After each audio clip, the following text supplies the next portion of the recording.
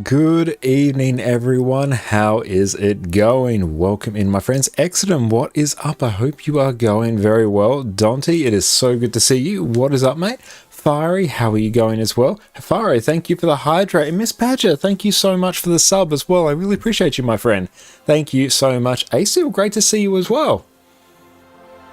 Jeff, it's so good to see you. What is up, mate? Looking forward to HTCM. Sven, how are you going? And Maggie, it's great to see you as well. We are back again today with some more wonderful Guild Wars 2 content. And good news, we've basically gone through and completely revamped our OBS. You know, so the camera looks a bit different. That's because I had some like weird issues with it, but it's working. We'll stick with it. Roll with the punches. It's good to go. Because yeah, we were having those technical issues last time, but now completely fresh install of OBS. Everything has been rebuilt, everything has been revamped, so hopefully we do not run into those issues, but if they do, I have a backup in place, so that is good. And Exum, I did see you were streaming as well, mate, which I definitely approve on, and I don't know why it's telling me my own chat rules, all 2 of them. No need to remind me, I made you. Everyone go check out Exum on Twitch, who's also streaming at the moment. Spilled any beans say, no, not today. It's been a very good day here so far. Okay, now let's go. Before we start, we have some characters parked, some chests to open, so let us get cracking. Exum has a nice voice. Absolutely, they do. As someone with a nice voice, I definitely also approve of theirs. And also, Dante and Fiery, thank you so much for sending these through. I really appreciate that. You are both absolute legends. Thank you so much. I do not have these skins, so thank you. You both are absolute legends. Thank you. I really appreciate that. Let's grab these. And let's add these to our wardrobe. Store in our wardrobe. We know do not do fashion wars. I enjoy partaking in fashion wars. It's just a bit hard doing it across 2 accounts, especially when I have a randomized transmutation command. That does sort of bop us a little bit. How was your weekend, Josh? Missed a few streams a bit. Overall, it's been good. It's been actually quite a busy weekend. I've done a lot of hikes the last few mornings, so Jess and I have been up quite a bit earlier than what we're used to, so we're both feeling the effects of it a bit. But usually around this point in the day, we both start to hit our second wind, so I'm looking forward to that hitting us. Unfortunately, I'm a massive night out anyway, and streams like this energize me. Hey, Sinbad, thank you so much for the follow. Appreciate that. Now let us go. Oh, thank you for pushing us past our follower goal. Very nice. Thank you, mate. You're a legend. But it's been a very good weekend here so far. How's everyone else's weekend been? Early looking at Brownie. She's sleeping at the moment. And I think we did actually manage to cross that one last stream as well. Let's go grab this. Oh, no. That one. But she already had her licky mat today with lunch as well. Thank you all so much. Let's go and actually open some of our rares. Don't follow much when I do a make account. I appreciate that, Simbane. You are an absolute legend. How has your weekend been, mate? You're now been on. Become butt naked on a chest. That is true. I should actually probably put some sort of an outfit on this character. Just there we. Yep, there we go. He has an outfit now. He's completely useless, but he has an outfit. It's been good. Ate some nice stuff last week and also got older. Oh, nice. Well, happy birthday, I presume. And I hope you had a wonderful time. But if it is actually a birthday, happy birthday. Did you get up to anything good? And if it's not your birthday, hope you had a wonderful weekend nonetheless.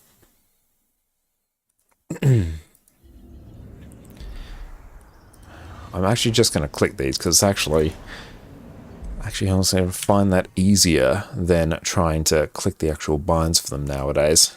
I went to see some friends. Oh, hell yeah, that's fantastic. And I hope you and your friends had a wonderful time. It sounds like a brilliant, brilliant birthday.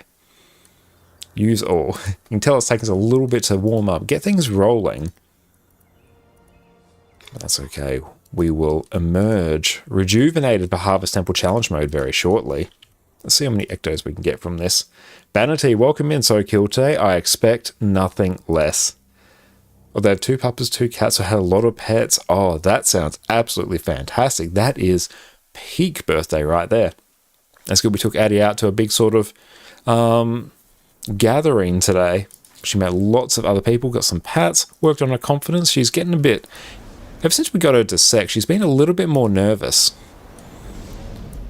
But yeah, she slowly got her confidence up around other people today, warmed up to them, came up for some pats. She's totally fine around us, like people in our house, but when she's out in big areas with lots of people, she gets a bit nervous and a bit jittery. But she's sleeping. She's taking a well-earned recovery now in the other room. But she did very well today. Yeah, she is an absolute darling.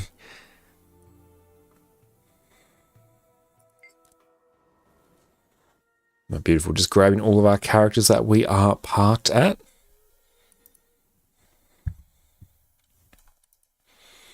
And we're actually a fair chunk of the way towards our legendary armor here. We're on 558 of these unusual coins. Not sure exactly. Actually, I think it's 1,500 that we need. So we have actually made quite a bit of progress towards that. Granted, we haven't opened a great many of these, but the sheer number of characters that we have parked has sped up our progress quite a bit.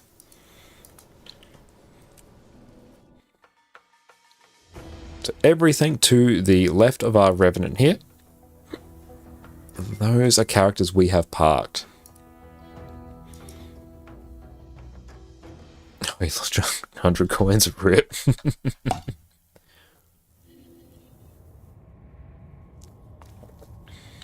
We do have to touch some festival stuff as well. That's actually going to be an insane amount of astral acclaim, which will be nice. Oh, we got that. Now we'll deal with... Oh, no, I don't want to pick anything from that. Actually, just leave that there, please. Beautiful. Let's grab that.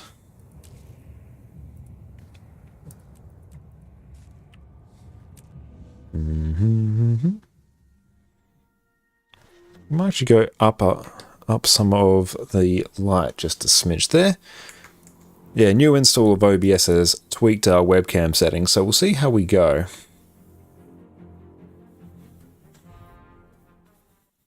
And Agnod, what do you think about having to park our alts in the homestead to make them show up? I understand it for the immersion and the RP aspect, but from the practicality aspect, I'm not the biggest fan of that, at least in terms of pure efficiency, because it's not as though you can harvest your home instance multiple times a day on each character, unless there was some sort of benefit tied to it.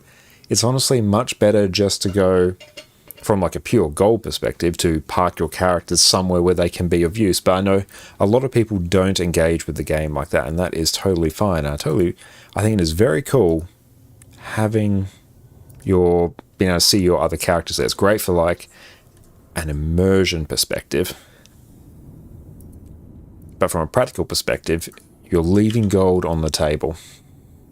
I wish that's let you clone alts for the homestead feature.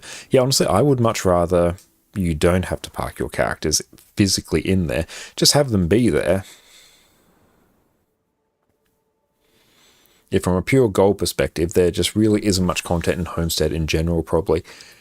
100%. It's not going to be a gold generating activity. It is a massive gold sink in general, which, hey, legendaries are a gold sink, different builds are a gold sink, Fashion Wars is a gold sink. MMOs need gold sinks to function, and as far as overall features go, I'm very, very excited for homesteading. I'm very keen to see what people create. I love the vibes of the homestead. Once I moved out of home and started going to university, living in an apartment, I spent countless hours playing Skyrim on the PS3. Got the Platinum Trophy for that, and that was on the PS3 version, which was buggy as all hell. I spent hours and hours playing Skyrim, so having Omega Skyrim vibes from homesteading, I am here for.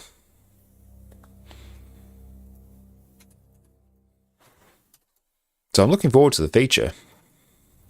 Because like the home instance system, it's honestly, it's a bit meh. Your home instance is basically just it's a place where your harvesting nodes are stored. That's kind of it for all intents and purposes. So having something we actually have a proper degree of customization, I'm very excited for.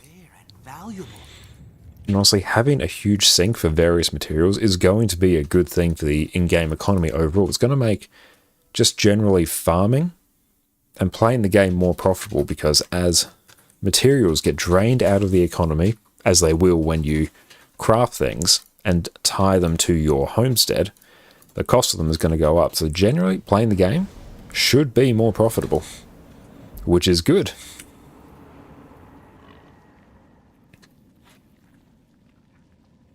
APL, what's up? How's it going? Only thing you heard was a resting buff, you think?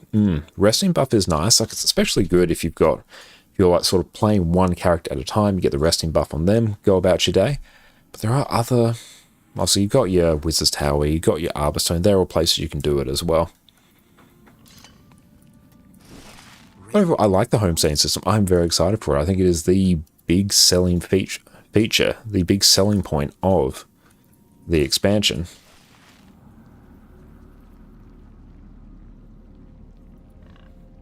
Now, also imprisoning your homestead will probably be keeping us free and roaming the world, because we have so many characters that we can actually generate a not insignificant amount of gold. I think I harvested those or salvaged those incredibly inefficiently there.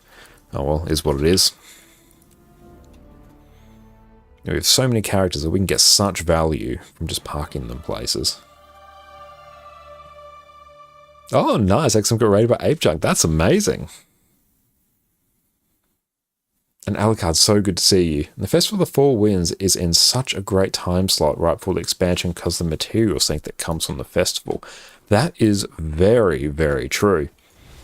There's a great thing about Festival of the Four Winds, and it's probably one of the main levers that ArenaNet has just to rip gold out of the economy, which that is what keeps inflation in check. In a game that rewards you with not a huge amount of liquid gold, but some amount of liquid gold nonetheless, being able to rip that gold out of the economy is incredibly important to keep the game honestly functioning for the vast majority of people. And Jess, you're so keen for homesteading. Oh yeah. As soon as I mentioned the the actuality of player housing in Guild Wars 2 and proper Skyrim vibes, because both Jess and I played the absolute crap out of Skyrim, she was keen for that. So she will more than likely be joining us for some homesteading content. Guess homestead streams, I would not be surprised. How many Zephyrite boxes have you opened so far? Not a single one. I actually have not engaged in any of the festival content whatsoever. We will probably do that at some point, probably maybe later on this stream or over the next few streams. But tonight what the play is, we're going to be doing Harvest Temple Challenge mode in a little bit very shortly.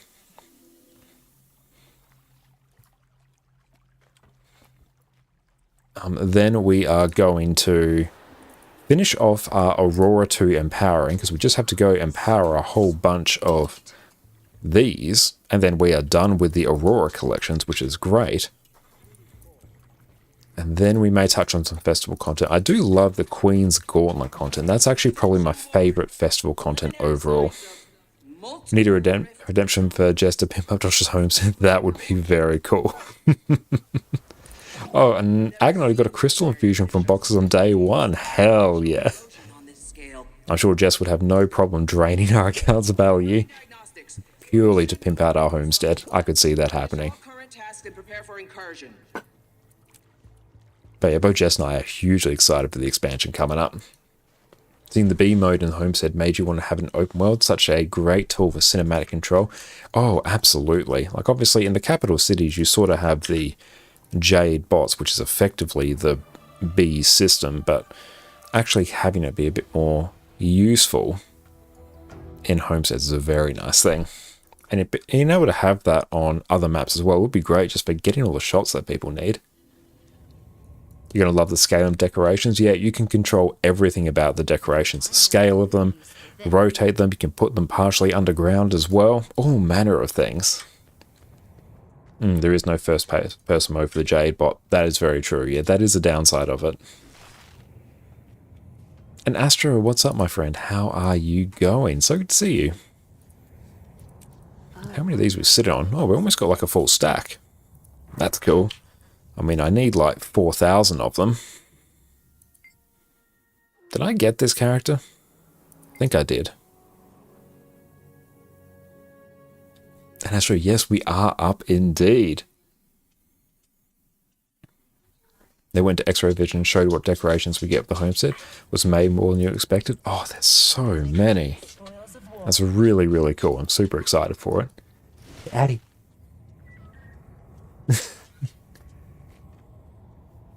Addie's a sleepy girl today. Yeah, Addie, we'll tuck you in. There we go. We had a big day today. Just go adjust that ever so slightly. There she is. Maybe wonder why they never had the option to go first person on mouse. I never really noticed that. But yeah, I'm confused as to why it's not a feature. And let's go salvage more of these. Beautiful. We are the proud owner of many things. Beautiful. Now let's jump over to our virtuoso here. And we will start thinking about forming up very shortly.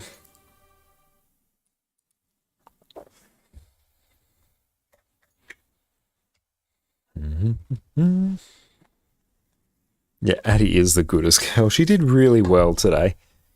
Huge crowds make her a bit nervous, but she did super, super well today. This takes her a bit to warm up and get comfortable. Oh, I didn't buy any of these. Leaving free gold on the table, so let's make it happen.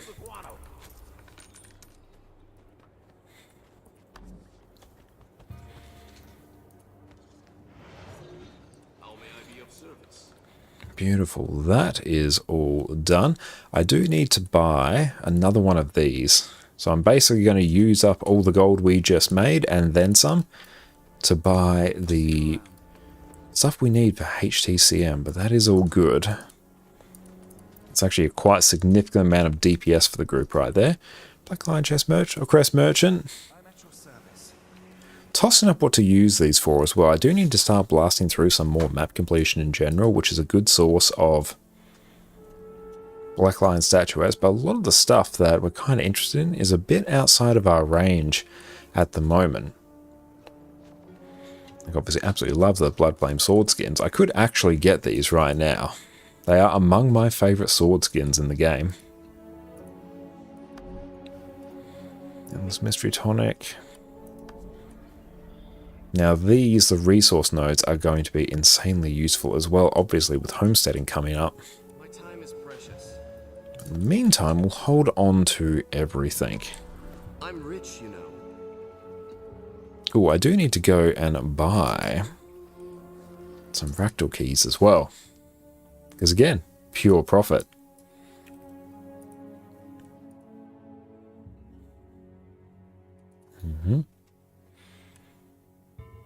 That's good. Looks like Arc DPS is totally functional, which is great.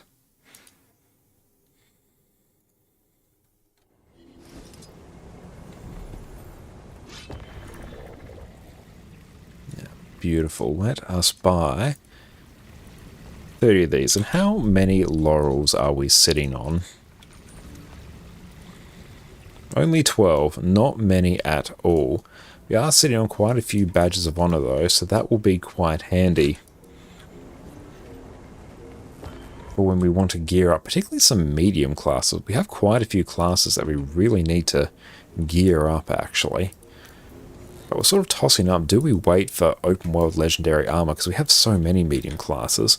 Whereas if I can just wait for a set of legendary armor, then bam, that's going to make my life much, much easier. And yeah, I think we'll start shooting out invites as well shortly for HTCM, and we will start blasting.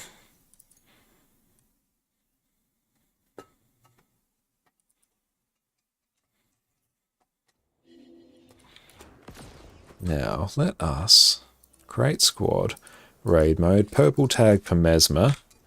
Now, let's show ourselves as online. Okay. It's basically our entire friends list here. Oh, what am I doing?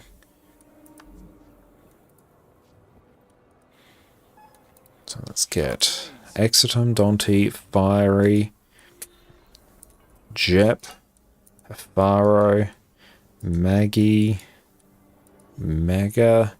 Let's get it. Yeah, straight one pull today.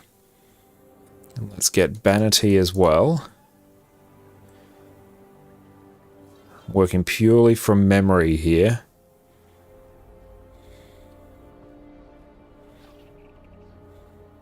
Jeppy, I know you as well. Where's your name?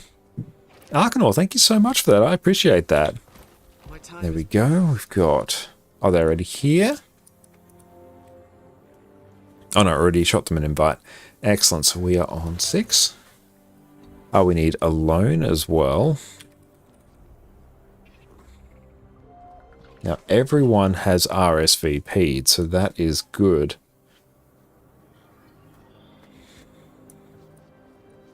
And Maggie, I shot you an invite, didn't I? I did. Excellent. How many are we on? 7. I think it's showing me more here, but we will find out very shortly. Okay, Farah is in. They're waiting on Banity and Alone, and then we will be blasting. Let's see. Alone is offline. We shall see when they join us. In the meantime, let's take a look. What's the difference using the thesis instead of food? Basically, it's just a bigger damage modifier because it means everyone is going to get an extra... What is it? 200... Oh, it's an extra 200 power compared to... Power equal to 3% of your precision. I need to actually just wiki these. These are just a higher damage modifier overall. And no worries, Banty. Welcome in, mate. In description, how much does this actually give?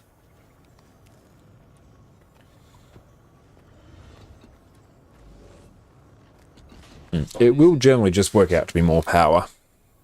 Could actually work it out. If we can just see when Alone pops on. Now they are a herald, so hopefully they do show up. I think from memory, the food gets like 140. We can actually check it. It's actually pretty easy. Where are we going? Okay, so generally our power... Oh no, so our precision, let's see, where is that? Later? Let's drag this over here. So that is... Let's drag this over here. What are we rocking? Okay, so 0.03 multiplied by 2158 plus 0.06 multiplied by, where is our ferocity? 1184. Yeah, so these give us about 100, well, this gives us as a power virtuoso 135.78 power. So instead of 135, we are getting 200, which in terms of the bonus for that, does about an extra 48% effectiveness compared to just your straight potent superior sharpening stones. Now the trade-off is these are only applicable if you are above 90% health, whereas the superior sharpening stones, they work all the time. And Fire, thank you for the hydrate. As well, welcome in. What do heralds run here nowadays? Great sword and something. Great sword and sword, or sword and staff if you need the CC. As a general rule. Okay, we'll see when Alone is popping on.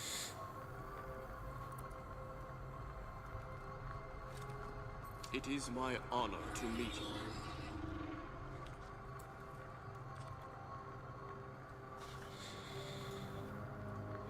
Because yeah, they did RSVP, so hopefully everything is all good on their end. If not, we will hit up the LFG shortly. So let's go through and sort out groups here.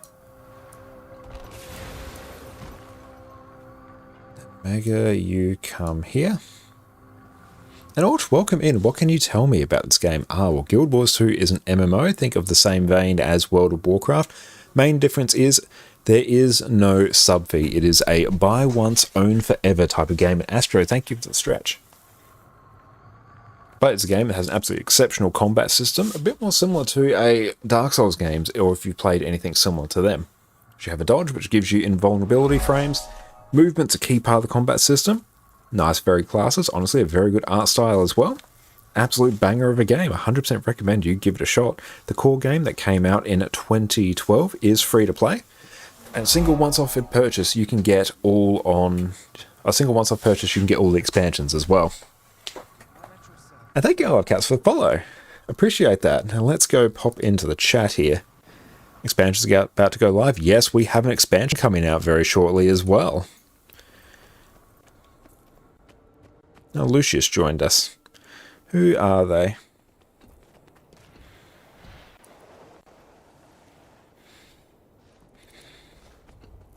You Janthi wasn't get the ultimate pack? Hell yeah. Let's go in here. Now Harvest Temple, let's go in.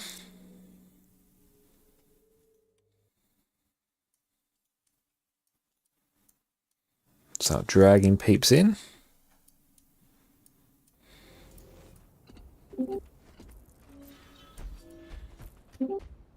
Excellent. Welcome in, everyone. Hello.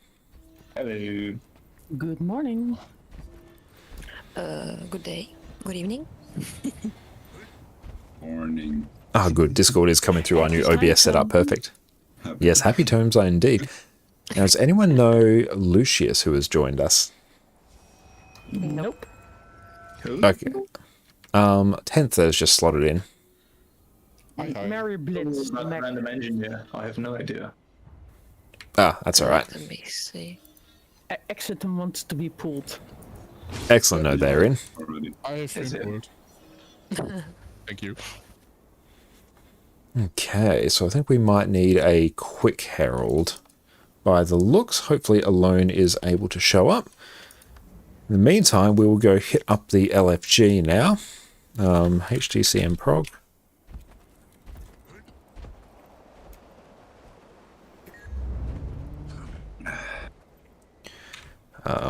Q DPS. So, don't Sorry, you sir. make sure you also have Unseen Invasion Relic? I almost forgot to swap to that. Let's just pop everyone in subgroups here. I have. There we go. So need a Q DPS for this group here. Last time, the first few pulls I forgot, so I'm just making sure. Alright. Oh god, Plan has to suffer a herald again. I will keep only Connor's stream. Let's see how it goes. Oh, that's right. Alone has said they are available in the Discord. Oh, nice. And he's typing. Excellent. That is good. They are available and we are good to go. Just 1 more minute. Okay. Perfect.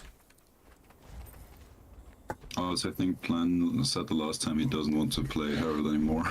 I figured, yeah. Afterwards, he said like it's no problem inviting him, but he would like to play something more less monotonous than Herald. He can always take over as Portal Vert, and I can go Herald. Yeah, I mean, yeah, true. That he also can do. I mean, he can do anything with that. But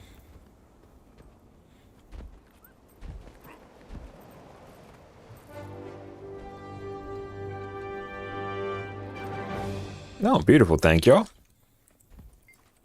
Grab that. And we got some food down. Thank you for the food, and thank you for the thesis as well. And I mustn't take that It's my food. time to share. We have every food here. I love it. Actually, I might take the peppercorn one. And beautiful. We've got Alone in. Perfect. Great grandma. Keeping the kids fed. lots being done here. And also, what are the straight DPS virtuosos running on their utility bar? Just for curiosity.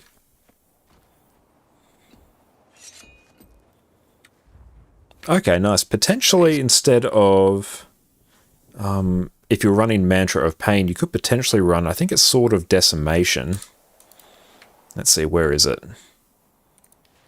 I got no mantra since the bubble for the Timecaster. Yeah, that's all good. But yeah, instead of Mantra of Pain, which can be a bit of an annoying skill to use, I did have a shower thought the other day. Sword of Decimation is a Massive Blade. I believe this is a CC. Yeah, it is a 200 Defiance break and is actually AoE and is only a very, very slight DPS loss compared to Mantra of Pain. So this could be quite handy against giants. And you can just slot it into your DPS rotation when you've got nothing better to do. Okay, switched.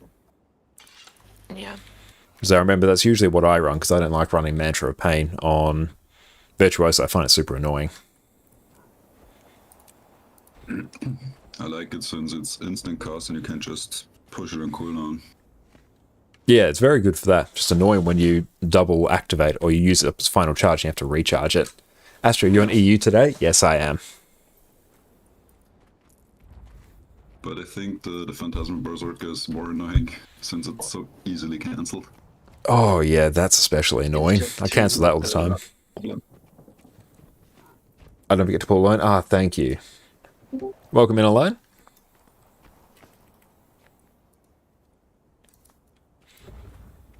It's honestly, I need to go through and give other people some permissions to go through and do that.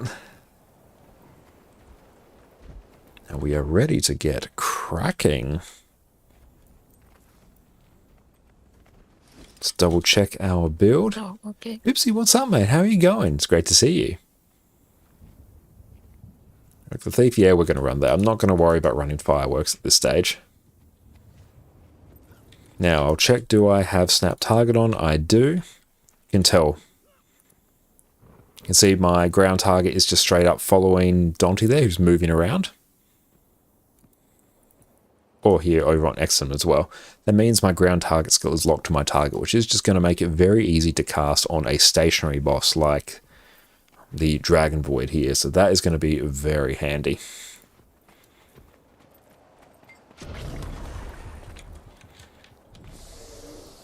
No markers, Josh? Just remembered. Oopsie.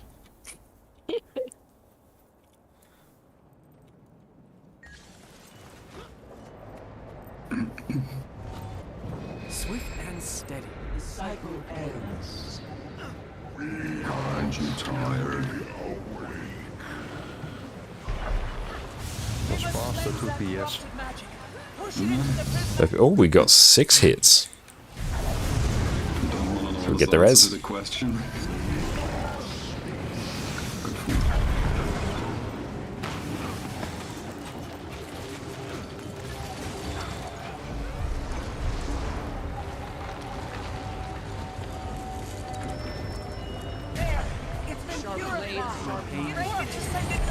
Perfect, there we go. Hey, Plenix, what is up, mate? How are you going?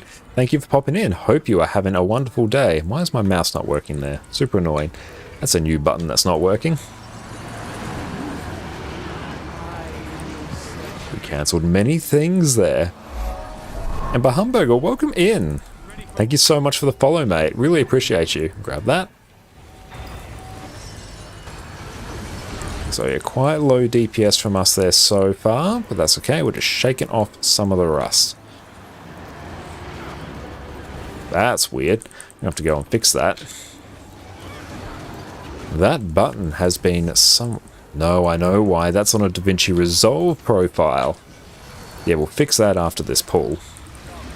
We're on a video editing profile for a mouse. That's why things feel a little bit funny.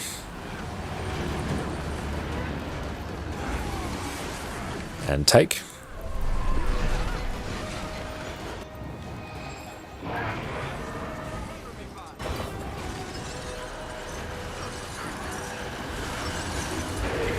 Get ready to spread.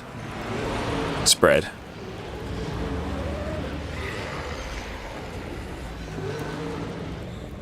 And just cleave. We'll get out of dodge there.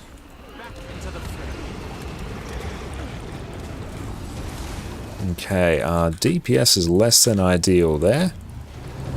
And distort, contemplate existence. Okay, it's a very rough transition there.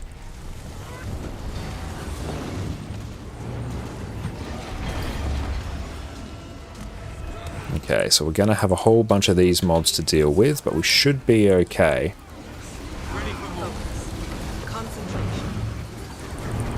Overall, boons aren't too bad, but yeah, we're definitely going to be fixing up our profile shortly. Boons are up for a smidge too long there.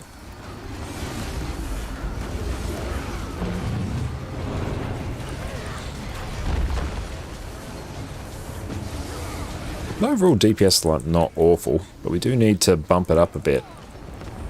Place our port. Move a bit more towards the middle, bait out our circle. Distort. I'm just going to place that. About face, turn around.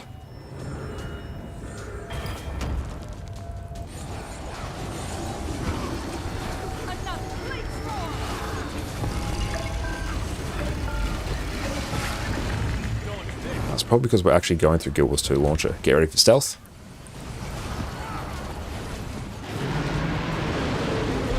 Let them come in. 3, 2, 1, burst. I think I saw some Swords of Decimation there, which I love to see. Very clean. That's excellent.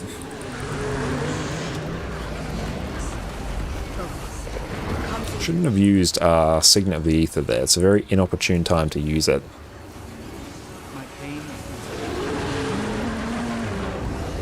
So to remember that our tab targeting is not currently working, so we'll just have to click over until I can get into Razor Synapse and fix up that profile.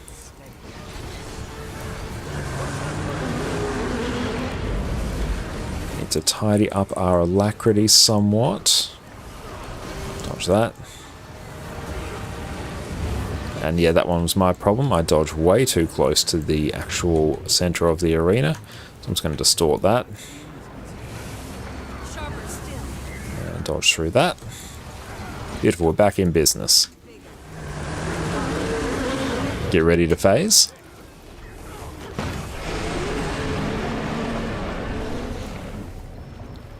Beautiful.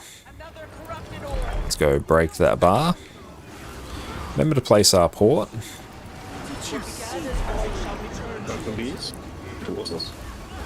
Blink over here. Just to that, so. Yeah, good. Up. It's fine.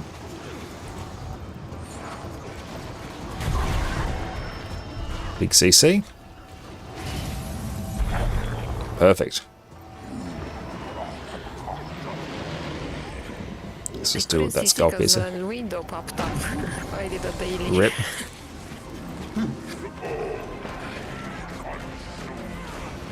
We got And still busy. Skull Piercer is now dead. Beware of the jumps or dodges. And the little ads.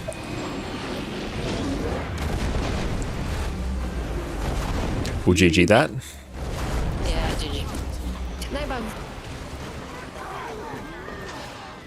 Beautiful. Now we can actually sync conflict, cloud settings. I didn't pay attention. Was there no road, or what was the problem there with the stability? Somebody got pushed. Yeah, two peeps got pushed. Did you No. not step on the road, or?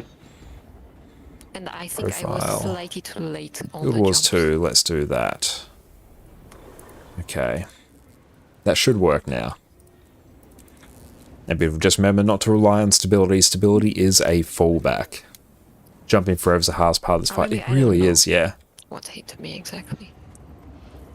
And Bibsy, if you played Guild Wars 1, I've played a little bit of Guild Wars 1, honestly. Probably about 80 to 100 hours thereabouts. It's honestly still really fun. Holds up exceptionally well.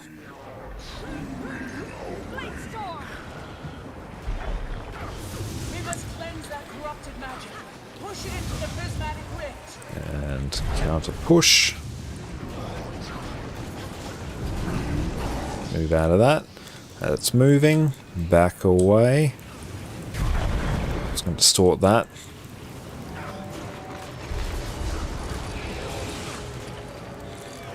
That does need a bit more momentum. Second that breaks, in we go. No jumping gear will suit us better game. I love it.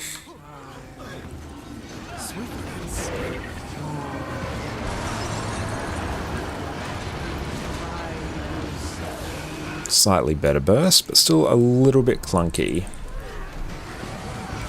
Might be around the point where we can start skipping the second green. Hey PK, what's up my friend? Hope you are having an exceptional day. Go blast over here. Roundabout in the right point in our rotation. Dodge. Yes, I did not get hit. Very happy with that. We can now start progressing through our skills a bit quicker now that we are warmed up. Overall, that level of DPS, we might be okay. Skip.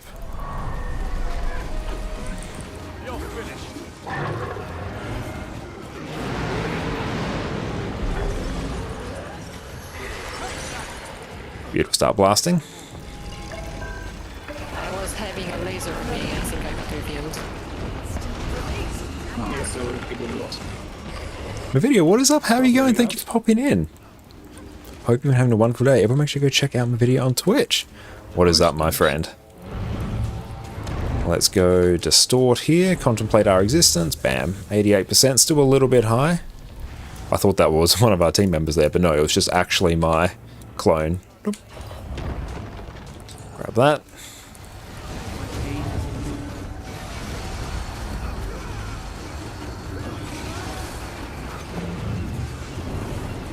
Let's see if we can up our DPS a bit more. Oh, very good, thanks. Love to hear that. What have you been up to lately? Hope you've been having an exceptional weekend.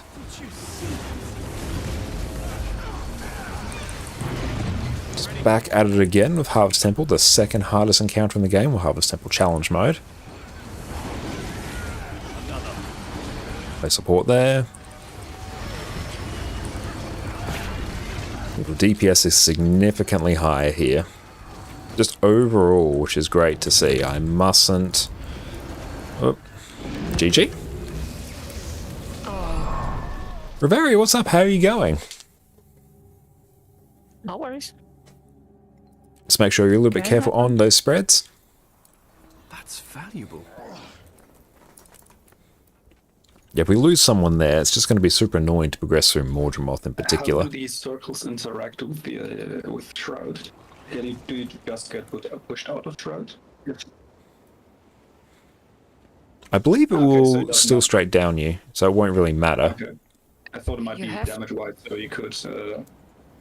You have You to were avoid control. overlapping. Oh, you did normal Bone Skinner yesterday. How did you If you have find two that? circles on Honestly, you, you Bone are Skinner down can be a bit of a when you may kick in die. the teeth as well. That one's a punishing fight, especially if you touch those AoEs. Yeah, it works either way. It depends if you have really good heals as well. The better your heals are, the easier Bone Skinner is. Yeah, It's quite a fun encounter, I enjoy it. It was actually easy, but I thought it was going to be terrible. Excellent, that's so good. As long as you master the act of moving to the left whenever you see a circle, you're good to go. Need everyone to follow one rule, stack. Yeah, if everyone doesn't stack, all the circles get spread out and it becomes really hard to position. Yeah, stack, move left, that's it.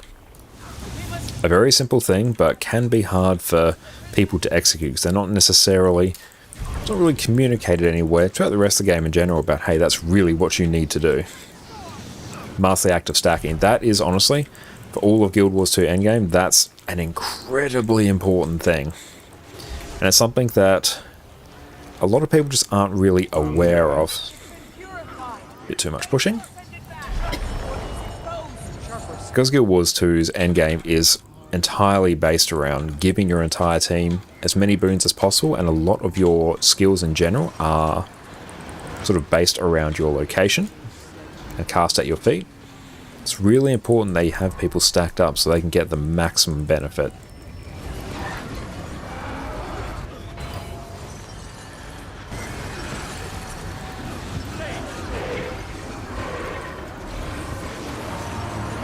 Go blast over here. Oh, that's actually going to be a bit... I'm just going to wait for that one to pass. There we go. Nice bird.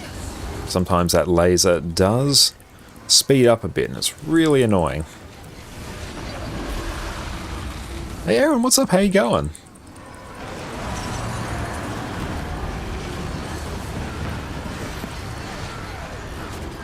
Take. I'm still chilled, which is less than fortunate. 4%. Dodge in. Burst. And come in. Early reveal. Burst. Okay, less than ideal.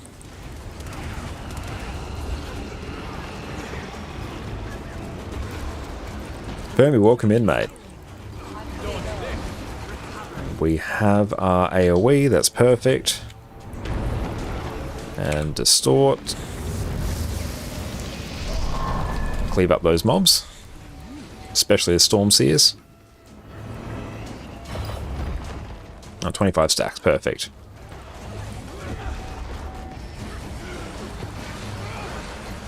That's very true, Fermi. A lot of people do think that the safest place for them to be is away from the boss and off the group, whereas actually that is the most dangerous place you can be, especially because, like say on fights like Harvest Temple, it's the case in other encounters as well. There's just like ticking damage in the arena. If you're not on the group, you're eating that ticking damage and you are not getting healed, because if 8 people are here and you're off elsewhere, the healer's not going to focus on you. You sort of made your bed there. So being off the group is the most dangerous place you can be.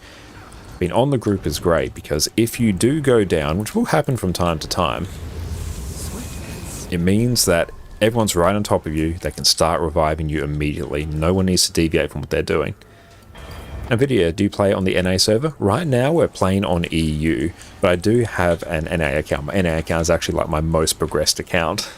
Go for stealth. That one's got about 10,000 hours on it and break. But nowadays I spend most of my time on EU.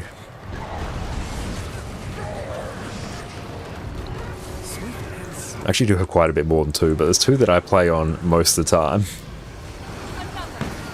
But yeah, Mondays and Sundays are typically EU days. Wednesday is an NA day. I really do enjoy playing on EU. One, because we have like an incredible community over here on EU.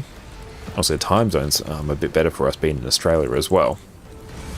It's super early in the morning in NA. And it does mean I get to go through the entire progression experience again. Which is great because I've played so much Guild Wars 2 on my NA account. We've sort of run to the situation where it's really just pure quality of life that we need. We've kind of gotten everything that we need. Get ready to phase. Our account's effectively in full legendary gear. Have most of the quality of life we need. Let's go blast that. That's got momentum. Need to go hit that one.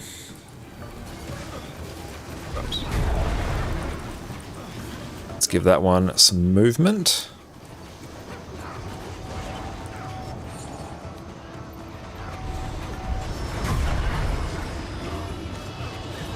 Bit more CC. Yeah, you need that CC to be a bit more on point.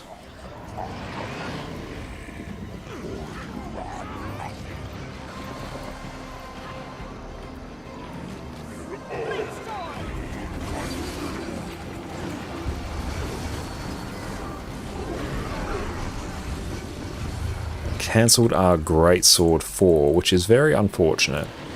Keep an eye, we're gonna have a Skull Piercer spawn there. Did I get my mechanic? I did. Bounce. Bounce. Get the res quick.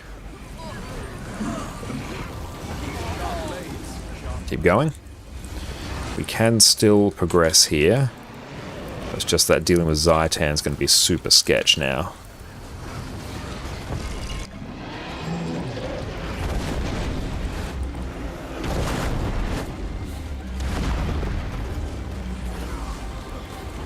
Good res, get that.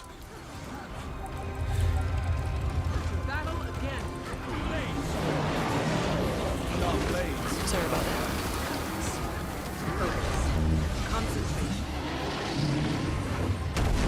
Jump. Jump. Jump. People are alive. That is good. Just phase. Push through it. Get ready for stealth. And come in. And burst. Got an early reveal. Burst them hard.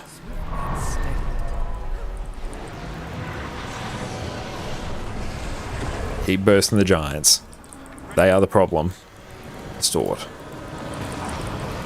Keep cracking. Touch that.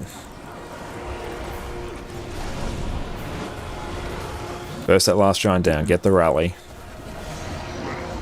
Get the res. Perfect. Just spread. Restabilize. Beautiful. Greens. We'll take a port out to it.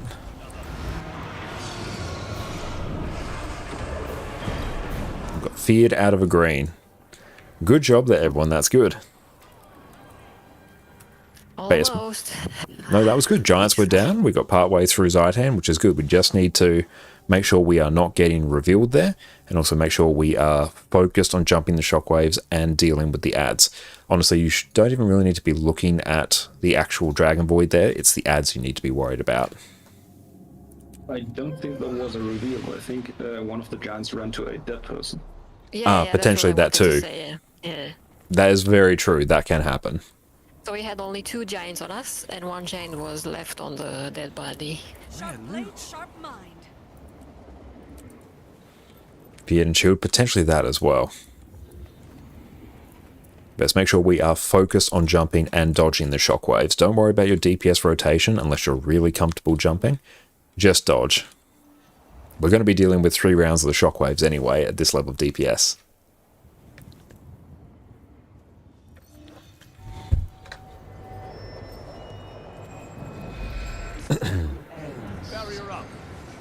So jumps that. Get that on Addy. We must cleanse that corrupted magic. Push it into the prismatic rift.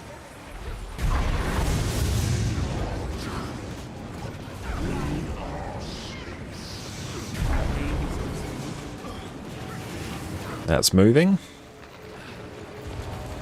There, it's been purified. Break it to send it back. Sharp blade, sharp mind. Need to get some alacrity on us.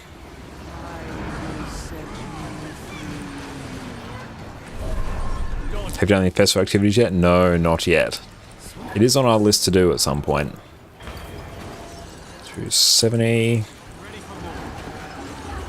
Let's just move a bit more towards the middle.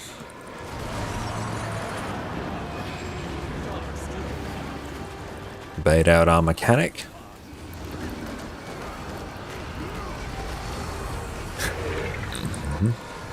Hey, thank you, Sven. I appreciate that. 270. We are dealing with the next green. Take.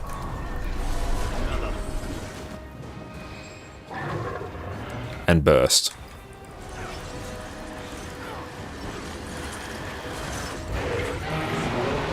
And come in.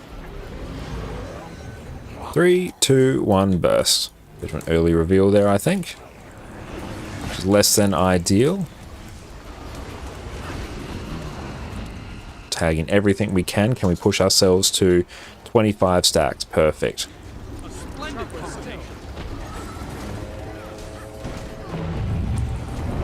And distort. It says which is the best support for PvE, which is the best DPS, do you think? It's a very tricky question, actually. In terms of like best DPS, sort of the quote-unquote best at the moment. And Coach, thank you so much for the sub as well. How you going, my friend? Thank you for popping in. Really appreciate that, mate. Everyone go check out the Marvelous Coach Destiny on Twitch. In terms of the best overall DPS in terms of raw number, I think it's Condi Willbender, which is a Guardian Elite spec. But in terms of what people will probably get the best results with, it's a mix of power and Condi Virtuoso, I think. But really, most of the DPS classes in the game are close enough to the point where the distinction doesn't really matter, and it's a bit more encounter specific. Let's play support. In terms of the best support, again, almost all classes have great support builds, but the ones that stand out to me are things like Heal Scourge for its capacity to just really hard carry the team, Druid for its sheer amount of burst healing and ranged healing, and Chronomancer for its great utility and incredible flexibility as well. But yeah, it really does depend on your... It's my bad, late stealth. It really does depend on the encounter as well, and what you're doing, and what your overall skill level is, and what you're comfortable with. Guild Wars 2 has incredible build variety, so as long as you find a class you enjoy, you're good to go. You don't really need to worry about what is quote-unquote the best. And Coach, guess just bought a new Razer Naga mouse. Your fault, it's so good. Damn, mate. Nice. Well done. I'm glad you're enjoying the Naga. Have you gone through and tinkered with all the buttons yet? Have you completely remapped your keybinds yet? It is absolutely fantastic. If anyone does want a link to it, check it out. We do have a link to it in our Twitch About bio as well. Astro, see you another time. Thank you so much, mate. Great rest of your day.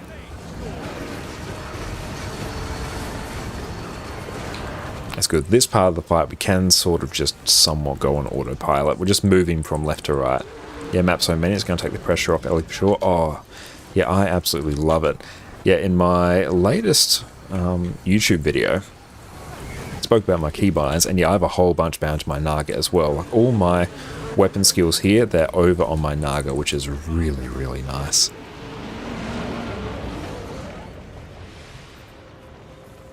Another corrupted orb. You know what to do. Another. You will not succeed. What began Bees coming in. Beat forward knocks. Good. Again. And again. Getting a bit more momentum there. And again. bring this one down. That's moving. What are these bees?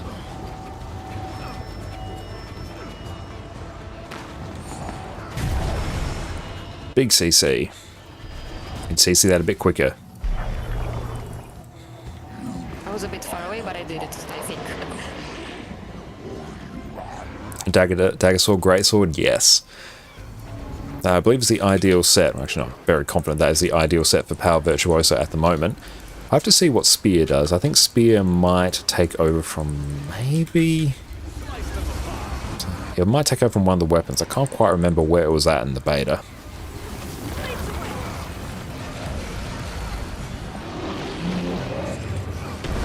Bounce. And we're going to start dodging now. Good. Excellent. I think I saw some people get hit. We're going to deal with that Skull Piercer immediately. It's much better that we split our attention over to them, because they're the things that really sort of mess people up. Concentration.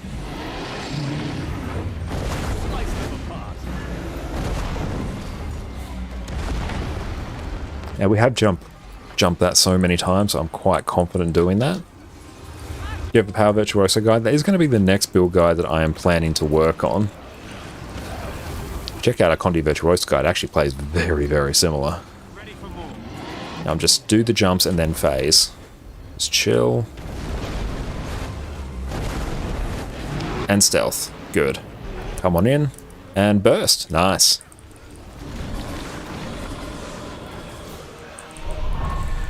Safe from harm. Nice stack. Keep bursting them down. And distort that. Getting better. That's good. Cleave them down. And restabilize. Okay, that was you. Get ready to heal through this. Nice. Got feared. Yes. Get the reses. Sunray. I slept on my Discord. Need a backup green? That we're going to wipe here. Yeah. Oh, Our spear replaces greatsword. Excellent. Good to know. Overall, that was good there. Still use a variant of your bleeding crit virtuoso Should on all we versus ignore these world. hands? Nice. Oh yeah, just ignore the hands. The heads. I mean, the one that is Snake very thingies. Yeah, the Zyth Snake, hands reach. yeah. Have they killed it yet? No, not yet. We're still working on it. And I think the safe spot is near boss. I think. Yeah, it's basically near Arrow. Slightly area. Or something like that. What does Same the group from fear last time? No, this is our symbol EU group.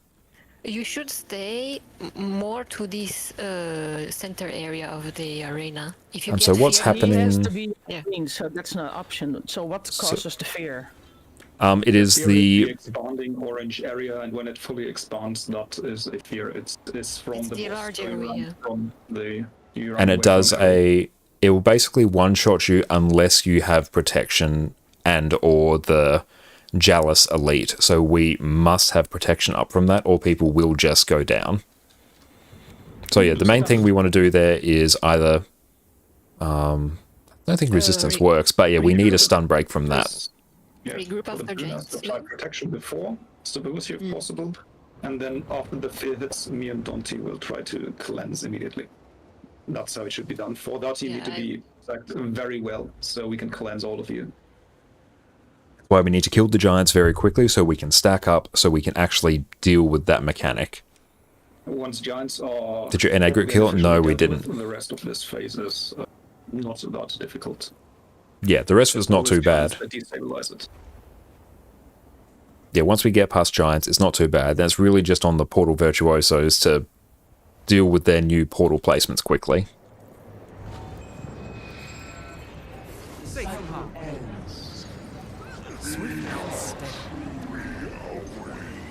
But that's good. Like, honestly, giants are going down quicker now, which is good. Push it into the prismatic rift. So that is very good progress. So I think we're now sort of past the point in progression that we got to on NA as well. I mentioned this is the second hardest CM. What is the first? It is Temple of Thebes CM. Break it or send it back. That one has a much stricter damage requirement. Among probably other things. I haven't partaken in that one myself yet.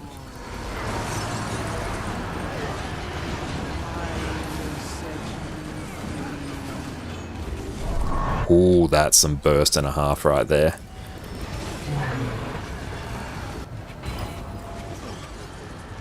Need to rip those boons.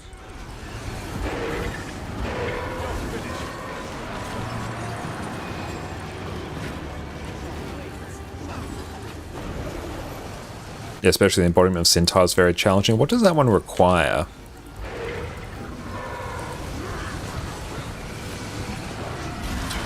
$90.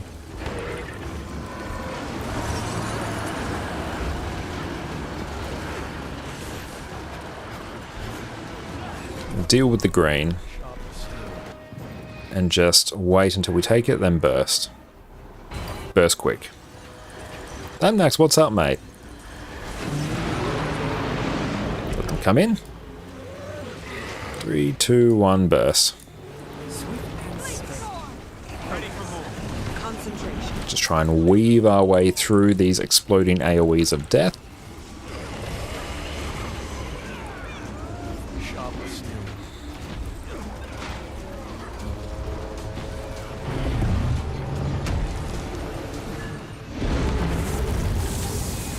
I'll start dealing with this one.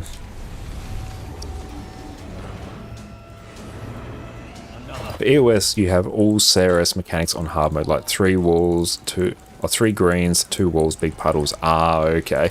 So it just amps everything up to 11.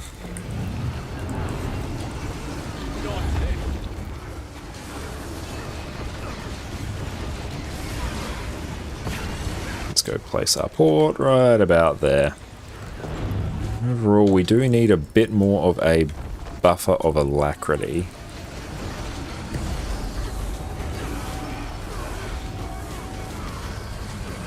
Yeah, Lack is dipping now.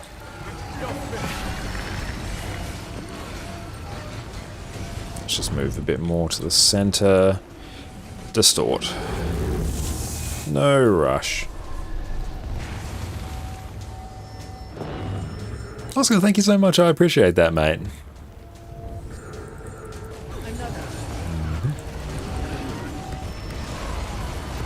Ready for stealth. It's going to chill and auto attack. Let them come in. 3, 2, 1, burst.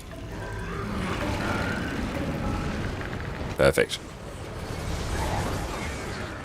That's what we want.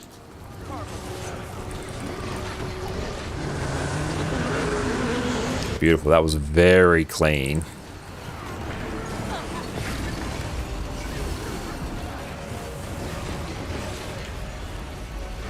Let's just move back. No point getting too close to the AoE there. It's not going to serve us well.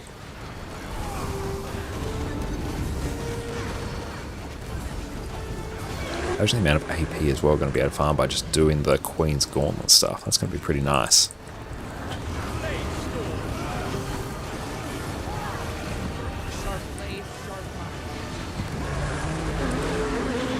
This phase completely free, basically.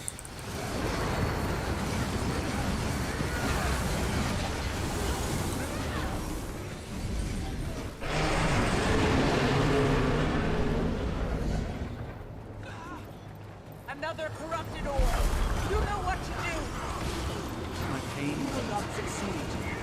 What began as all shall return to it. Another. It's going down. We probably need to deal with that one there first, actually.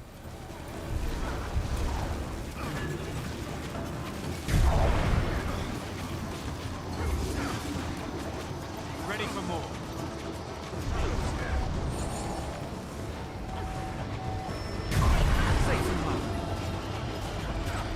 CC. Need a bit higher CC there. Just keep an eye.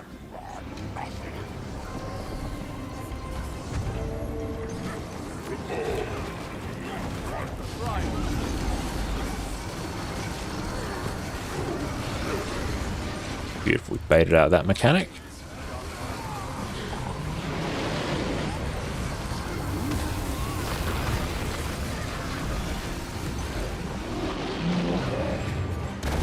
Jump.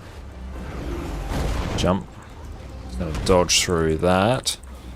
Start just dealing with that skull piercer there. Move back more towards the middle. Nice, that one just got cleaved down.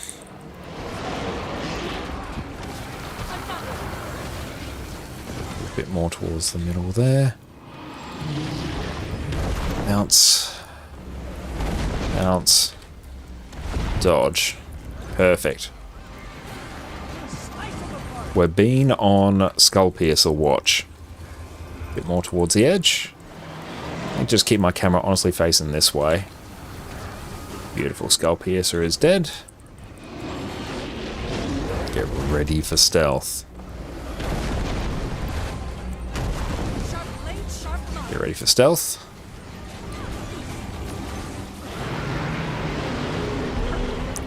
And burst. GG. Yeah, I got feared. What was that fear? That was probably too quick of a reveal there. Yeah, I agree. It seemed we got the stealth. I don't know. But yeah, as soon as anyone gets revealed there, they will just instantly fear us. Can someone look up on it? I don't understand. No, it was just one of us got revealed, the giant stopped moving and started to fear, and people got feared. Nothing to look up. Oh, Might and okay. glory. The Skull Piercer's not going to do too much there once we're stealth. Like, at that point, you just shouldn't be attacking anything. You should really be de-targeting and just waiting. No, I wasn't targeting anything, yeah. Okay. It's weird. But it's just a reminder for everyone in general, when we are stealth, I'm we're not usually- attacking I'm anything. usually facing off. I'm facing like this, so I don't target by accident. Yeah, I felt that, like a lingering feel or something. Might Yeah, have triggered them. all it was an early reveal. And then they just will fear us. Yeah, honestly, at that point, they'll just fear us straight off the platform. There's nothing we can really do. Yeah, a reveal at that point, it basically ends the run, so we have to be very careful with that. The other points, it's fine if we get revealed. We can work around it. At that point, we can work around it, but not at the point where we can consistently do that. So we need to make sure that we are stealth there.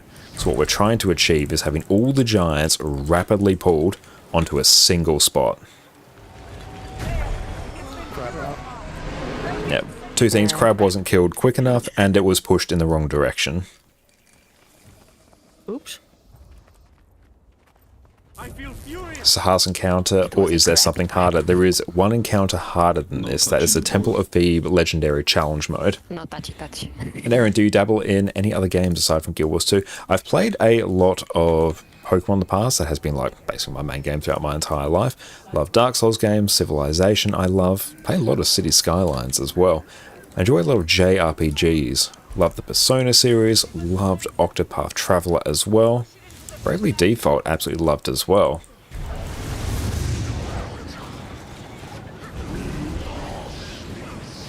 But I'm a big RPG fan in particular. That's my general preferred genre of games.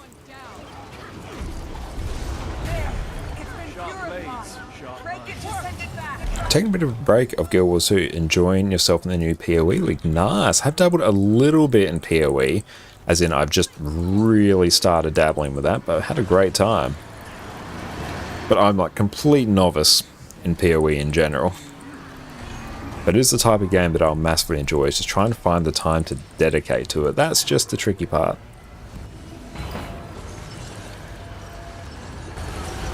Oh, we're really delayed coming back there.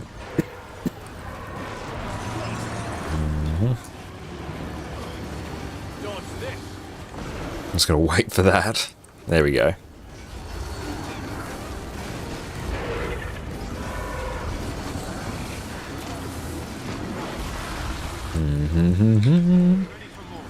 So move close to the edge. Yeah, I should honestly right there be right on the edge, but I'm not, so I'm getting hit by chill. Take.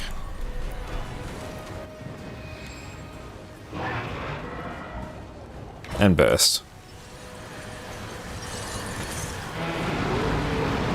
And come in. Bit of a reveal there, and just burst. Yeah, I'm standing in one of those fields. Sorry.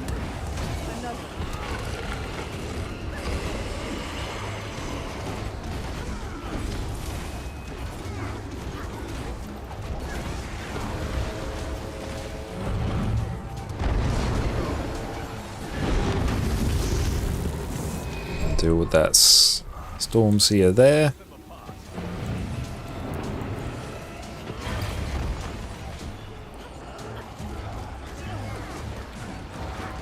But we're consistently getting to Zytan now. That is good progress. Now we're at the point we can start practicing the Zytan mechanics.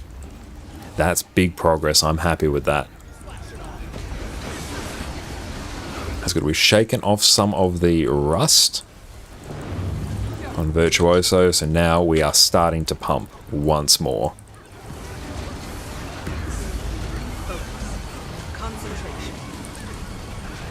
Let's just place support there. Could be on many more stacks as well.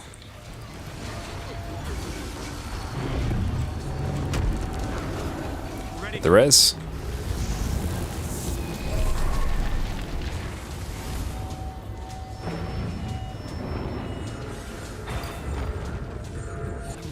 Rip those boons. Ready for stealth. 3, 2, 1, burst. Bit early.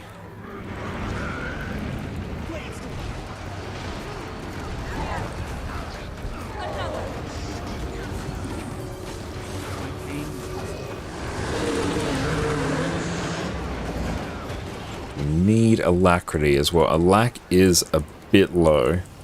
We just need more of it.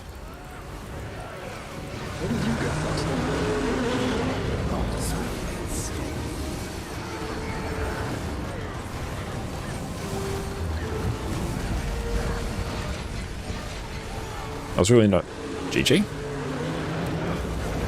What got you there? I was too slow with moving away, and I got the red circle and I didn't.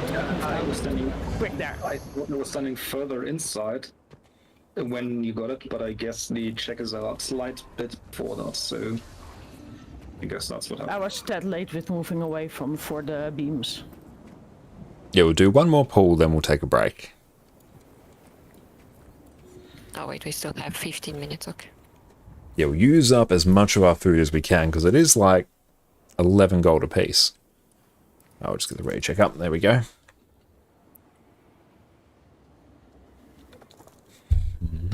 Addy's absolutely zonked. I feel furious. The cycle ends.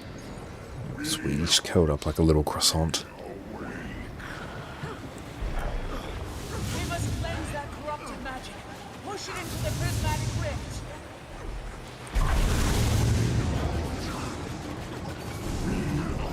Cheers, Cozy. She really is. That's moving too quickly that way. Have to drop a bit of burst on it to get it to move correctly. Heisen, what is up, mate? Are we winning? We are overall going pretty well. Progress has been made. We're sort of getting to giants consistently now, which is good. So we're actually getting to the point where we can start practicing it, which is good. But how you going? And everyone, make sure you go check out Lord Heisen on YouTube. You'll not be disappointed if you want some peak Guild Wars 2 open world builds and just utter like Lord memery. Make sure you go check them out. Let's go move a bit close to the middle. Alacrity is not good right now. We need to fix that. Yeah, this is our regular EU group now, so I think we're probably about 5 nights of prog in, which getting to giants consistently on 5 nights is really good. And we could probably have skipped that, but we're just being a bit cautious. That we could probably push to skip and burst. Perfect. That's good. That's what we want. That's exactly what we want. 20 stacks. Nice.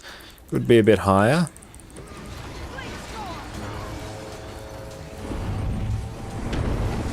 Distort. GG.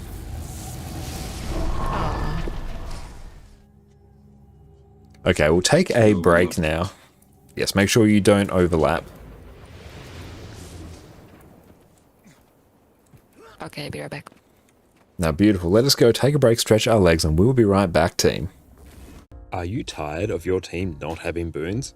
Do you watch in despair as everyone around you falls to damage they should easily be avoiding? Do you lie in bed at night dreaming of carrying your entire team to victory, even as you're tanking the most challenging bosses in Guild Wars 2? Well, you're in luck. Today, we're covering the majestic Heal Quickness Herald. Welcome back, everyone. Heal Quickness Herald has been one of my favourite defensive support builds for quite a while now. Here, you have the easy to learn gameplay that comes with Herald, as well as truly insane healing potential. You can also trade off some of this healing to grant huge amounts of AoE stability, while still offering fantastic healing. Not only that, you have an utterly trivial time keeping up permanent might, fury, protection, regeneration, swiftness, and quickness. Normally, Power Quickness Herald needs at a minimum 25% boon duration to function. Today, we're pumping that all the way to 100%. To top all this off, Heal Quickness Herald is insanely durable, with access to blocks on each of our main weapon sets, and the ability to flat out ignore incoming damage with the Glint healing skill. All this comes together to make this one of the easiest to play healing and tanking builds in the game. So with that, let's jump into it. Before we jump into the detail about everything Heal Herald related, we'll quickly cover off on where your healing actually comes from. Your regeneration you pump out from Facet of Light will heal for a ton due to it being buffed by Elder's Respite. Generous Abundance will cause you to heal allies whenever you consume Facet skills and use any other legend skills. Your Staff Auto Attack will heal allies at the end of the chain, and this goes really fast when you're under quickness. which with this build, you will always have. Staff 2 and 4 give some nice burst healing, with Staff 4 also granting some additional Condi Cleanse. Shield 4 will give you a burst of healing and grant protection to you and your team. The trait Healer's Gift will make your dodge roll heal nearby allies, and having your Ventari tablet active will pulse healing to nearby allies for a surprising amount. Natural Harmony will also offer a huge chunk of burst healing, especially if it's the first skill you use after summoning your tablet. It's also on a super short cooldown. Now with that, let's cover off on the weapons. For our weapons, our typical loadout will be Staff, Mace, and Shield. Staff is what you'll be swapping to when you need some burst healing, Condi Cleanse, and catastrophic levels of CC. Your Staff auto attack will simply deal some strike damage and heal nearby allies on the third attack in the chain. This pumps out a surprising amount of healing and is a key part of your sustained healing. Mender's Rebuke will deal some strike damage, heal allies after a short delay, and heal even more if you manage to strike an enemy. Warding Rift will grant you a super handy 2-second block, which can come in clutch if you find yourself without a dodge roll. Renewing Wave will grant you a nice chunk of burst healing, remove 2 conditions from allies, and is also a blast finisher to boot. Surge of the Mist, as I will mention on every Revenant guide from now until the end of time, provides godlike levels of CC. You'll charge forward, attack 9 times, and deal 150 Defiance Bar damage for each strike. This is an insane level of CC. Use it. Mace is included in this build only for its ability to blast Might with the 2 and 3 skills. Your Mace auto attack chain will deal some strike damage and inflict torment and poison. It's not overly relevant for this build, but use it whenever you have nothing better to do. Searing Fissure will deal some strike damage, inflict burning, and lay down a fire field. We'll be blasting this for Might with our next skill. Echoing Eruption will inflict some torment and weakness, and lay down 3 impacts in a line, with each of them acting as a blast finisher. When you pair this with Searing Fissure, you'll typically grant 7 stacks of Might from one round of this combo. It's only 7 because the last blast finisher usually occurs too far away from you, and you also grant an additional stack of Might whenever you apply boons due to shared empowerment. This is incredibly useful in helping your team upkeep 25 stacks of Might. Shield should be your default offhand weapon when using Mace. You have access. And we are back. Welcome back, team. We'll go and do our stretch as well. Thank you. Beautiful. Making great progress on HTCM, which is good. And Aaron, need a low intensity healer build. I recommend probably Heal Quickness Herald. That one is quite low intensity, and a lot of its healing is just pumped out entirely passively, which is very, very nice. Where is our thesis? There we go. Oh, I'm literally out of that food. Hang on. I have to hit up Fire and Dante's. Thank you once again. Let's go with that, and then that. Heal Quick Hail is the most low intensity thing you've ever played, so LI is actually boring. It is incredibly easy to play alone. But it is among the best low intensity healer builds because you basically provide healing whenever you grant boons to your team, because you pulse boons every second, just constantly healing, and you have juiced up regen as well. So your regen's incredibly powerful, which again, basically passive.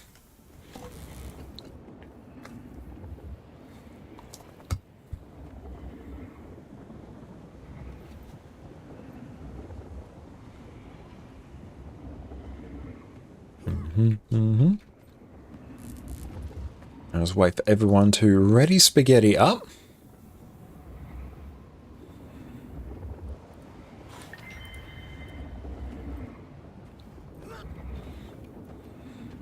Now, how are we actually going on our End of Dragons masteries? We still need to do Turtle Mount. It's just a lot I need to do in End of Dragons in general. We'll get there.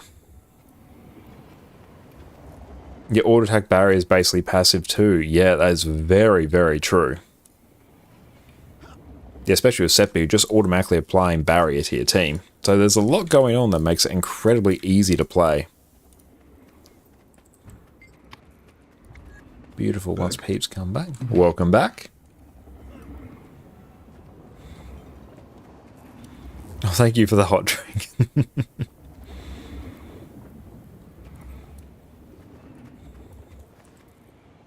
which one did I eat? Power ferocity. Yeah, that's fine. Well, actually, no, I kind of do want the peppercorn stuff. The damage mitigation is quite nice. I've got festival tokens. Sweet. Literally our first ever ones.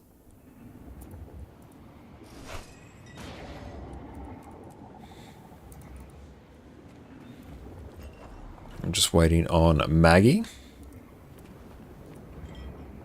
First ever on this account. Yeah, this account, I don't think it's ever partaken in Festival of the Winds. Are you there, Maggie? Okay, I'm back. Beautiful. Beautiful startup when ready. Oh, I thought it was just a Glory. weather back. I had a biscuit, sorry about that. That's alright. We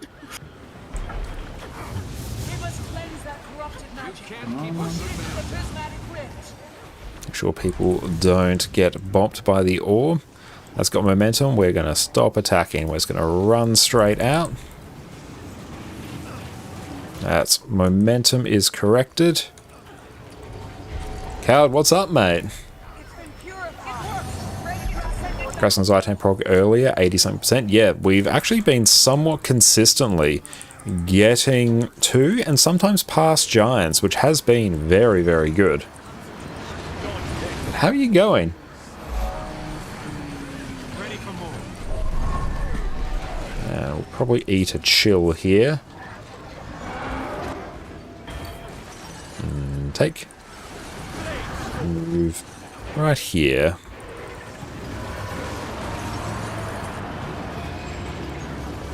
Struggling with the last fight. Oh, it's probably Turai Ossa.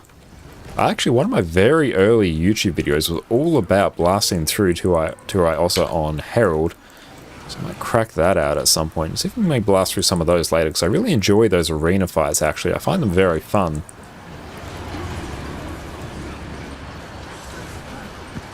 And take.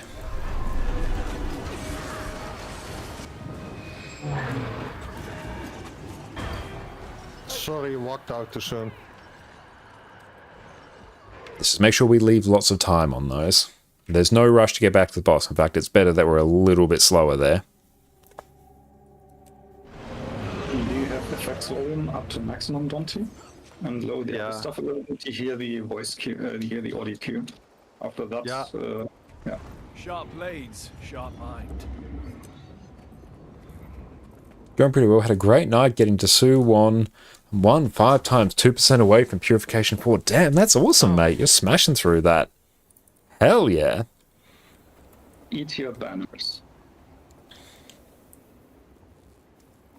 Yeah, one of the big issues that we're dealing with is just, it's always the point of the bottleneck. Yeah, it's the bottleneck. The bottleneck of trying to get the giants to group up perfectly. If we can do that, we're good to go. Does the banner movement speed work in here? But yeah, we're getting some people who are a bit too eager to start attacking, and of course you are well aware of what happens if you get an early reveal on giants. You have a really bad time. Actually works, though that doesn't matter. I'm not sure of it.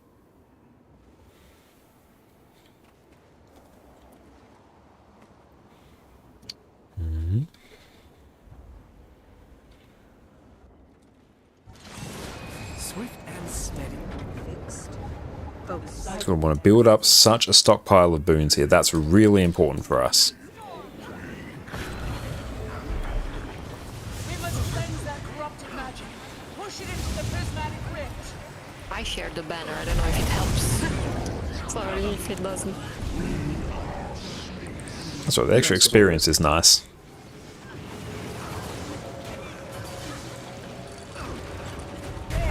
It's been purified. Break it to send it back. It works. Need to be quicker on that CC. So we have two virtuosos who should be using Moa there. That thing should basically be winking out of existence.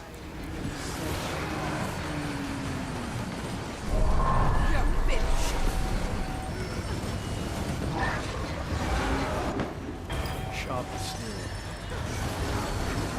Ready for more.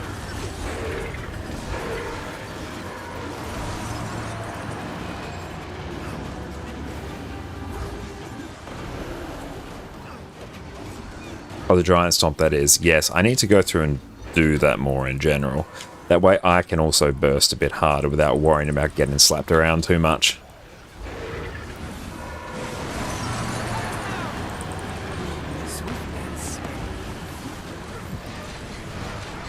Burst through. Excellent. And come in. And I got revealed there. Keep going. Not ideal.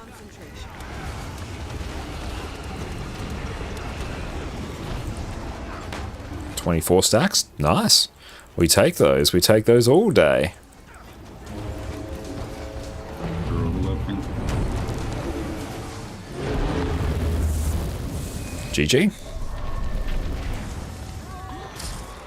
My bad, I had Dragon Void and target while doing Great Hot 3. Yeah, I saw you dash towards that. I'm like, oh, that's going to sting in a few moments. I feel My furious. bad.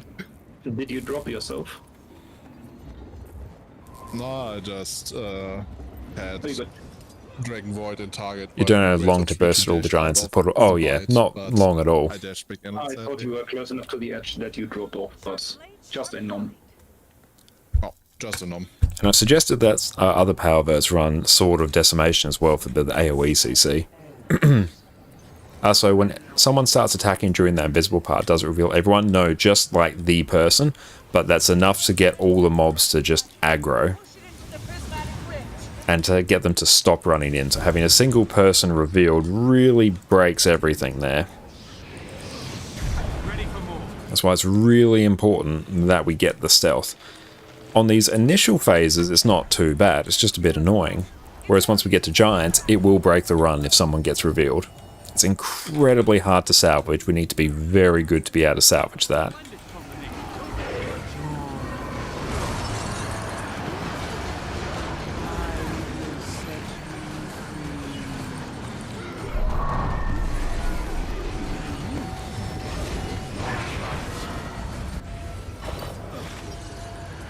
We need that stripped a bit sooner.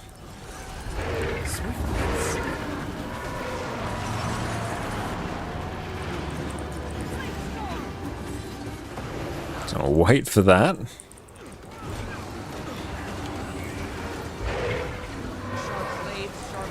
A bit close to the edge.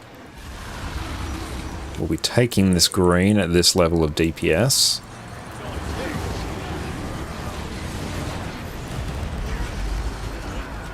Take.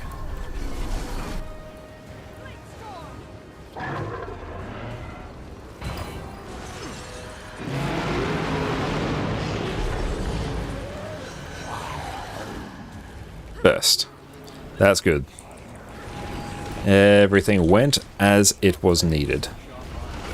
I'm just going to chill here and sort of just move around, try and cleave as many mobs as possible. There we go.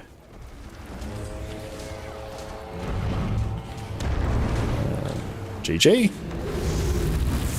What got you there?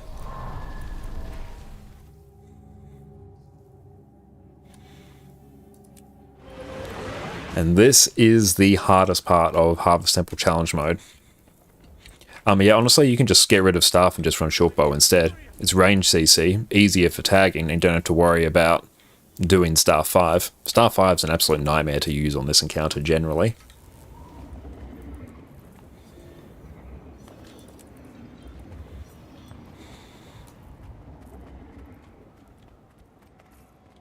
Yeah, don't use Staff here, I don't recommend it. What happened there is one of our Revenants used Star 5 on Revenant instead of Greatsword 5, which sent them straight off the edge of the arena. So instant death.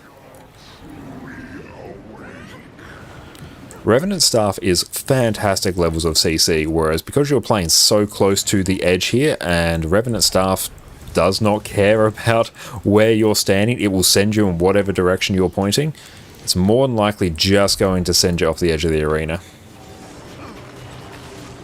Neither was crashed. Oh, GG. Had someone DC. CC, come on.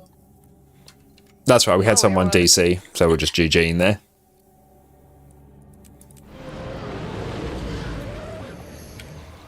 Gone from Discord as well. No, just a gameplay crash. Ah, rip. Someone's getting crash rip. Yeah, the hard part about Harvest Temple, all the difficult stuff is towards the end of the fight. And to get there, you have to get through like a 10-minute encounter without anyone dying. Our markers are a smidge off, but they're fine. Your tablet fighter can explode the tablet and resummon. Non-tablet hell can consume glint elite. Yeah, you don't need the staff for CC here. There's so many other means for it, and you don't need a huge amount for it. And we have so many virtuosos, all except me are running Moa, so there's functionally infinite CC.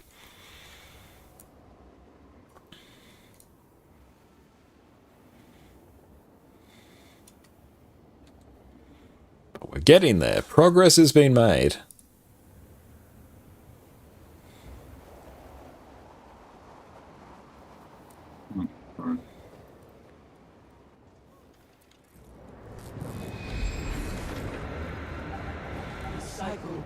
But yeah, trying to progress through Zaitan and Giants, that is a huge stumbling block for basically all profession groups.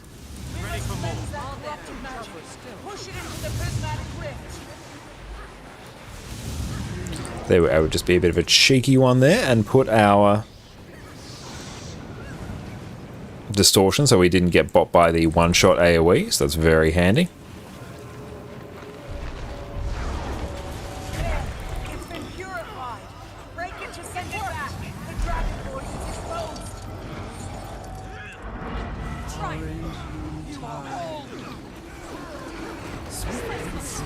Yeah, that's another thing we found as well, Cowd. We have to tidy up our prop time and also getting people to restack from giants because the giants have been alive for longer than they should be, so people are a bit scattered.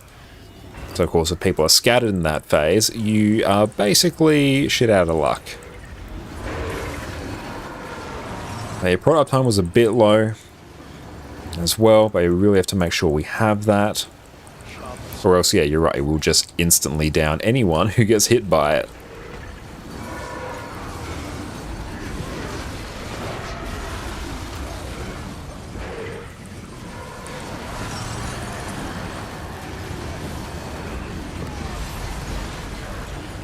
And burst.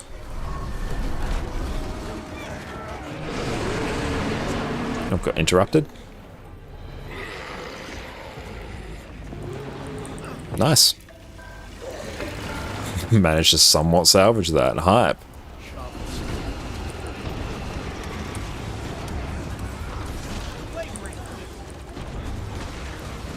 Very unfortunate. I don't think I've ever actually been CC there, but I need to be very mindful of that.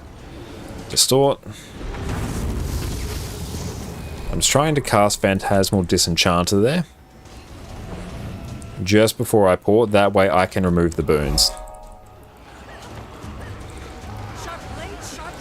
Paranoid, thank you so much for the follow as well. I appreciate that.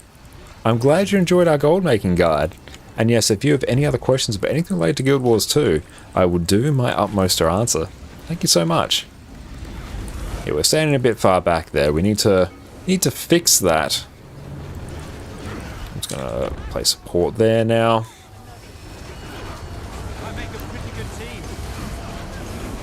I need to sort of keep an eye as well on where peeps are standing, because I think certain people are not standing exactly where they should be, and it's impacting their boon uptime.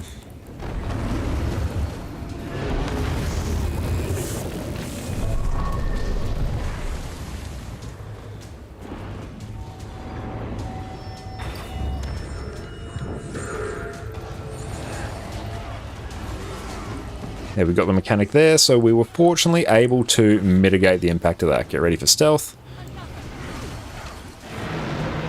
And come in. 3, 2, 1, burst. Excellent. That's good. So if the incorrect person gets the giant red AoE mechanic there. They just need to place it effectively where I did there, on the edge of the AoE, just before circle. And that means the portal vert can portal everyone over it, and it will disappear like very shortly once you move on to the next phase. And that phase we just did there, Primordius, a very easy phase conceptually, but you need good DPS to progress through it. It's literally just a DPS check.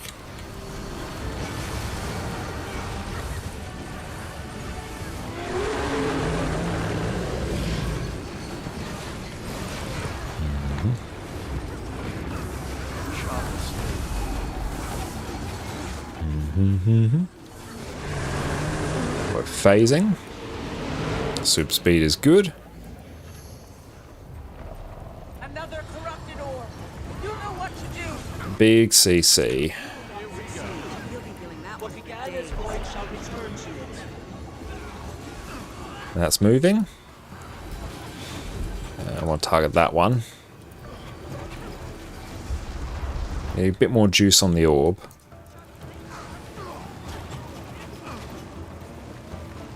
Go for bees. You're pushing it the wrong way around. There's you or... Okay, good. Get some big reses. Oh, that's not good. Orb is gonna miss. That is the pulse from the orb, yeah. Yeah, that was my fault because I wasn't giving it enough momentum to start with, so then we're getting too many of those pulses. That was me pushing the wrong way, because you said push. I pushed.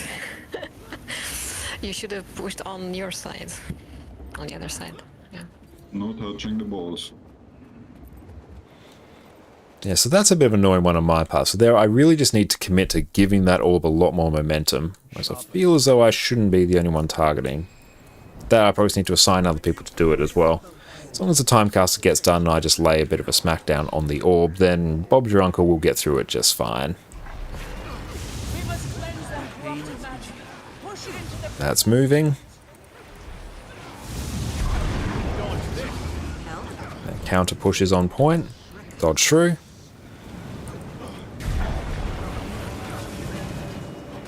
It's going to... there. It's been purified. Break it to send it back. XCC. Bob's your uncle, common Australian saying. Basically means that everything will be alright.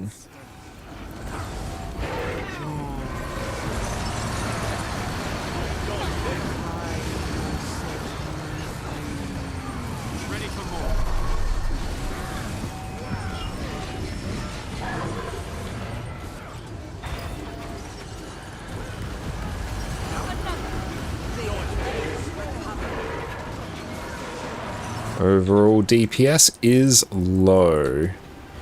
So one issue that we're also coming up against is that our DPS, especially in this opening phase, is not consistent. So it means we're having to make the call each time we get to the end exactly how we deal with upcoming mechanics. Whereas if our DPS is consistently good, then we know exactly how we're going to deal with it each time. Burst through. 2, 1. See if anyone gets revealed. Let's find out together. And burst. That's really several people.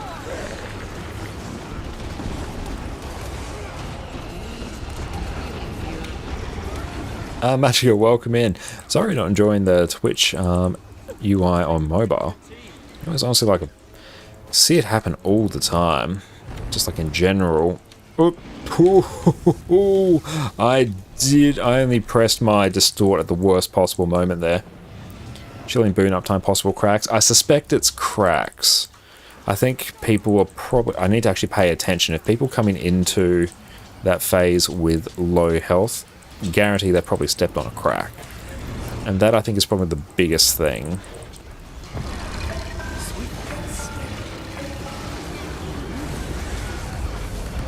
If you want to see a terrible UI, check out the Facebook settings UI. It is a complete baffling Mordor of a place. It is impossible, functionally, to find anything you're looking for at any point.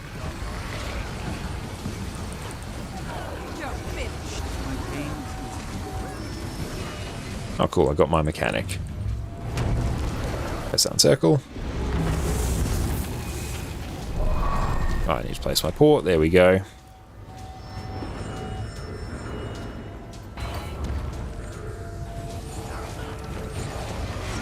No lingering AoEs.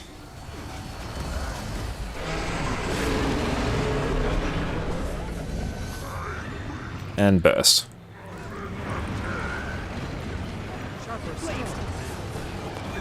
25 stacks, perfect.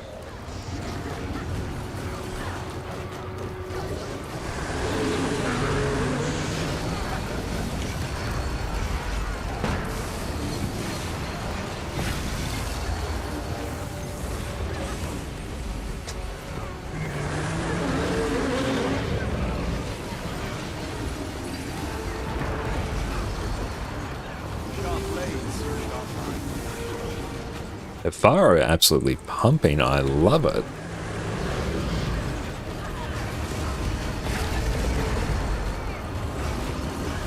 Overall boon uptime is improving. Ideally, we should be at 100% uptime of all those boons in general. It's also amusing how trivial a boon Fury is to keep up.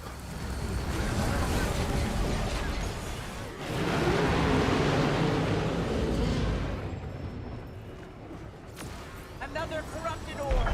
You know what to do. Ready for moving. Place port. I need to lay the smackdown on the heart of Morgemoth. That's going. He's coming to us, watch out. Kill that one. Get the res. Sorry. Oh no, not. Close one. No, it's very good. All time. That crab was incredibly close.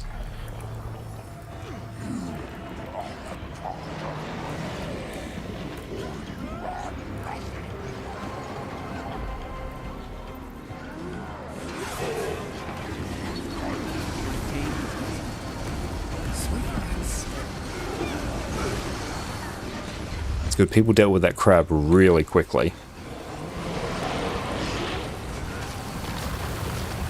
We have stability. We love it. Bounce. Now it's going to dodge.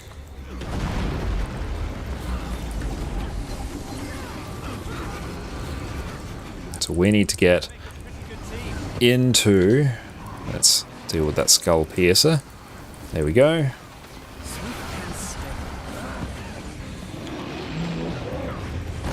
Bounce. Whew, that was getting a bit spicy there.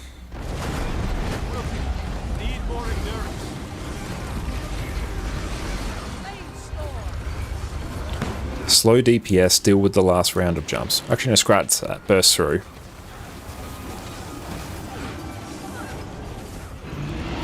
Come in. So they jump, come in, And watch out. Or is this- burst. Nice.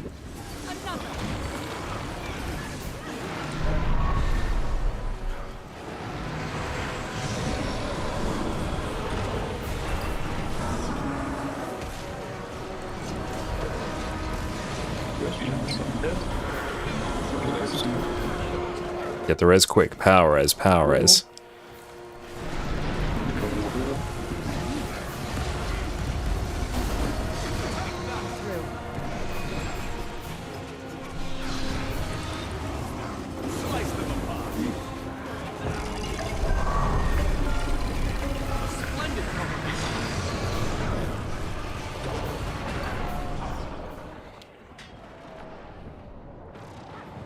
Welcome in, Void. How you going? That's the Giants. That's good. Giants were dead. Yes. Yes. Fine. They died. That was a pretty nice run there. Guys, that was such a good try. Yeah, that was Do excellent. you have that red with me? Oh, and should actually GG there. Next up, I don't know. Flame what's Tour happening. also. Hell yeah, that's good. Yeah, no, yeah, the red placement there is similar to Morgemoth, where we start with the red in middle, and then move it towards the outside in case any of you get red. Since Should the we middle will position encompass it? the arena anyway, so if we put it outside on the edge, we have even less room if we get feared, and we will just Oh. run in. So I should have position it near center there. Okay. Yeah, same with Mortar Moth. There we also start positioning it at center, so we have more room for the jumps. Yeah. Since it will be filled with that goop from the middle anyways.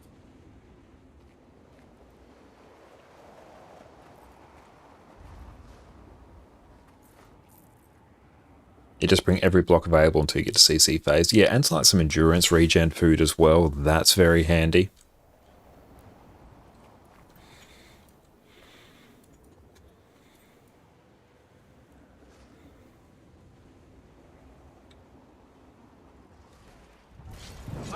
Let's get all the boons we can now. Yeah, it's good. We're building up a stockpile. That's what we want. Once the all pops up, then you can basically just throw down a dagger 3 on Virtuoso. All the Virtuosos can do that. That will just kill all of those crabs. That's moving. It is now sufficiently moving. We need to counteract its momentum.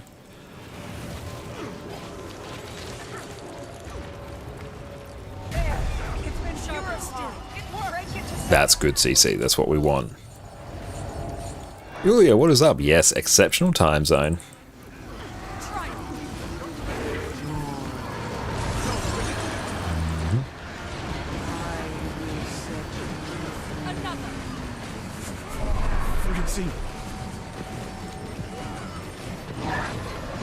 And take.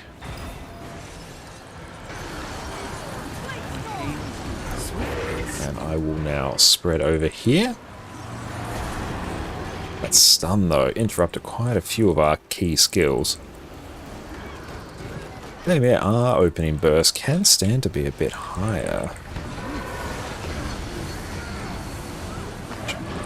Boon uptime is. Yeah, this is challenge mode here. Take.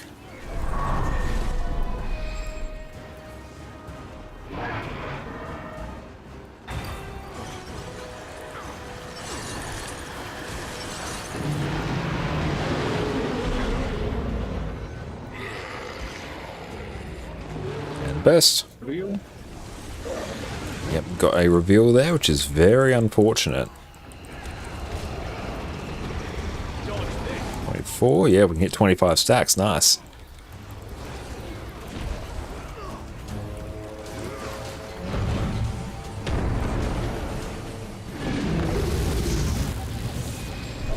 Got a Skull Piercer, not Skull Piercer, Storm Seer. There we go.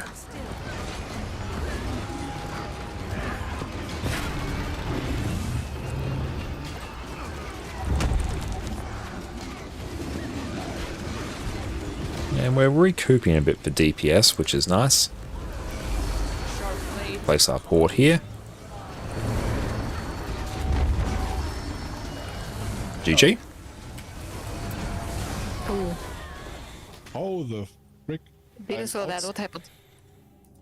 I got bopped, but I wasn't in the circle anymore. I walked back. Maybe I was my big toe. I am not sure. I'm sorry, guys. That's alright. That's on me. Yeah. Sure, like, If you get hit by the chin boop attack, instant dead. Yeah, it's the same with over here. You have to be fully on. If I haven't really tanked a chin slam, though, it did, yeah. I will cut my toenails. The cycle ends.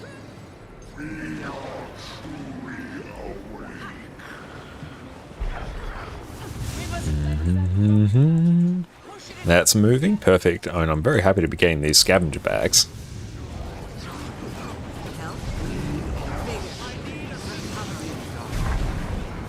That's moving. That's been pushed very well. Great CC. That's good. That's what we want. Yeah, we have so many Moa signets in the group that that orb should effectively disappear instantly. Opening burst is reasonably high, not as high as it has been. Still overall better than a kick in the teeth.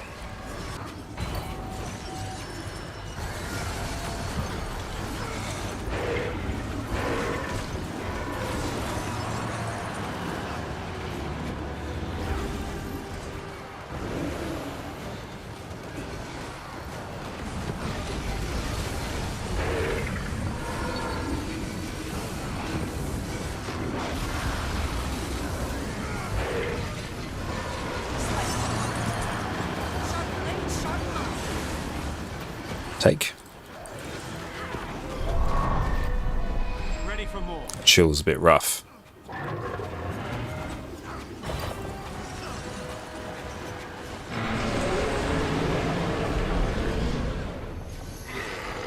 And burst.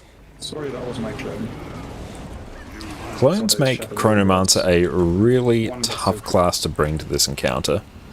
Because if your clones linger, they will reveal you. So it makes it super annoying at the phase spot. So you got to be very mindful of that.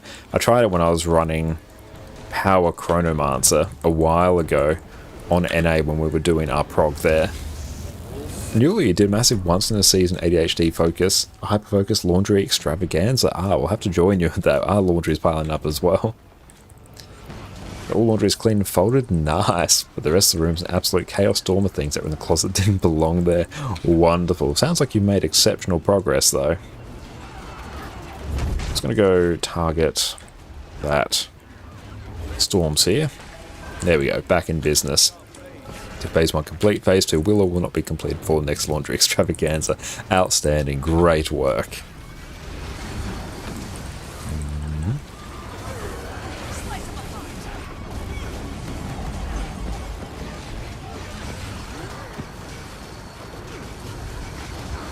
Here we have Mechanic.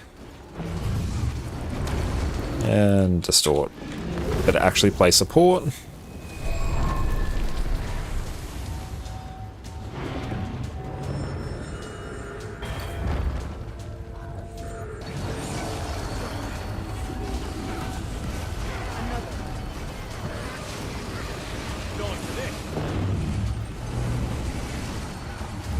You ready for stealth?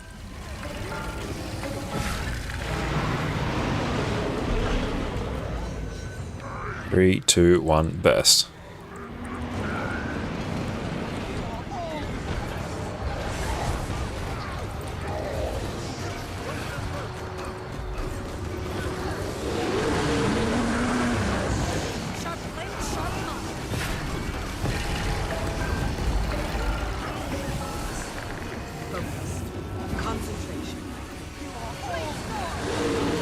Bit of a weird rotation there, but that's okay.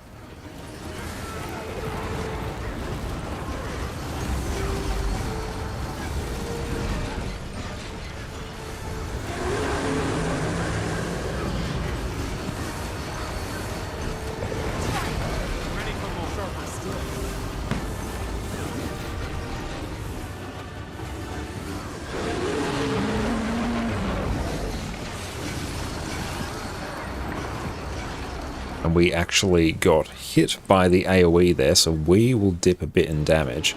So be very careful of that. Does this rip boons or it doesn't anymore? Another corrupted ore. You know what to do. You will not succeed. Place port. What began as void shall return to it.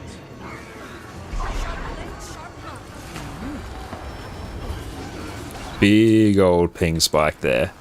That was giant. He's coming towards us.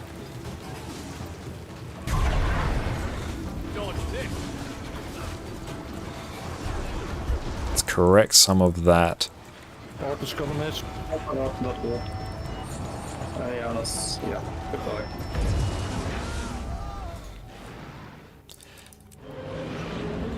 That was weird. That should not have been pushed that way. Yep, obviously that should not have been pushed that way. Is up ping at? It was definitely high if that average is still sitting at 400.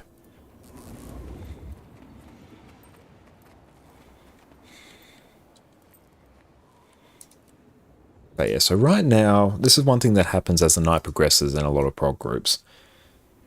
Once you get a few hours in, then a lot of mistakes like that start slipping in. 84. That is fine. We'll just keep an eye on that. The ping is what the ping is. I can't really control that. Now, if we can maybe get through giants on this one, I think we can.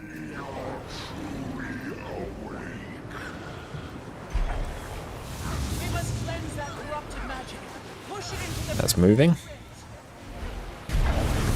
Let's counteract.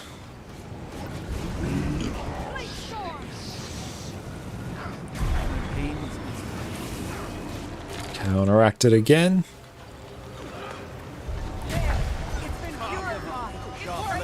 Good CC. That's excellent. That's what I want.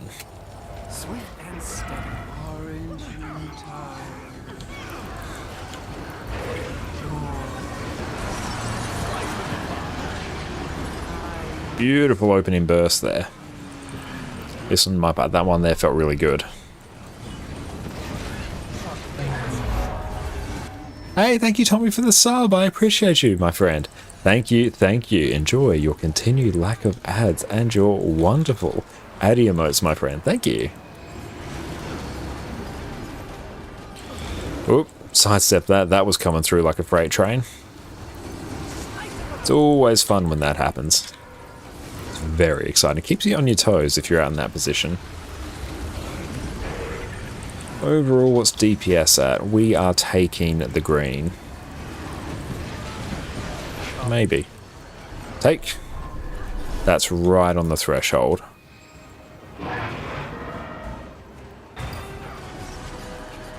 Rip those boons.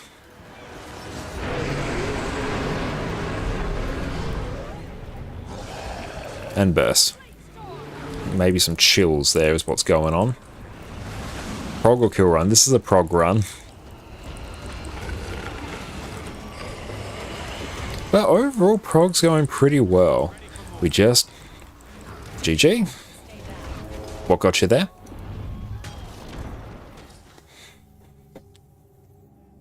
Yes, we need to make sure people don't go down there. Oh, the hardware did it. That's unfortunate.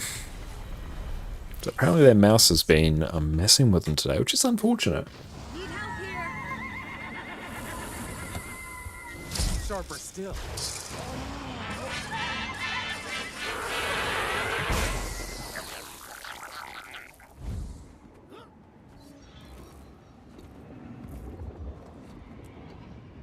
You're having issues with their USB port, it appears.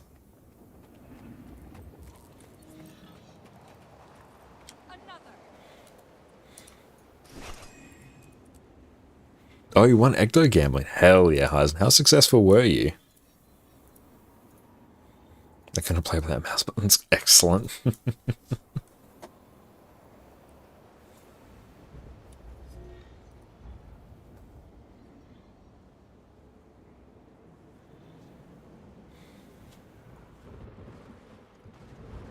Place our port.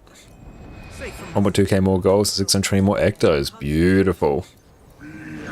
Oh, morale. You're incredibly close to coalescence there. That is incredible. Well done. Yeah, coalescence is a big old achievement. Yeah, you're like maybe 1 or 2 more weeks away. I think probably like 2 more weeks. But still, that's super close. Hell yeah.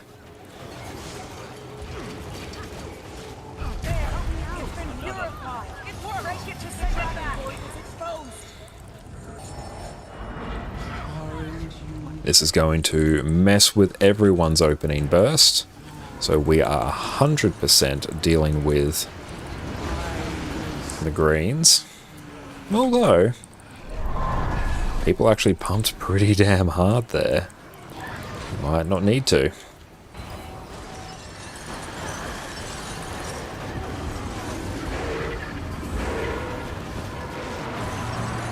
We'll see. Sidestep that. That's always fun. Oh, about 2-3 weeks for you. Hell yeah.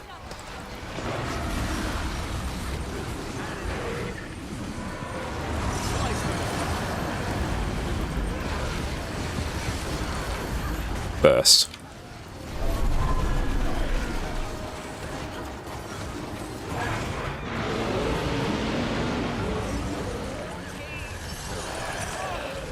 And burst. Ready, willing, There goes our stacks. Damn, those lasers. I should have distorted there.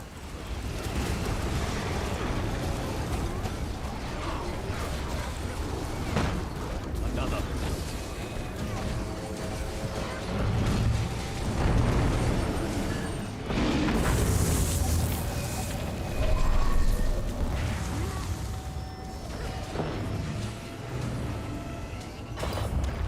There is no need to rush here. We have the DPS. Everything will be perfect. Gonna work on your first set of obsidian armor. Exceptional. That's great. Yeah, currently I am working on a set of obsidian armor, well, the medium set, because the raid medium set is not fantastic in terms of appearance. I'm working on 4 legendary trinkets as well, so we'll finish off the last collection for Aurora tonight. That'll be the plan after we blast through Harvest Temple Challenge mode. And I've got about 15 more minutes of prog.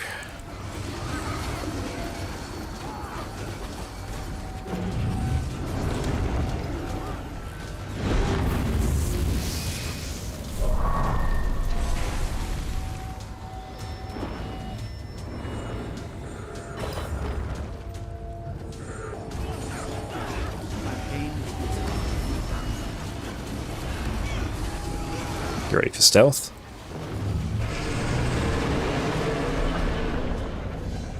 Three, two, one, burst.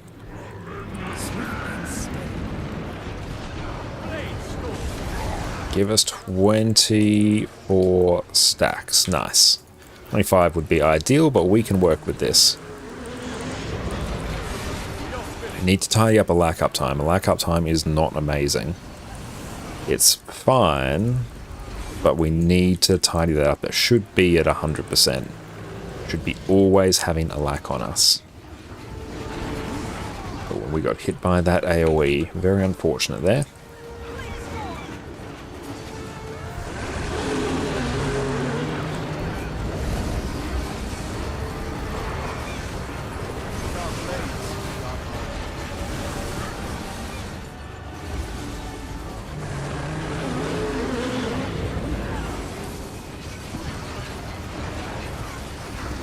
Res quick.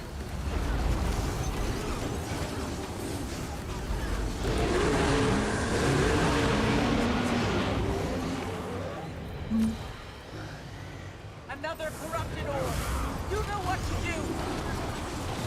You will not succeed. What began as void shall return to it. Sharper still.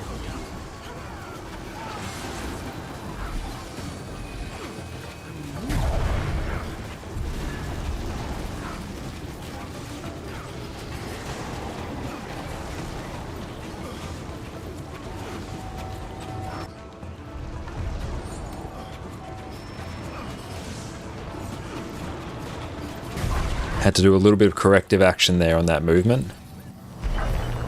Sharper still. Things were looking a bit dicey there.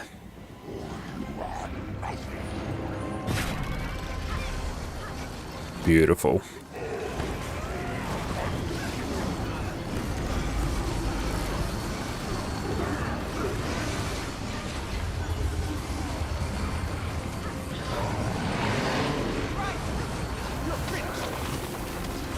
Sharp blades. Sharper.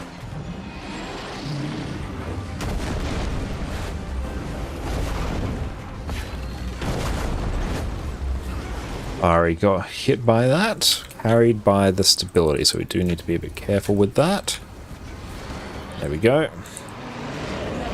Yeah, the cinematic fields fight is amazing. We've got stability, that's good. Jump. Ooh, using... And there we go. Yeah, I jumped too early, so... Should be dodging those later ones.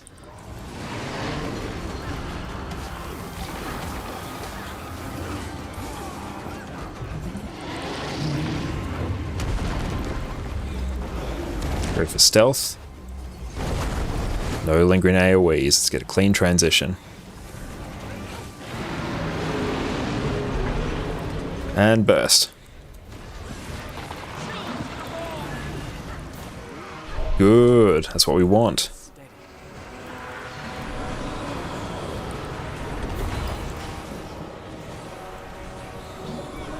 Clean. Excellent. Now let's restabilize.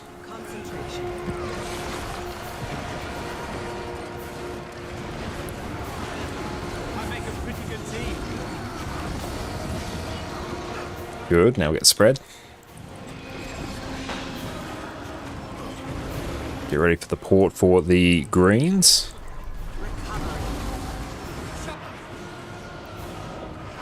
We can just port in the tail. Okay, so Which we one was missed. that?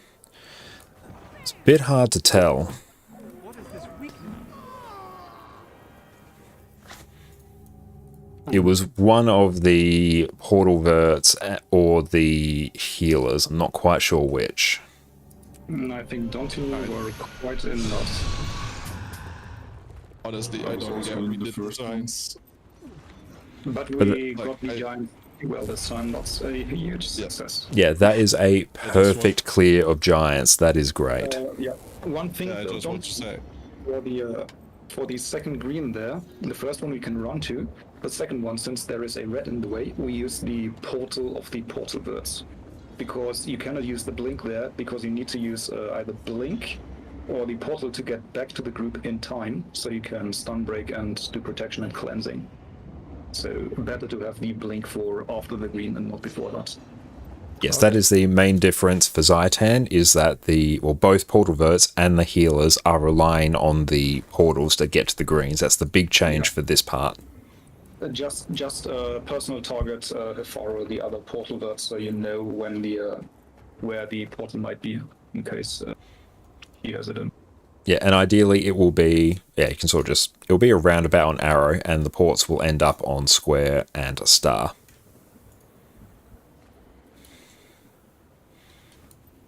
And also for the shockwaves, jump the first one, dodge the next one. Unless you are incredibly comfortable jumping over them, it is much better that we have everyone into giants.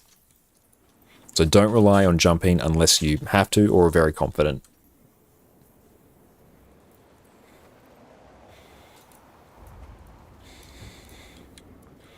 Yeah, but the first one definitely you do have, so you don't dodge into other people. With these Yes, red. exactly. Dodge the jump the first one, dodge the next ones. There's no reason to dodge for the rest of the phase. We must cleanse that corrupted magic. Push it into the prismatic rift.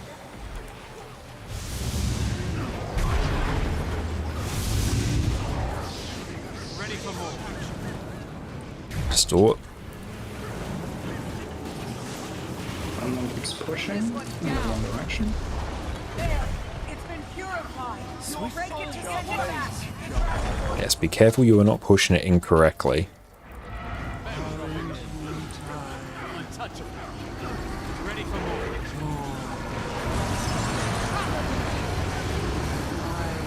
Opening burst is phenomenal.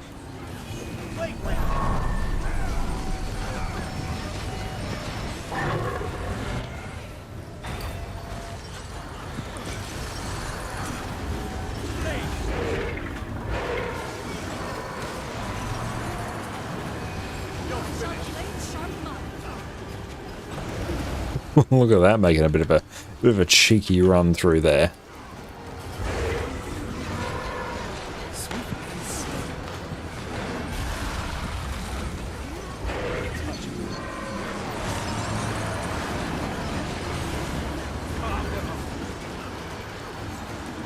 Burst through.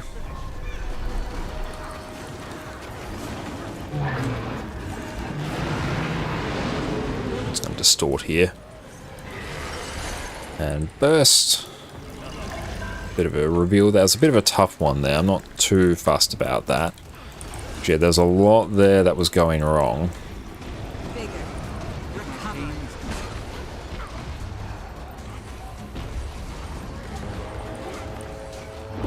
I was revealed, sorry about that. That's right. Each of the mobsters were on us. Yes, there were people where it was the trauma laser.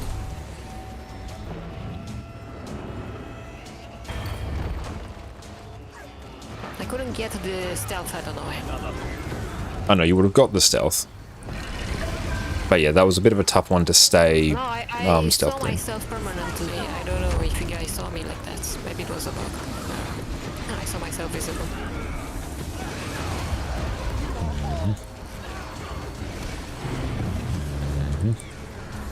Yeah, you can actually be in stealth while still seeing your character. It can be a bit of a visual bug sometimes.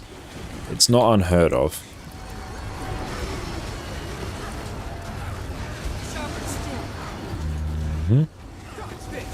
That was going to move to the edge. We're going to distort, no rush.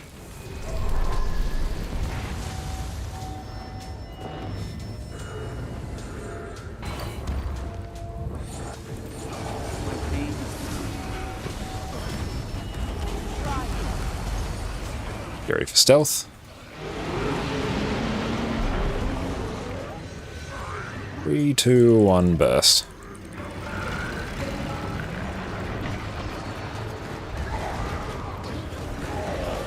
One more there. Let's just kill that. 25 stacks.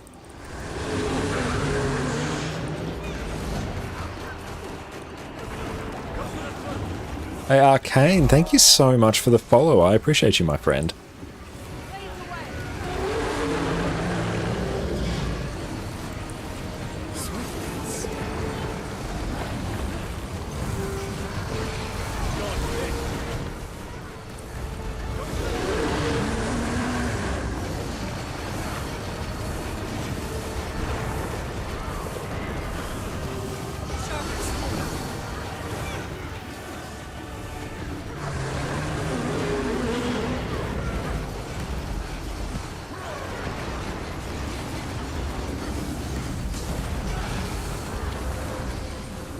So what is this level, Amir? This is Harvest Temple, a strike mission. This is the challenge mode of it, so the second hardest encounter in the game. You know what you do. Blades to what began as light shall return to it. These two moves us, watch out.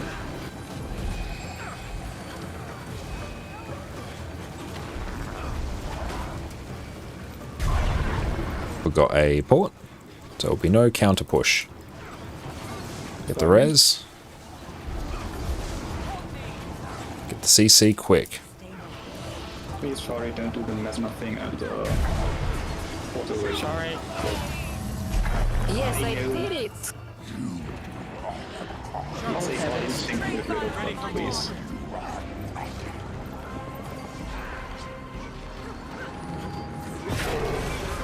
Almost got into the mud at that there. Oh my god. That's good. Morgemoth is getting cleaner as well, which is great progress.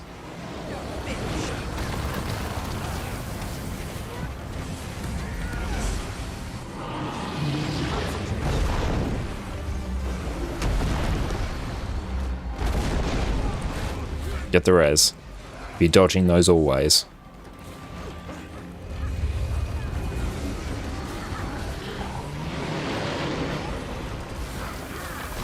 Because if people get hit by that, they get a 25% damage debuff. So I'm quite happy to jump those. GG. Dodge those. Do not jump them after the first one.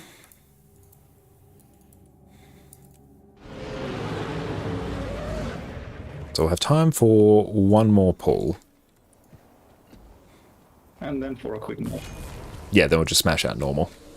But yes, jump the first one, then do not jump the other ones. Dodge them. You have a much longer invulnerability frame. And dodge towards them as well.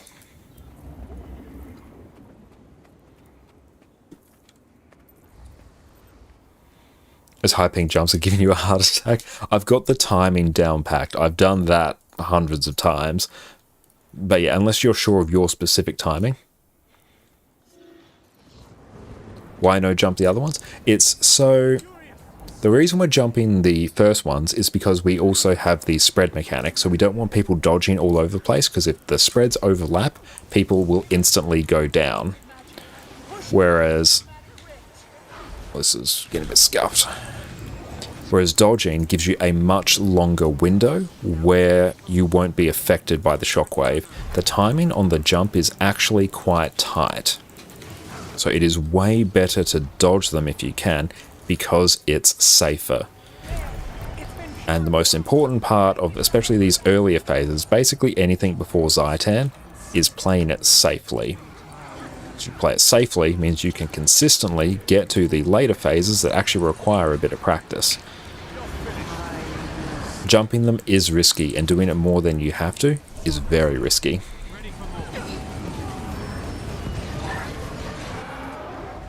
No, I took that sooner than I expected.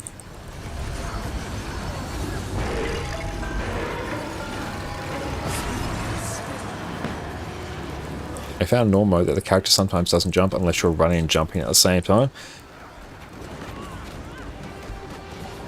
You may still jump, but you want to... If you're going to jump, you want to jump towards it, or maybe even like sort of parallel to the shockwave. You don't want to jump away from it, because or else the window's even shorter for you to actually be invulnerable. Take.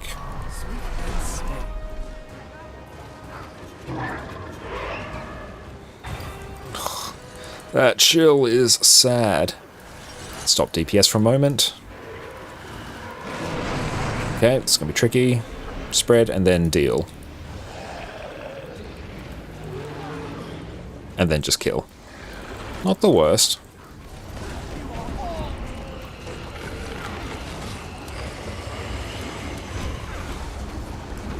Get away already? 8 stacks, that's very unfortunate. Oh well.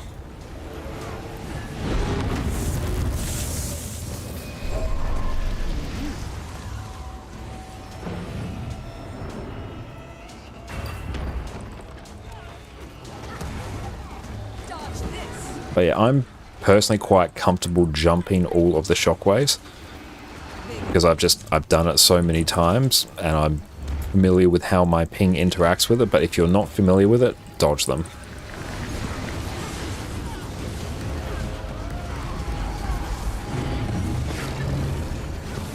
The timing on dodge is much more forgiving. You have a much longer time where you will be safe from the shockwave.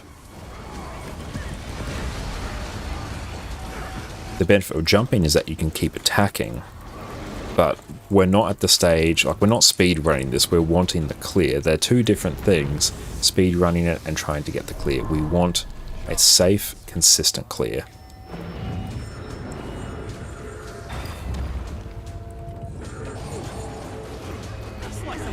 If you don't have a Soto story, can you go there and buy Skyscale recipe food? Probably not.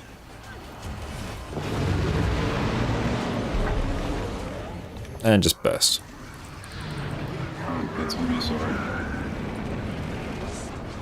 Yeah, Arborstone is through the End of Dragons expansion. You can No, Arborstone isn't in the Soto map.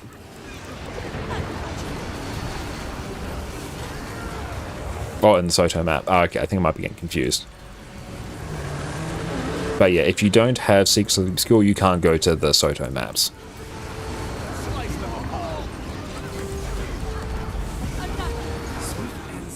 I'm not dropping the thesis now for this one encounter.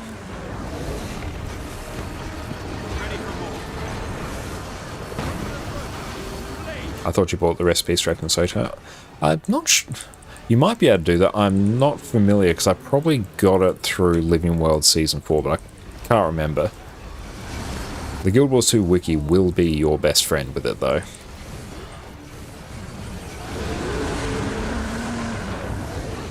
And just overall DPS is going to be lower now, but honestly at a certain point that might actually be almost nicer. Another corrupted Aurora. You know what to do. You will not succeed. What began as one shall B, be switch out. Force giant. Slice them apart. Another.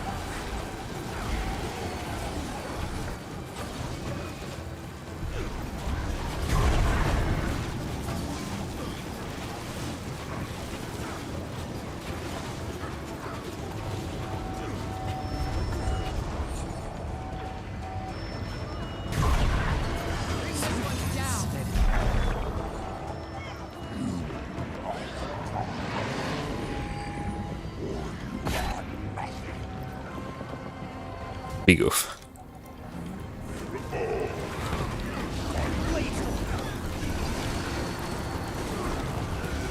Where is good food? There we go.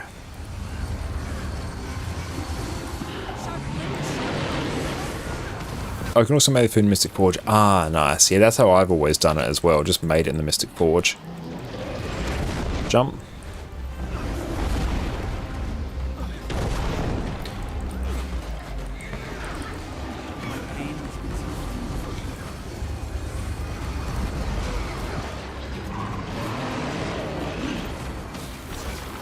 What's it doing over there? Come here, friend.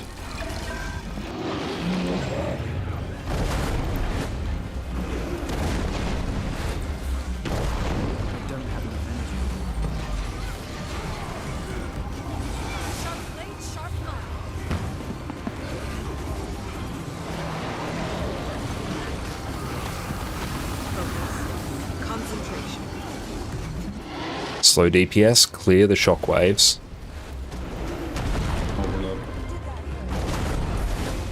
Get ready for stealth. Let them come in and burst.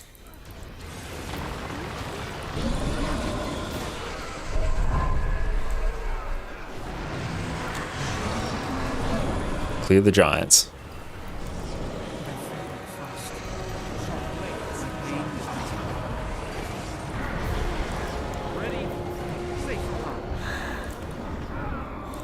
Giants. Good.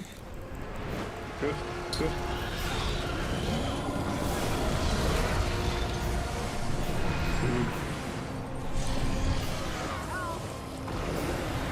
That's what we're doing. Get the res.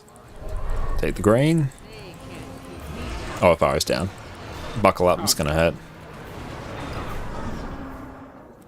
That was a bit late.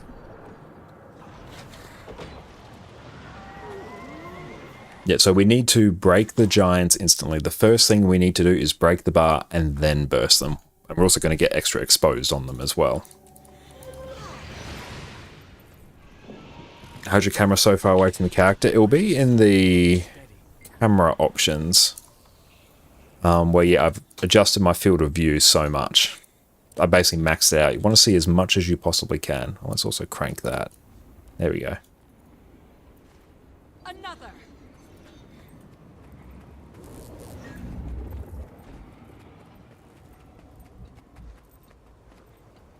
Oh yeah, just start whenever.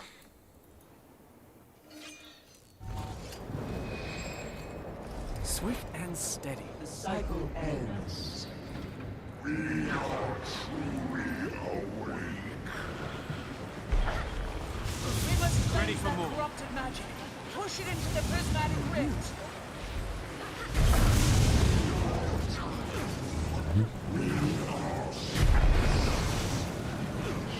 You have so many bloodstone dust. Honestly, you can kind of get to the point where you can destroy it as well. There are things that use it, but you get so much of it. Just feed yours to Mordred. Yeah, there are like things you can do to convert it to gold, but if you're overflowing with it, at this stage you can honestly just destroy it and you're fine.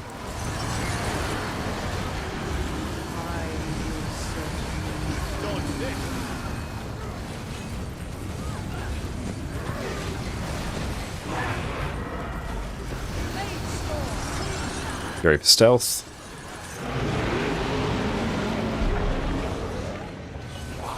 And burst. Another good thing about this fade, or doing this on normal modes, because timings are much quicker, people need to be aware of the boss's health so that we can still practice this stealthing correctly. Yeah, Mordred you get through a collection in Living World Season 2.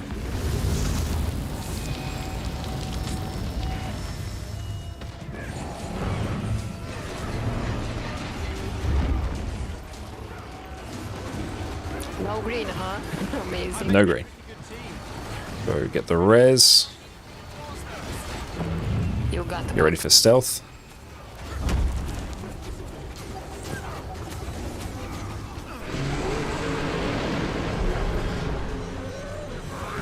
And burst.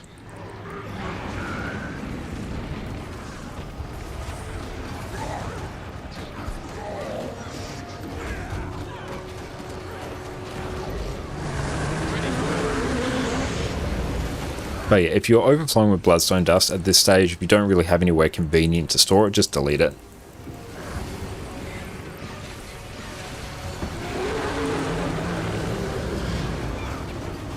There are ways to convert to gold, but they're not hugely profitable.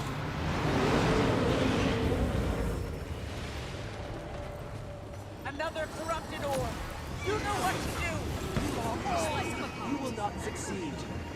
What began as void shall return to it.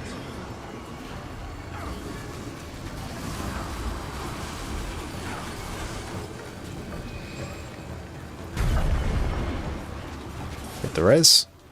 Another. Take that.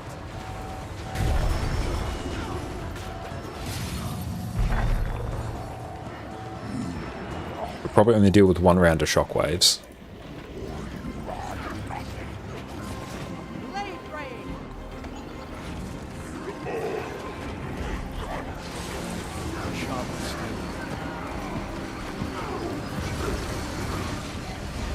You're finished.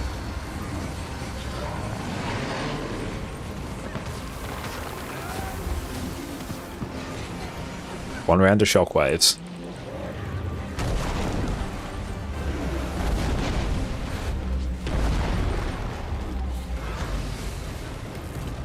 Get the res. Stealth. And burst. Ready for more.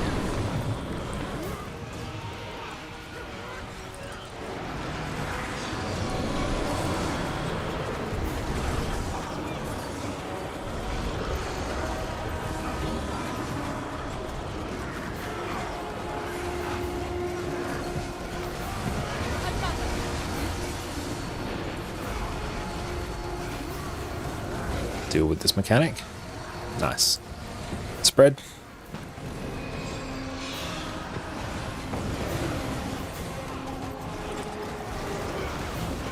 Perfect.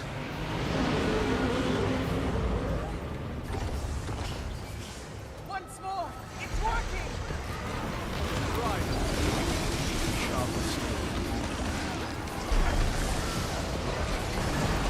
Break the bar.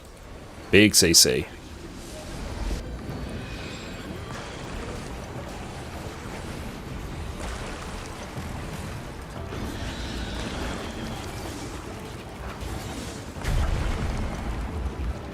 Bring this one down.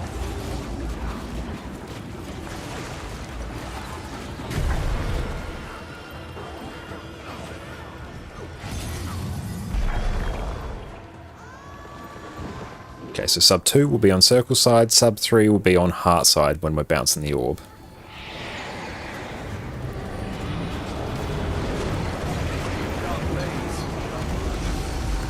Oopsies.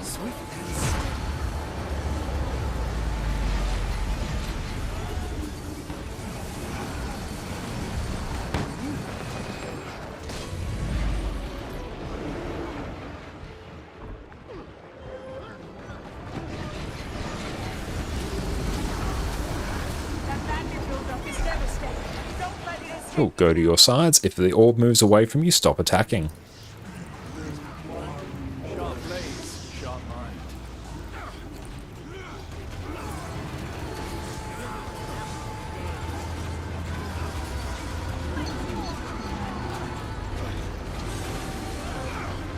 Very good so far. Excellent, that's perfect. Now's our chance. Finish it.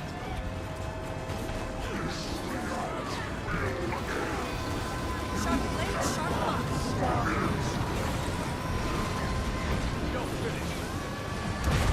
Excellent, well done.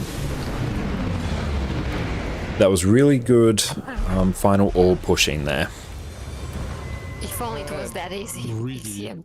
really nice progress. The giants were clean at some points, like, wow. Yeah, Really, that's really nice. really good. Yeah, the fact we're starting to consistently get to giants now is great. And then honestly, there's only like 2 mechanics we really need to deal with. And it's really on Zaitan, and it's really just dealt with by the portal verts and the healers. That being the actual portals to get to the greens, as well as the big fear and thing that eats away a chunk of your health. So that's good. Just once we deal with those two things, Zaitan's kind of free. And thank you, Delaney, for the follow. Transition into Zaitan is by far the hardest part of that fight. That is, yeah. Henry, Do not jinx it's it. pretty good. Yeah, there will be some harder parts later as well, but up until the point we're at now, Giants is the next stumbling block, and that is starting to fall quicker, which is good. So remember, the first thing we want to do there, once they are grouped up, of course, we want to make sure we are stealth perfectly, and then we CC, then burst. Are you watching from Exum side? Nice, Nomo. Thank you for coming over. Lucky time. Yeah, thank you all very much for this run. It was Excellent. amazing. Thank you all. Thank you all too. See you next week. See you next week. I'm going to hop off Discord now, team, but take care. Excellent. I don't think we'll unfortunately do fractals today. I want to go and blast out our Aurora collection, then maybe jump into some festival stuff. But enjoy fractals, mate. Now we're going to go stretch our legs, so sit tight, team. Why, hello there, everyone. We're currently living in a turbulent time in Guild Wars 2. We have balance patches every few months. We have a new expansion launching next month. Elite specialization weapons are being made available wholesale. Runes are getting turned into relics. Things are changing. But amongst the chaos, something has risen.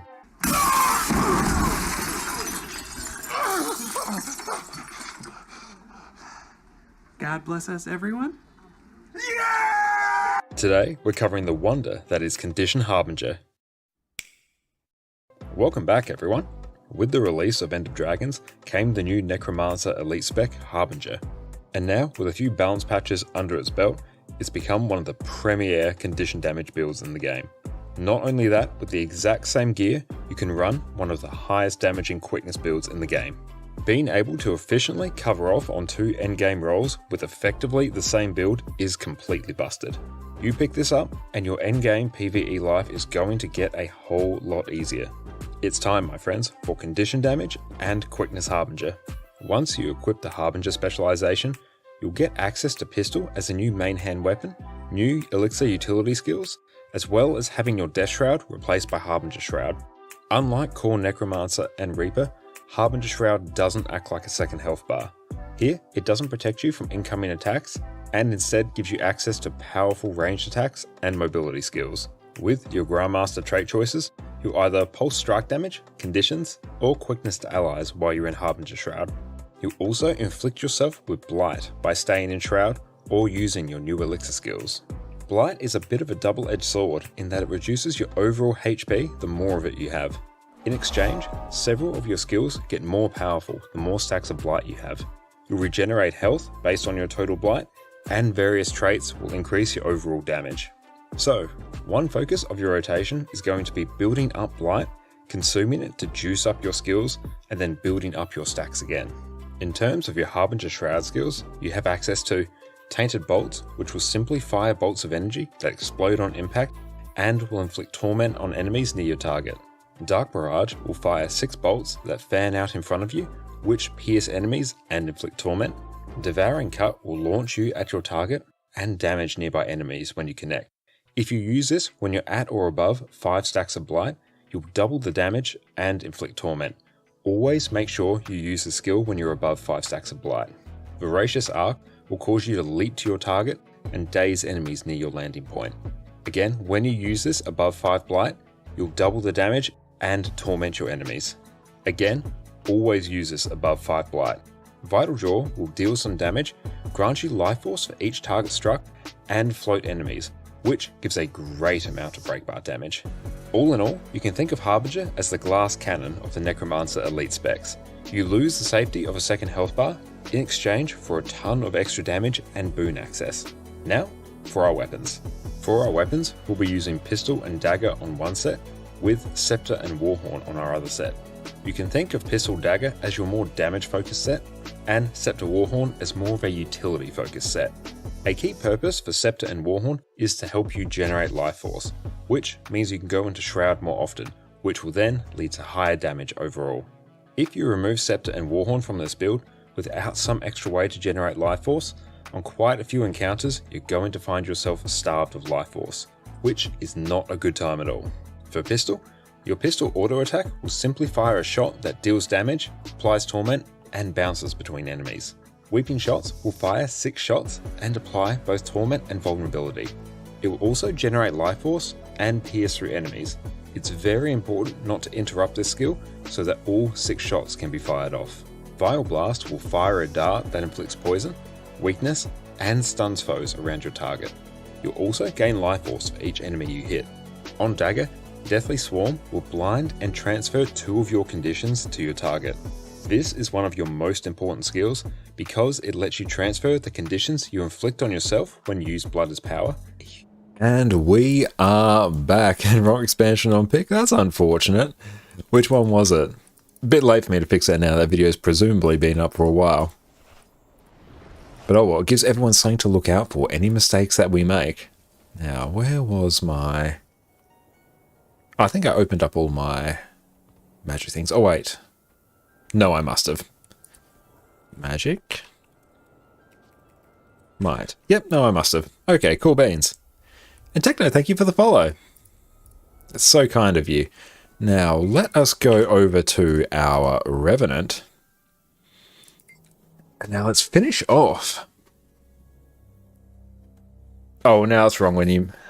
And that's wrong when you made it. It was right. Ah, fine. Then that's all good. That's fine. That I won't really worry myself with. Okay, now it's time to go finish off this last Aurora collection that we've been sitting on for quite some time. So, we have no Zunalite ingots in our bank, which is in our inventory, which is not good.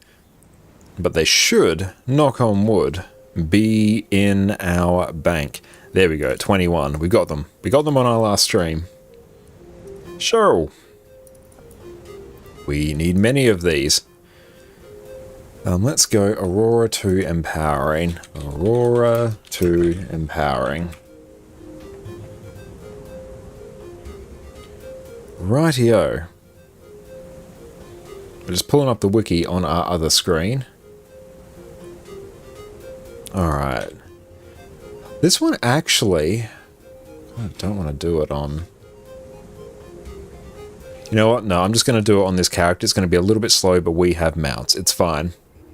Dozed off for a bit. Was HTCM successful? Overall, it was a very successful night of prog. Everyone did a really good job.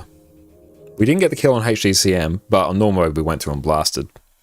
But the fact that our transition from Morgemoth into Zaitan when we're dealing with those giants has been going so well, that's great. I'm really happy to see that.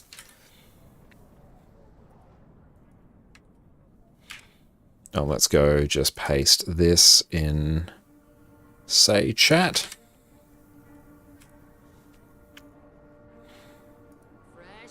Yeah, overall, that was really good progress today. Like, I'm really happy with that.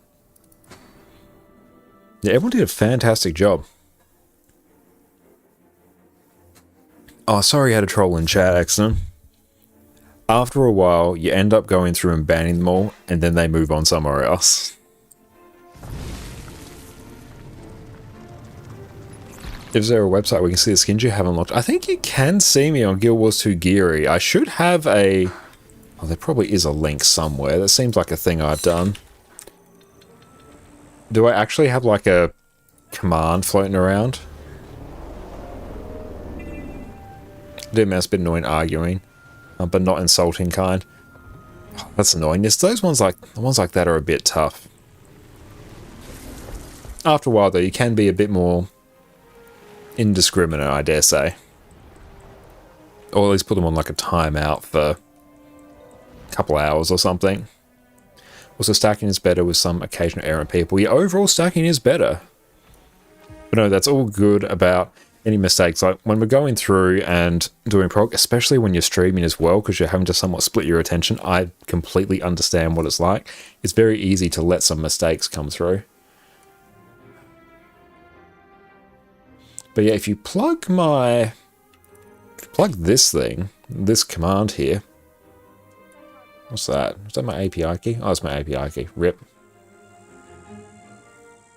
That's right, that's not really helpful to anyone. Where is the actual link for this?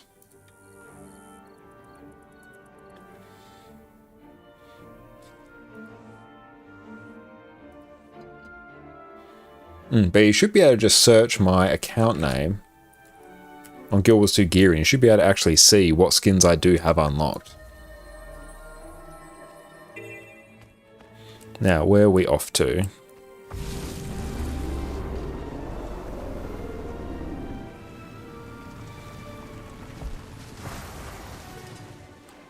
And Maggie, enjoy lunch. Great work tonight, everyone. So yeah, we do need to work on just making Mordramoth. That's right, you can't do anything with the API key.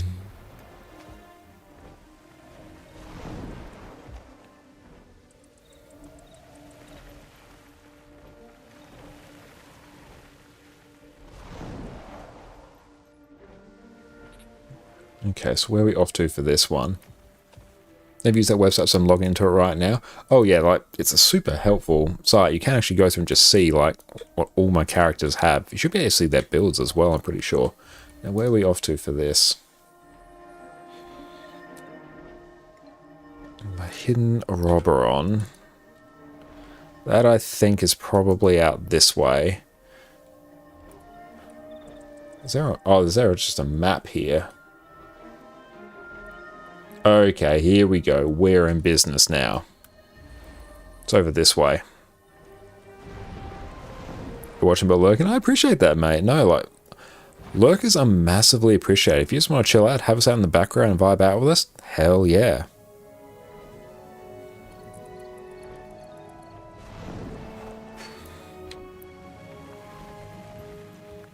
I don't really care about the skull person. Now, where are we off to here? Hint, infuse and electrum ingot should be in here somewhere.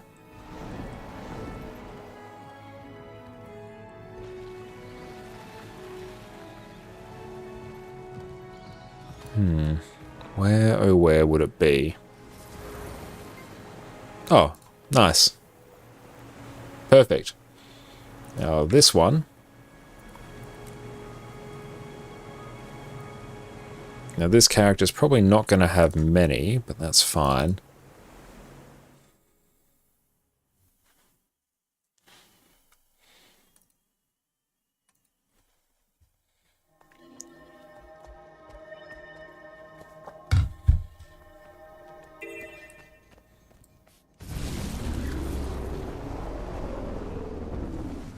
What was the website you posted the gear on?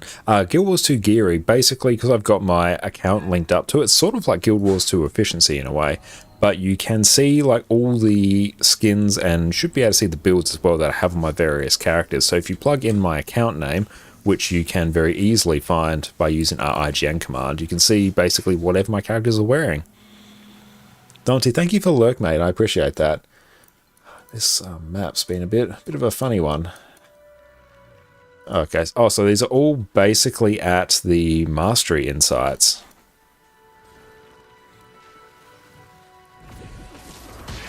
Oh, we got Sky Scouts, perfect.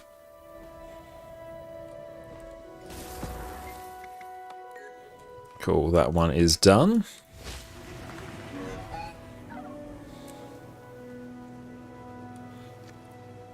So let's maybe just, we've got Lake Doric as well.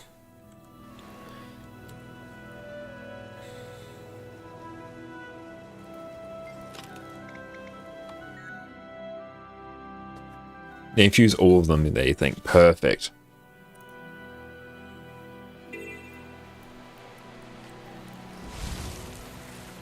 So this one.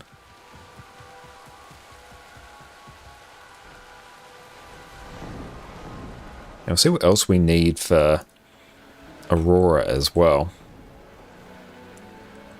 At least we can tick off the account-bound stuff for Aurora, then we can start working on the account-bound stuff for Vision.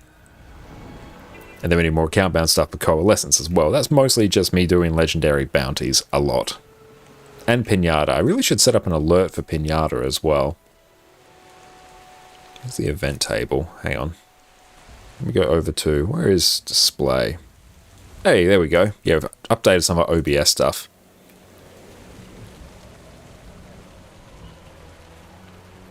No map is so clean to hurt your eyes. Which map are you referring to? Now, here I want... Where's reminders? Reminders.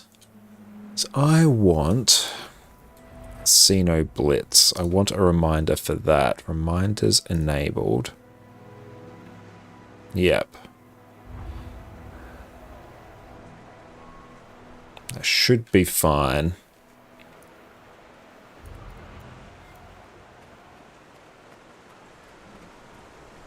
Oh, Minion P1? Nice, I'm glad. Unfortunately, this one I can just float through there and we're good to go.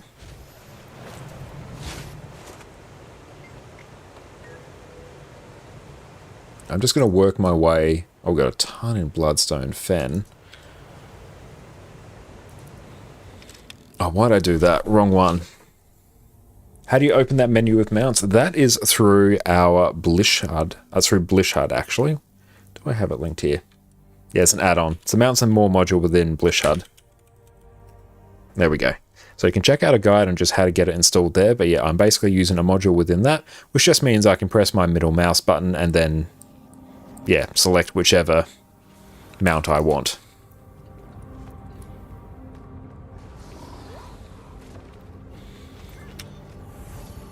Can I go to Bloodstone Fen? Ah, I can. Perfect. I have Waypoint. Yeah, Mounts and More is the module. That's probably my favorite add-on. This game gets really annoying without it. Okay, so for this one, getting up over here. Oh, you can buy from the weekly vendor after doing some event stuff. Yes, I need to really look into that. Because, yeah, I need quite a lot of them.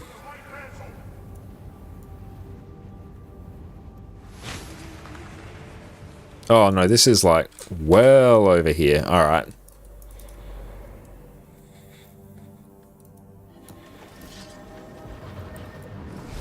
Oh, nice, we got the actual event up. I don't care about the event now. I don't know how much is compared to what you need. I need like 1,000, but every little bit helps.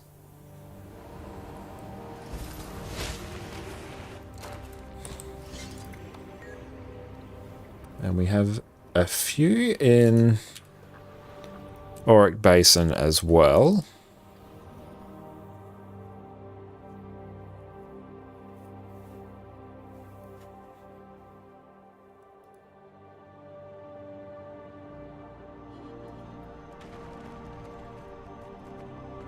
So this one, we're going to go up here. And I honestly don't need Arc DPS anymore. And I'm going to have to start working on Provisioner tokens as well.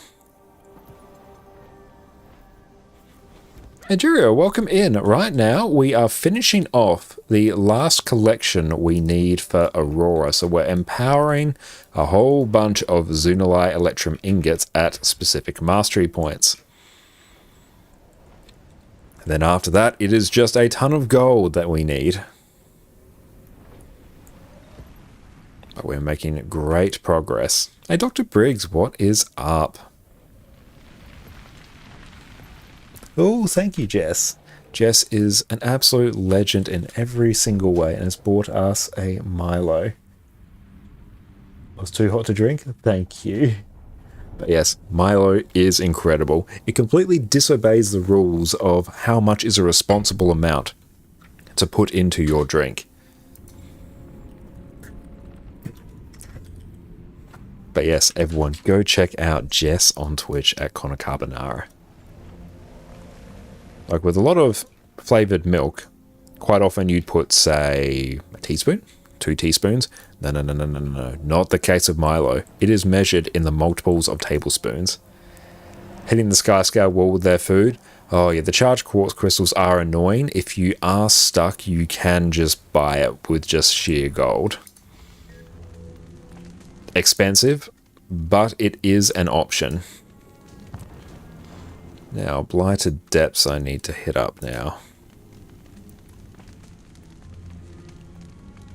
I think that's somewhere out this way. This one milk to the tin? Yep. That is a tried and tested way to enjoy Milo.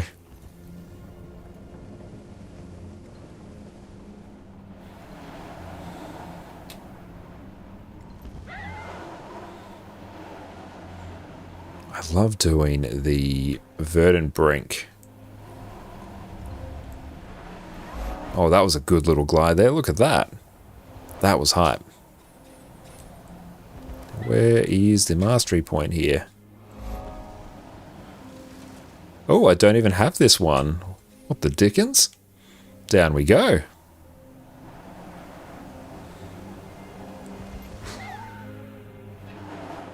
Oh, it's up higher. Okay, up we go. It's under, but higher than what we were doing. Oh, it's on now. Or did I get those words completely mixed up in my head? There's always that chance.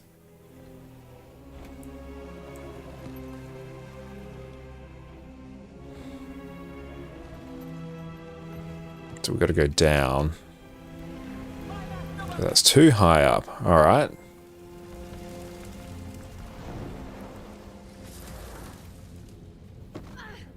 Ha.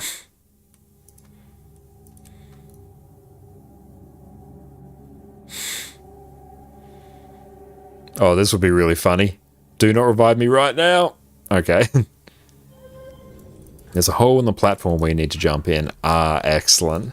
That would have been really funny if it revived me just before I landed and then it killed me again. That would have been spectacular. So I was so confident in my success there that I didn't grab the waypoint that would have made that far easier. No, no, no, no, no. No, we have no need for waypoints. Calculated. Oh, that would have been an Omega clip right there. There it is. Perfect. See? Perfectly calculated.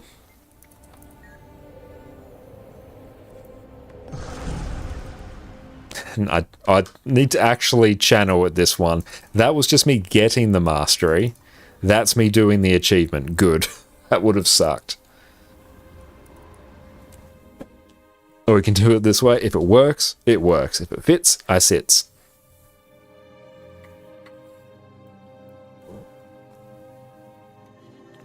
So hopefully now our OBS is a bit more stable.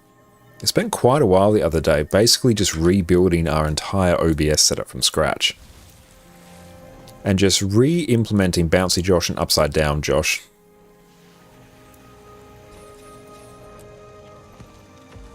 Because before, I basically had everything in-game set up on a single scene, and potentially, not 100% sure what the issue is, or was, hopefully.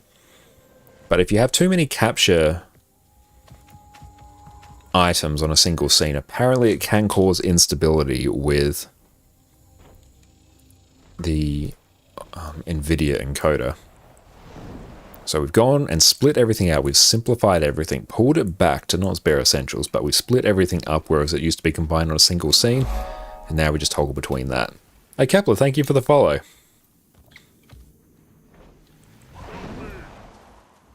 And in the worst case, if our stream does crash on here again, we have another portable OBS instance set up on the CPU encoder, which is literally just like our face cam, mic, game capture. That's it. It is like the bare minimum, but it is a fallback if that situation does pop up.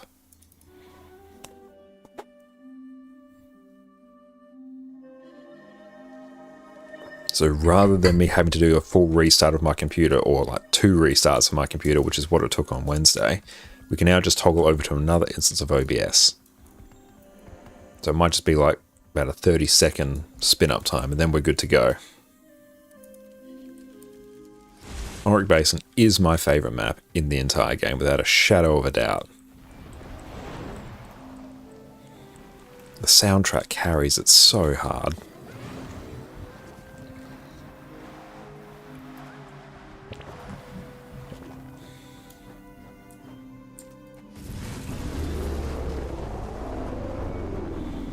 Angelini, are you NA or EU server? Right now we are on the we're on the EU server.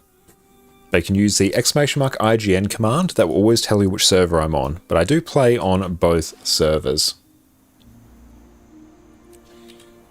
On Wednesday, we will be on the NA server. Jack Hollow Waypoint. Let's go Southwatch, Jack Hollow. Order of Whispers. An objectively better server. They all have their merits.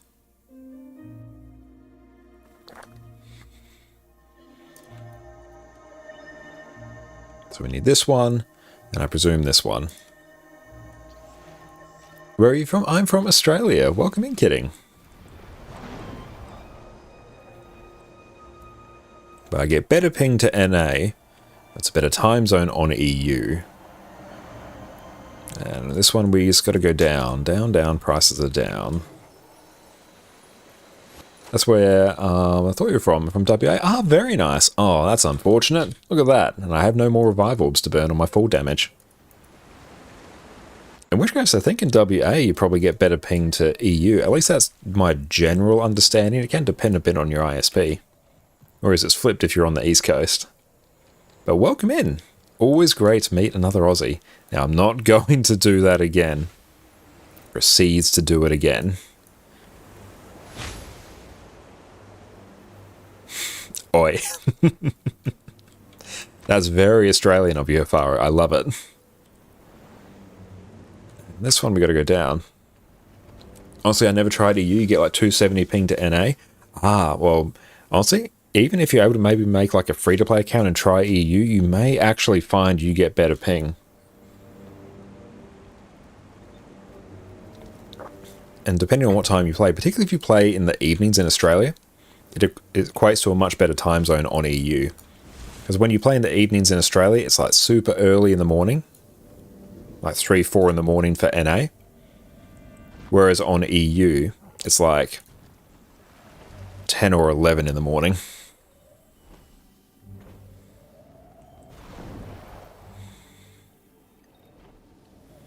I think this one... Oh, there it is.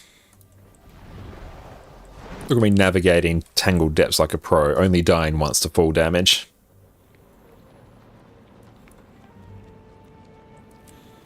And Draconis Mons. You play EU? I play on both, depending on which day. Do I have... There we go.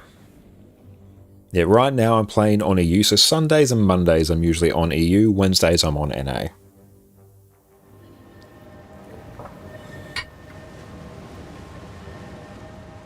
So I get worse ping to EU, but... Well, it says I'm 0 ping now. I am the server, but usually I'm around 270, 280. And I'm on 220, 230 if I'm on NA.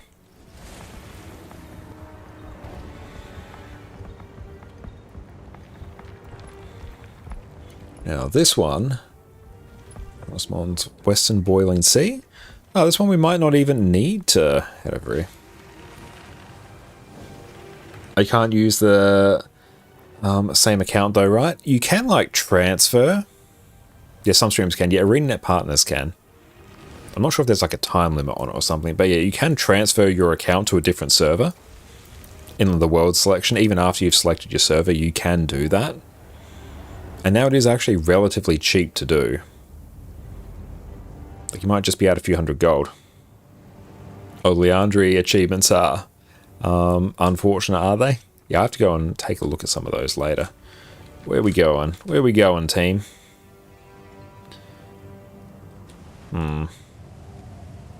Western Boiling Sea. Up? Or down? Over here. Here we go.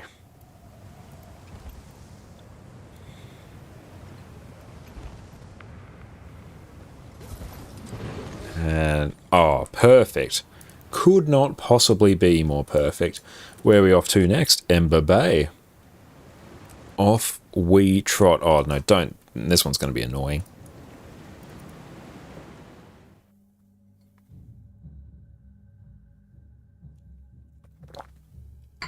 but not NAE transfer unless you're arena partner. I believe like you can still swap, but it will cost you gems. So if I was to come out to my character select here, come down to world selection, location Europe,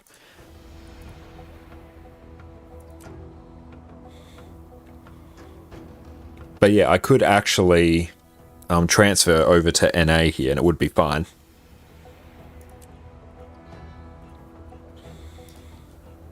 But this account stays on EU. It's great in our case having both. We can play with all our wonderful viewers. First transfer is free? Oh, nice. Definitely won't be doing it on this account, but still.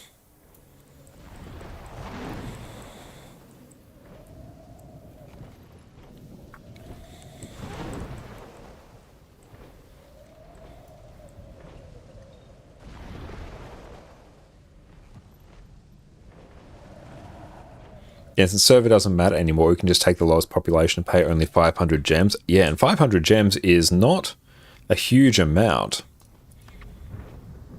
Currency exchange. Custom exchange. If we just did 500 gems, yeah, for 200 gold, you could transfer servers. That's not a lot. Oh, hang on, can we be a bit of a cheeky goblin here? There we go.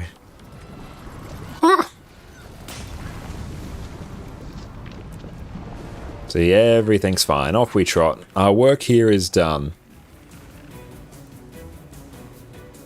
And Malcor's Leap. Oh, we have no waypoints, but where are we going for Siren's Landing? Oh, that's like all the way up there. Balthazar's Reliquary. No, we're still in combat. Oh no. Ah. Leave me alone, please. I thought you couldn't do that unless you're arena partner. I guess I'm wrong. If your arena partners can do it for free.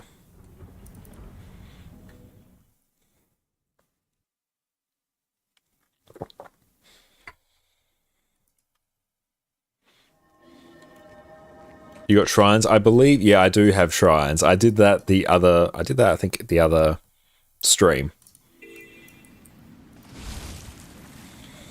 It's good. We've just got the map up on our other screen, so we can sort of just move between.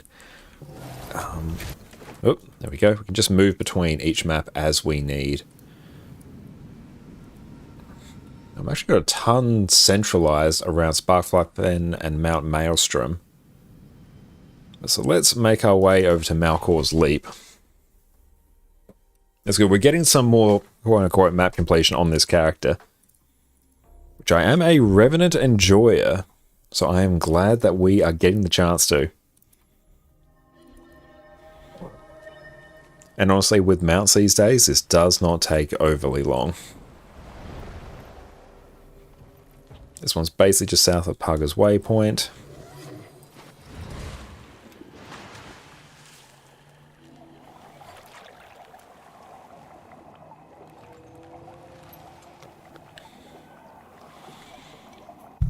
Auto run is fantastic.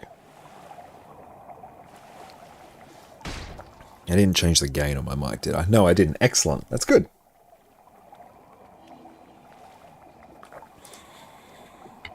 Like, we're blasting this. Look at it.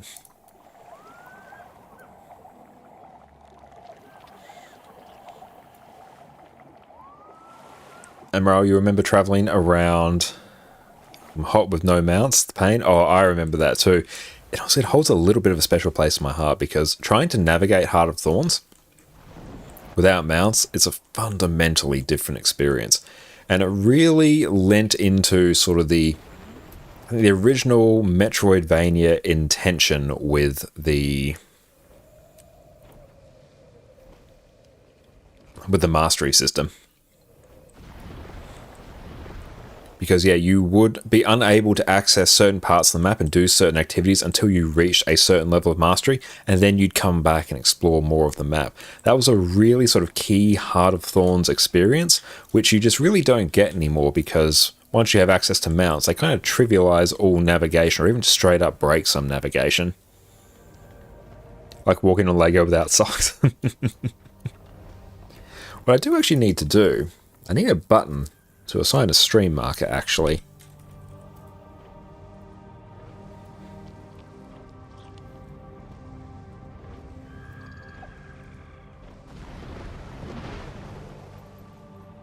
Yeah, honestly, I should probably just make that. Let's do that. Are we on display, actually? Let's find out. We are! Cool. Okay. Hang on, I need to probably hide something.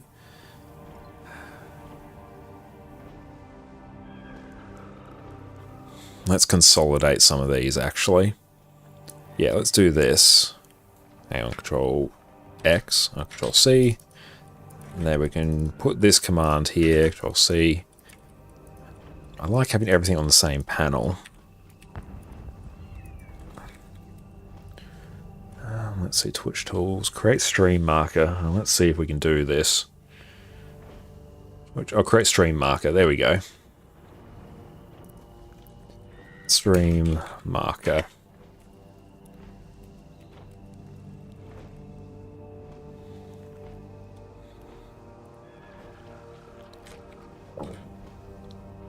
Perfect, okay. So now, let's see if that does anything. It says it did something. Make that easier for me to come back to later. But yeah, whereas now when you have mounts, you just completely blitz through harder forms, whereas before you had to wait till you got gliding, you had to wait till you got ley line gliding, bouncing mushrooms, adrenal mushrooms, the poison mastery. So it actually felt like the mastery system was really impactful when Heart of Thorns first came out. Whereas now, because you have mounts, you just straight up just cheese all navigation. The mounts are fantastic, but there was a special time.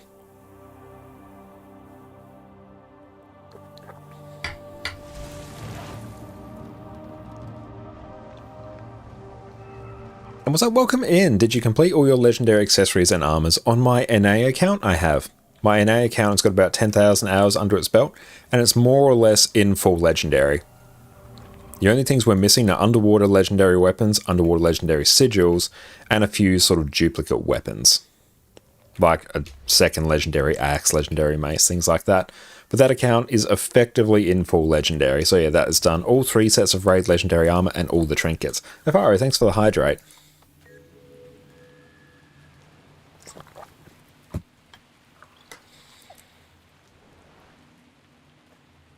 Now, this one, we want to hit up Spark, Fly, Fen. So the easiest way for me to do that is from the northern part of Straits of Devastation. And doing map comp without mounts is so painful. Oh, it is. You're getting map completion now, especially when you're following a pathing pack from Blue Shut. That includes mounts, is insanely quick compared to what it used to be. It's absolutely insane.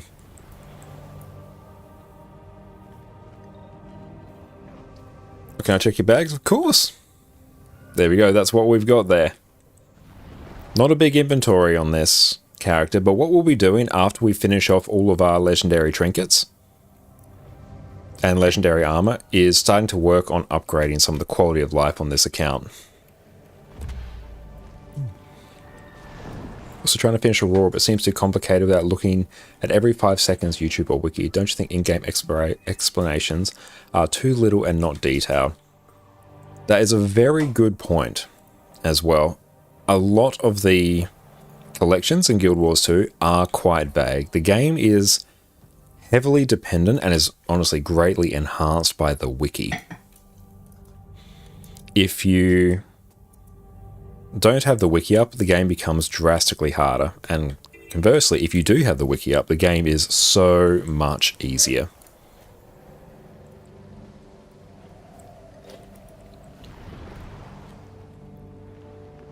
But like, a lot of the stuff that say I'm doing right now, I could probably figure it out without having the wiki open on my other screen. Like, here, go to a place in Sparkfly Fen, Shadow Cleft Hill. So I could just go to a character that has map completion and find where it is. And you remember doing the Sky Scout collection that markers all wiki? Oh, you're a braver soul than I. And especially that's one of the biggest tips that I have for new players is find the Guild Wars 2 wiki, bookmark it. Like, that is your most important resource. The single most important website for all of Guild Wars 2.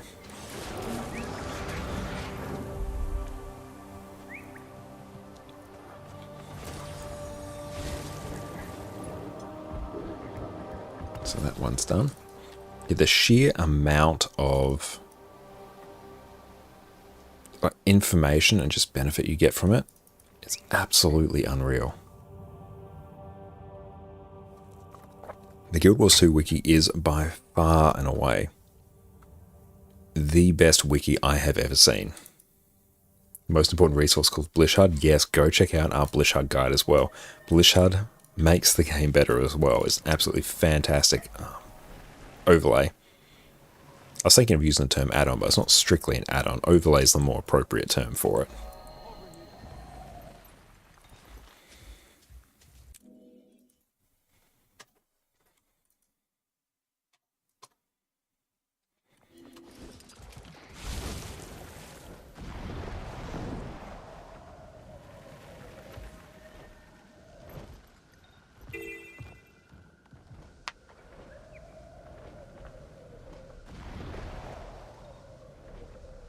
Now, here we are heading up to the volcano.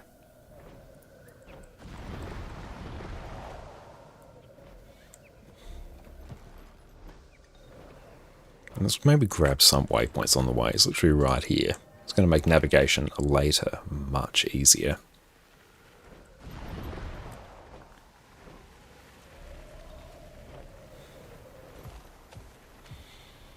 So this right here is an example of just how much mounts change your navigation experience in Guild Wars 2. If I wanted to access this volcano, I would have to go all the way around, go through the tunnels, or scale the entire mountain up the side of that vista there and then jump in. Whereas I can just straight up walk up along the side here and we're good to go.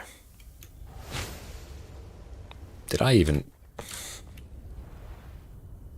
Oh, it's over there. Off we trot. Back up we go. It's active, may roughly kill you while it's doing it. And we got to get up there now.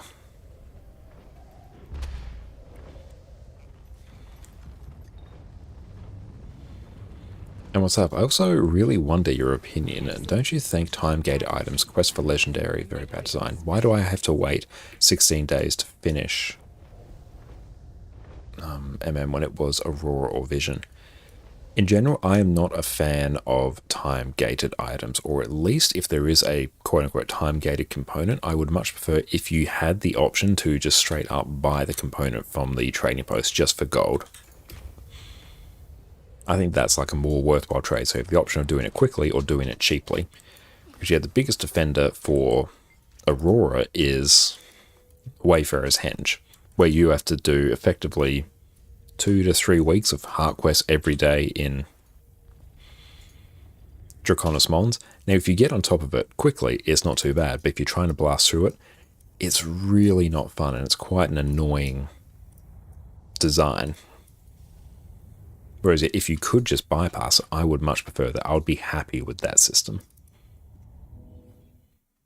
Now, generally, they seem to be moving further away from having time-gated components. This was much more of a thing in Living World Season 3 and Season 4. You can see it with the Skyscale collection as well. You get through Soto much less time-gated than the Living World Season 4 acquisition method is. The Aurora and Vision collections, they're a bit of, not a relic, but a snapshot in time of how Guild Wars 2 was designed, which was very different. They're a bit more lenient nowadays when it comes to time-gated items, which is great. I prefer that. But yeah, the trick with a lot of legendary trinkets in particular is to try and get on top of them as soon as you can. As soon as you think, oh hey, I'm going to do Aurora, maybe I should check the Guild Wars 2 wiki, the single most important resource in the entire game, and see if there's any time gates I need to be aware of, and stuff that I need to jump on straight away. Now, this is very much a case of do as I say, not as I do, because I know for a fact that I am working on open world medium legendary armor at the moment, and there is some big time gates there that I'm sort of not dealing with because of the limited time that we generally play Guild Wars 2. Like, I should be doing the Skywatch Archipelago and Amnitas metas every day that I'm playing anyway, so I can at least get that case of Captured Lightning, that particular key item you need 30 of to get your full set of armor, but I've been putting that off. Same with provision tokens as well. I could set everything up to have that done very quickly, but I've been putting it off. The Wiki's second most important, Blishard's most important. No, that is incorrect. Wiki is the single most important. Blishard is unfathomably incredible, but Guild Wars 2 does not function without the Wiki, which can be seen as a good or a bad thing. It's amazing that the Wiki itself is... The Wiki itself is so well maintained and so detailed, but it also means because of that, they do have leeway to make in-game explanations much vaguer and just rely on the fact that people will simply... trying to figure out where I need to go here. People will simply just cover for you. Imagine doing a legendary without a wiki. Yeah, doing a legendary without a wiki will take you like 3 times longer easily.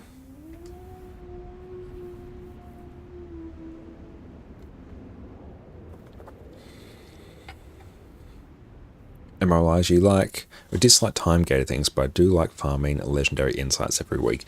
Yeah, in the case of legendary insights, I think it's a totally fine system. One, because the system of acquiring them, doing raids, is actually fun. Raids are some of the most fun content in the game overall. Ah, perfect, I need to go this way, this is good.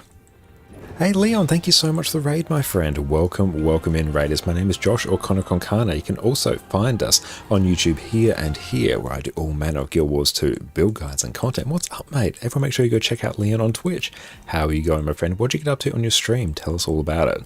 We're just chatting about the concept of time-gated items for Legendary. Yeah, and we're blasting out the last Aurora collection, so making great progress. So yeah, circling back to the topic about Legendary Insights, because raids are such fun content, they're rewarding content as well, so you're also getting progress towards your just general legendary acquisition by the sheer amount of gold you get and the ascender you get. It's a very fun, very rewarding activity. That doesn't feel like a painful time gate compared to Druid Runestones when you're dealing with Mount Maelstrom and Aurora. Those feel very different. And Liam, you made your first legendary armor piece yesterday. Oh, congratulations. Which one did you do? 100th day playing, decided to learn how to take Epoch meta and you won. Oh, hell yeah. That's brilliant, mate. Congratulations. How'd you enjoy the Epoch meta?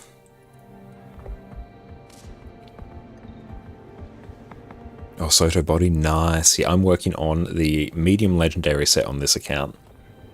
So it's going to be very exciting to get that done eventually. Surprisingly fun when it goes well. I find that's the case. When you deal with a lot of these big, long, arduous meta events, it's really fun if it goes well. It's rather unpleasant if it doesn't.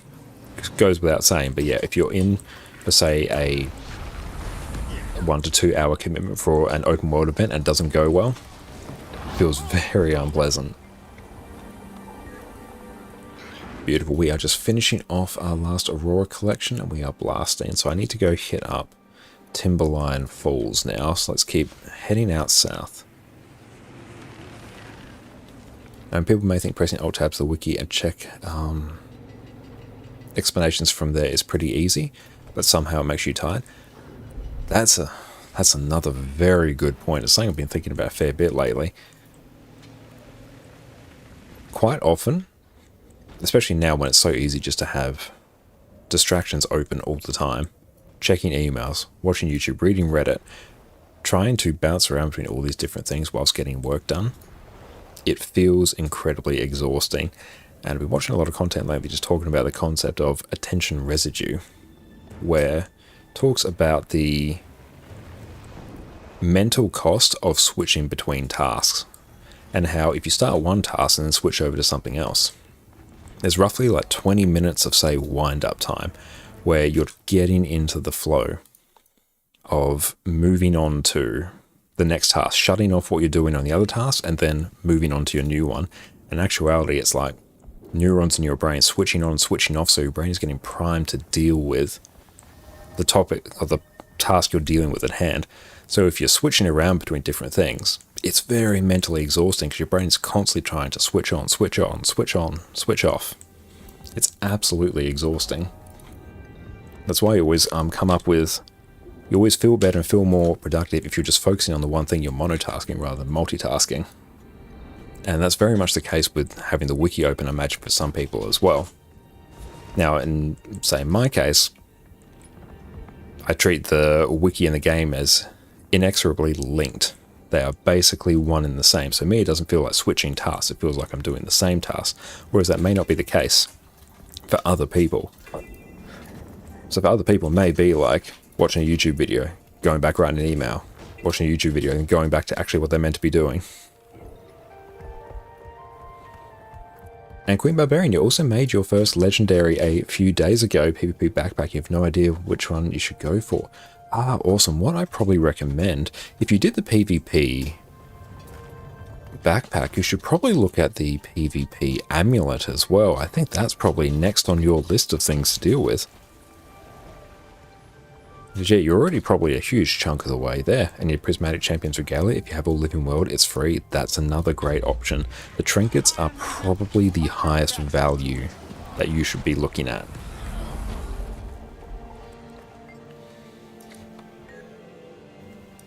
Beautiful, that one's done. Where are we off to next?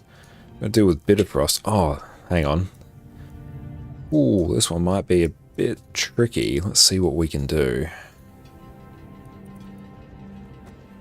Oh yeah, Hot and Path of Fire. Ah, nice. In that case, I probably recommend going for the PvP amulet. Armor and weapons last. Armor, I'd actually, depending, I'd recommend doing armor a bit sooner. The order I typically recommend is trinkets first, then weapons. No, scratch that.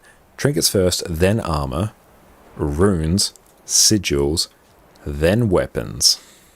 And then maybe underwater stuff if you're deranged.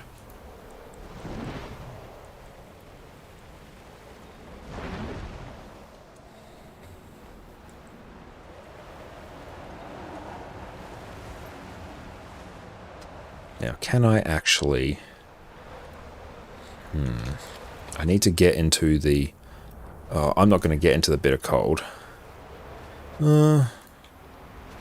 Maybe... Let's see. Just really don't want to do...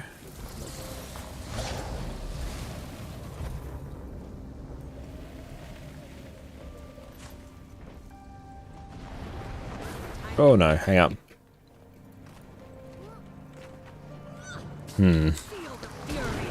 Oh. Got an achievement. You would say trinkets, armor, runes, weapon, sigils. That's fair. That's a totally fair one. Yeah, if you add raids to your weekly schedule, legendary raid armor isn't too hard. Yeah, a full set of legendary raid armor, especially your first one. I have to go and check the wiki. It only takes really a couple weeks. Like, it may be something like 10 to 12 weeks of raiding. It's not that much. And by that point, you're going to be so limited on gold and other materials anyway. So, yeah. And you can get legendary insights through other means as well. There's so many ways you can get it. And this one I'm going to need to swap over to Herald.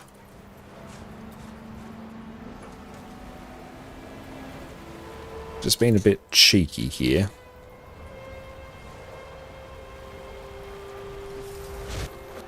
Okay.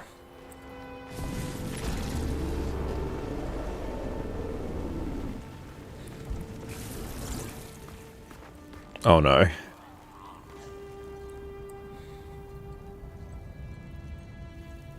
So we need to get up there.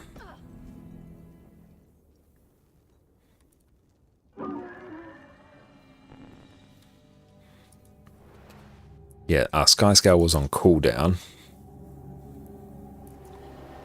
As shake it off, it's just gone. We will get there. And I have a plan.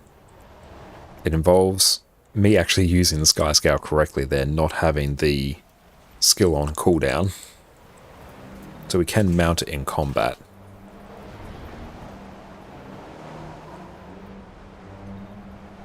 I just really don't want to do the Thor Elixir.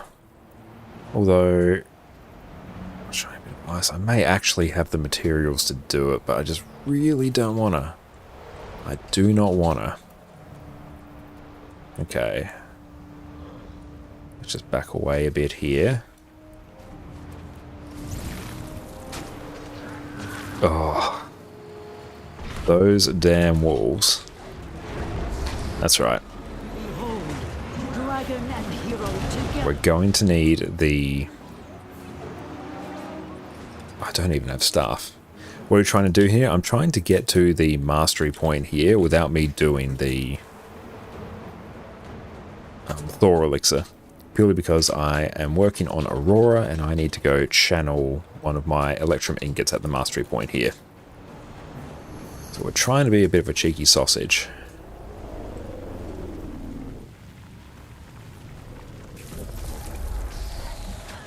Oh, how long is that cooldown?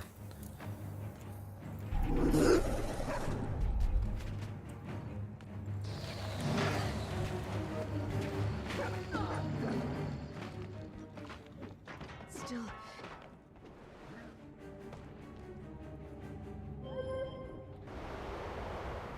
Would you say it's easier to get legendary armor from raids or open world in terms of time invested?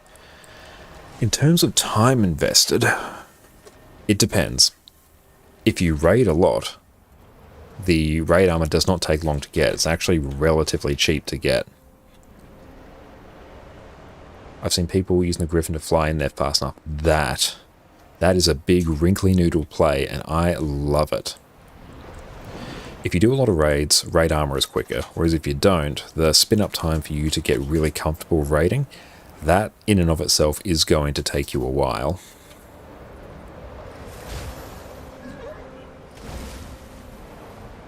Whereas if you don't do it, then if you don't do raids, then the open world stuff is going to be far quicker for you. Yeah, I need to actually find the door. Where is it?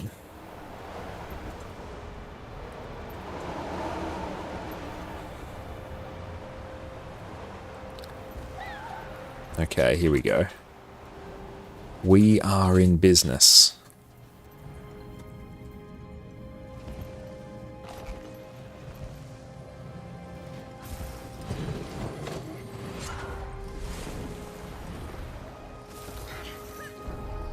Come on. There we go. We got it. You raise faster and cheap if you do raids every week and you need a group. Yes, you need a group, or you just need to be confident with pugging.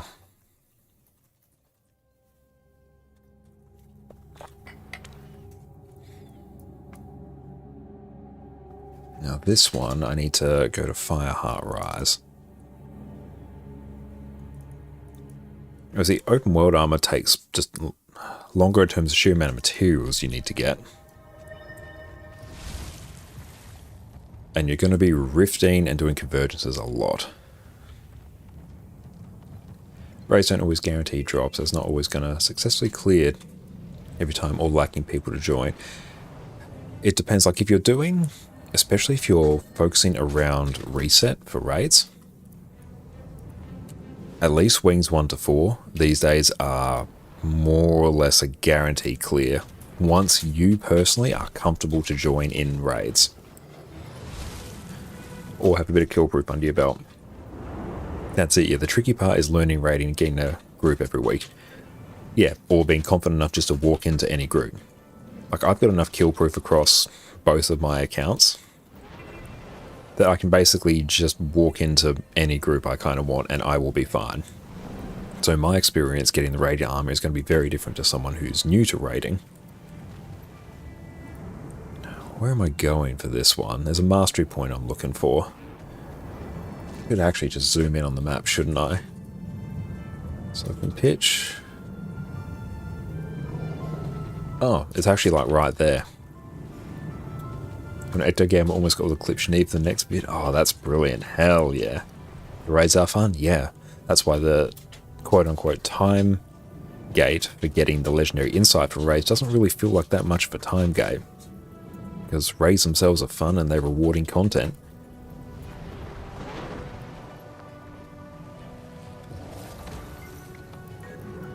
One more.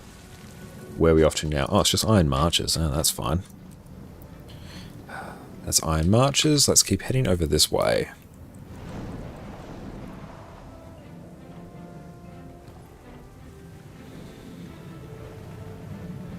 Oh, your friend did the whole PvE heavy set at once. Honestly, doing the whole set at once is kind of my preferred way to do legendary armor. It feels so much more rewarding. That is how I've done it every time I have done legendary armor. Oddly enough, except on my EU account. On my NA account, I would always just wait until I had everything and then do the entire set at once. The reason I do that is because the actual cost for legendary armor is actually not that high. It's actually not too dissimilar just from a single legendary weapon for a full set. And yeah, I'm hyped for Wing 8 as well. That's going to be awesome.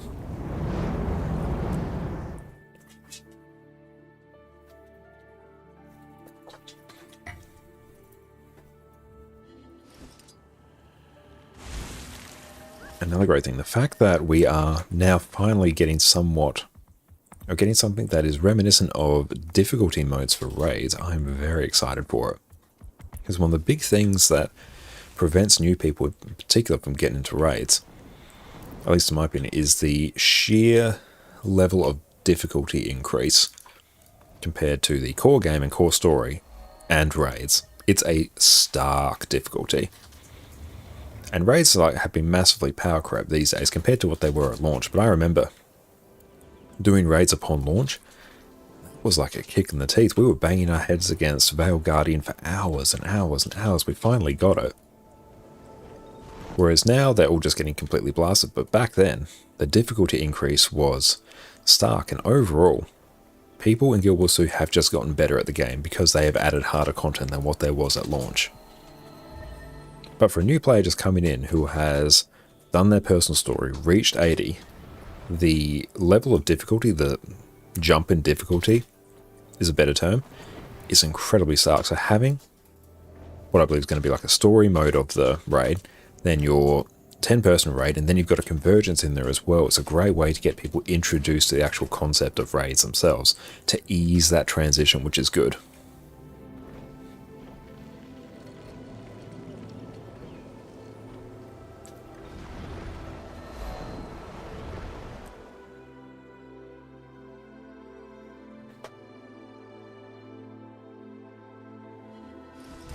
Yeah, I cannot wait for the expansion. Why did I go here? I completely left the map that I needed.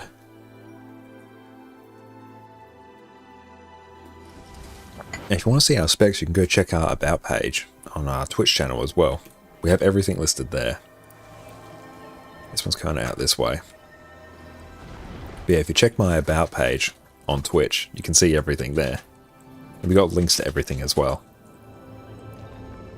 You're going to relax, got 2 weeks vacation from work to gaming? Hell yeah, Heisen. Enjoy your time off. You deserve it, mate. And look forward to seeing some of your amazing content. Everyone go check out Lord Heisen on Twitch if you haven't already. You owe it to yourself. It is the right thing to do.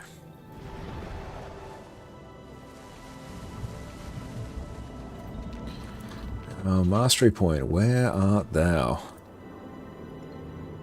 Viper's Run. Is that Blaze Ridge? Champion Shield? I think I'm missing something. I must be. It might be here. Oh, Twitch, forgot you have one. Did I say Twitch or did I say YouTube? No, guys, go check out Heisen on Twitch as well.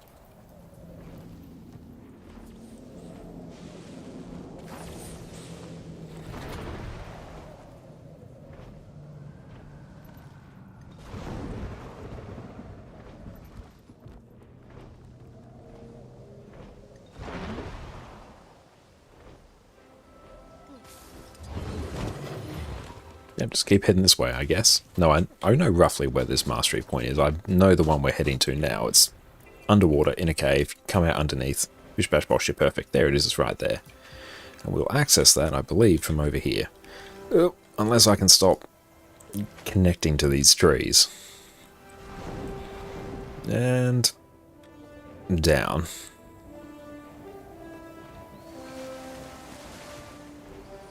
And this will be everything we need for Aurora.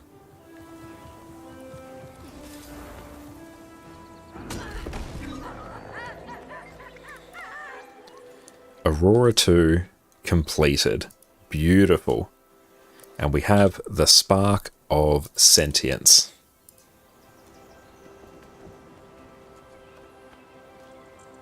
Oh, can you add me in guild, please? Unfortunately, I'm not like a leader in necessarily any of the guilds that I'm in. I am simply a member. And my guild here is just my personal bank guild to store items and transfer them between an account. Mavidia, thank you for the standing desk as well. Up we go.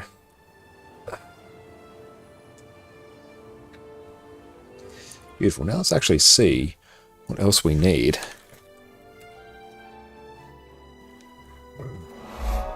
Alright, thank you for the follow. Appreciate you, mate.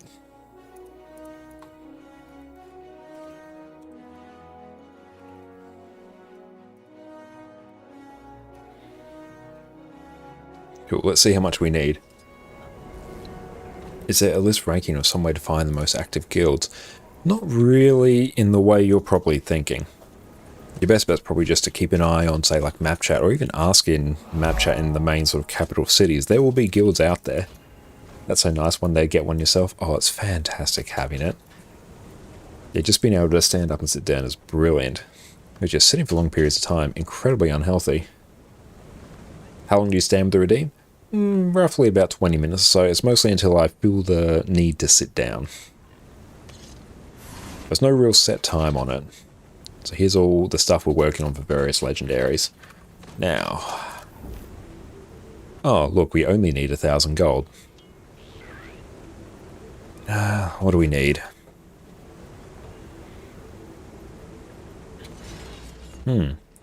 More winter berries we need. It's actually not that much.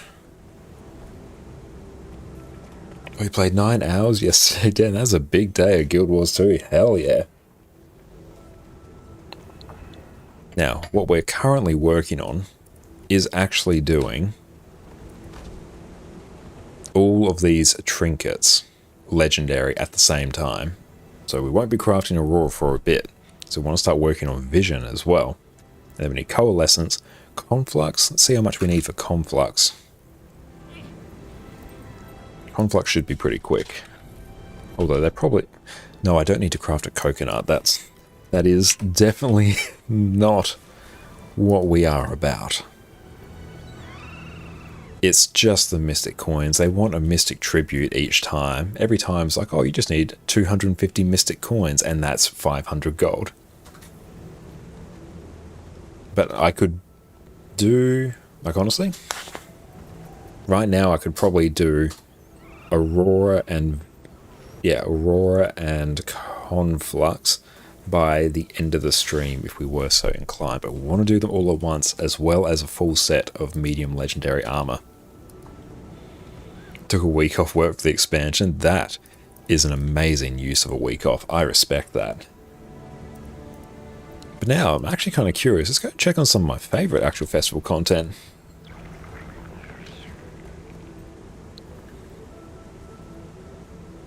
What's up? I really want to see how fast you progress with all these 4 legendary accessories since you're way more experienced than you. Oh, thank you. I appreciate that. Now, one thing to consider is the fact that we will basically just be doing it entirely on stream.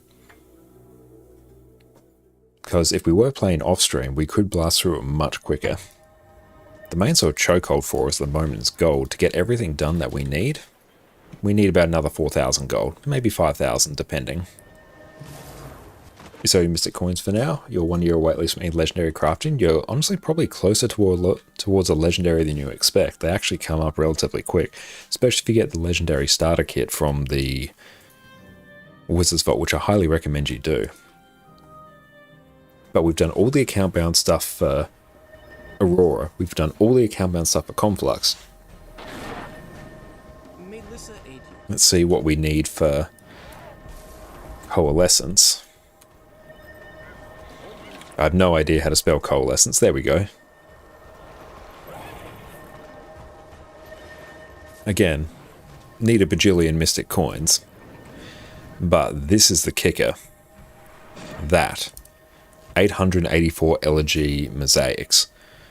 Those I need to do a ton of legendary bounties. Pinata, which I do need to check to see when the Pinata event is up. Because that is very quick. Let's see, when is that up? That is not up until about 9:30, 9:45. So that can probably be about the last thing we do on the stream. Now, let's see if I can remember how to do Churai Ossa. Oh cool, we got festival tokens. Sweet. Do I have to buy tickets? Let's go do that actually. I probably need to do that first. And here, let's just go straight over to Shiro, because we're not messing about. Oh, come on, let us. There we go. Gauntlet ticket vendor, this is what we want.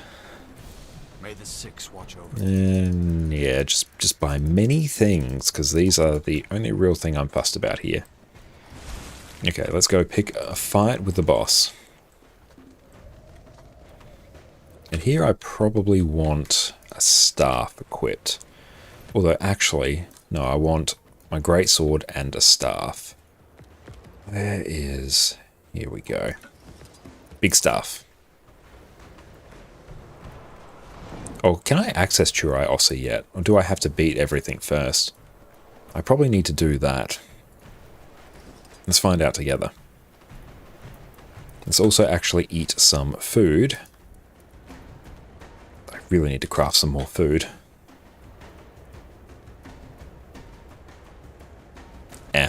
Food is a crutch, and we will not rely on it. Special competitor? Oh, Churai Ossa. Okay, quick. Let's talk. I could outrun a centaur. Coming fighter. Back for more.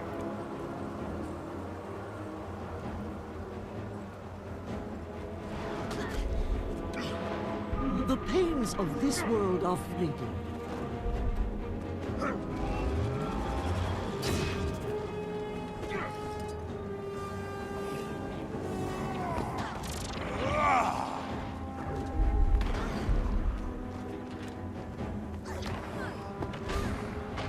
Ouch.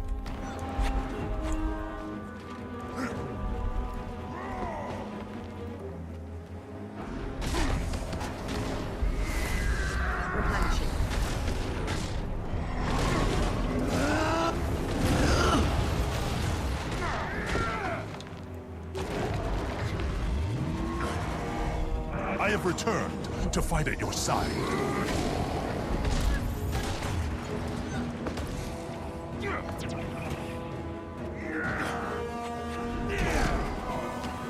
It has been too long. Allow me to act.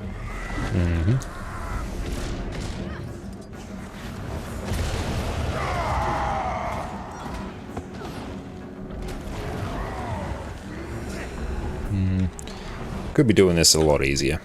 But this is working.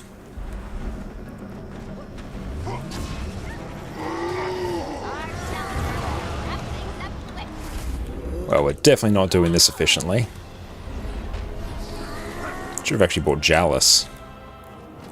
Hey, PD, thank you so much for the raid, my friend. How are you going? Welcome in. Oof, this is unfortunate. I want it so bad. Thank you so much for the follow. I appreciate you, mate. Thank you, thank you. You're an absolute legend. You Scourge's fight. Oh yeah, Scourge is going to make it way easier as well. Hang on. But beautiful. Welcome in, Raiders. My name is Josh or Konokonkane. We are just blasting out some Queen's Gauntlet achievements right now. And honestly, having a bit of a rough time on it. Let's just go and blast here. Oh, just save Jalis and Thunderhead Peaks tonight. Oh, hell yeah, nice. But yes, everyone go check out the wonderful Perfect D on Twitch. And yeah, how has Guild Wars 1 been treating you? This amulet can only get Agni resistance on it. Amulets you can't put Agni resistance in. Is crafting the weapon not better than gear first? It depends. In terms of like what is most efficient, not necessarily. but it's a very easy way to get sort of introduced to legendary crafting. You're insanely lucky and got a glob of Dragon Void Aether from Zephyrite box. What's the best way to sell it? In that case, you're probably looking at going to the Guild Wars 2 Overflow Discord. That's where they'll sell a lot of big ticket items. Welcome in, Sticky Nate. How are you going? Thank you so much for coming in. Let's finish the Factions Guardian title. Love you some Cantha. Nice. I am glad. Welcome in, Apple. Now, let's actually maybe go over onto the actual solo-y build. Welcome. Cerebral Radiant Light. Now, let's start here. Okay, quick. Let's talk.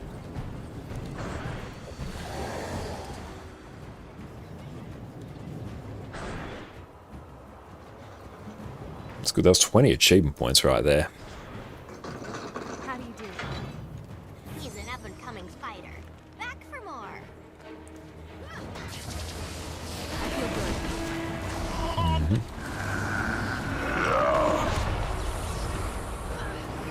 good. Oh, that one hurts. So we have to dodge the deadly spin. Apple was doing the best, dragging you through it all. One more achievement to get 50 out of 50 Hall of Monuments. Requires doing 16 more hard mode missions with bonus interior. Very nice. That I really just need to burst down way quicker. Can I CC this one? Immune to immobilize effects. We can probably just CC like immediately.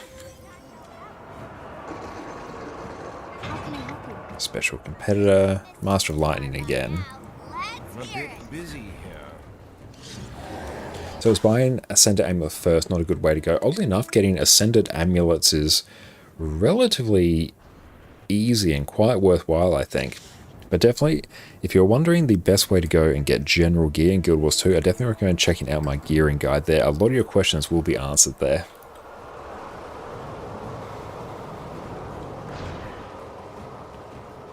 I could probably blast a ton of this in Chrono as well. Malix would be quite good here.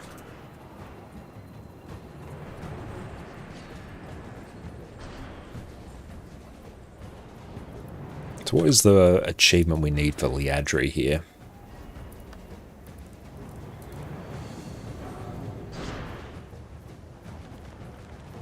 The third tier of the Queen's Gauntlet. Not easy peasy. 1 third tier match with 5 active Gambits. Nice. Light of Darkness. Defeat Liadri after doing 8 orbs. Easy. There's like a ton of AP here as well.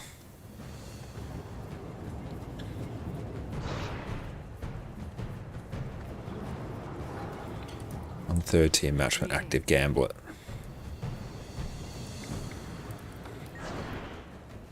Our challenger better wrap things up quick.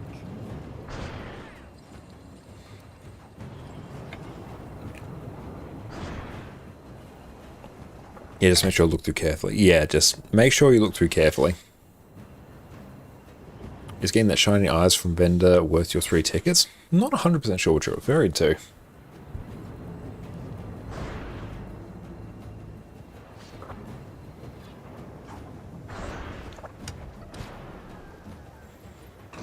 No, we're not putting in like the best performance here.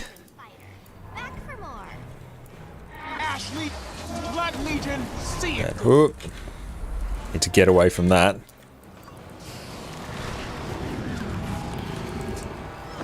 Ooh, that one's...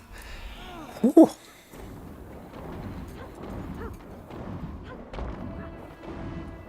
Yeah, that one hurt. Master of Lightning. You need to mobilize. We honestly just need to start blasting immediately. You want to go after Ad Infinitum, but you're scared. Do you have a step-by-step guide? I don't have one, but there will be one on YouTube. Or there will be one somewhere on YouTube. But let's go again. Actually, no, I might remove me from... I already queued up. We'll stay on this one. Also, just keep blasting away through fractals, and you will get it eventually. And really, you want to be like all the way up at tier 4 before you can honestly actually get to the point where you complete it as well. It requires a lot of fractal currency. Maybe we just go Herald.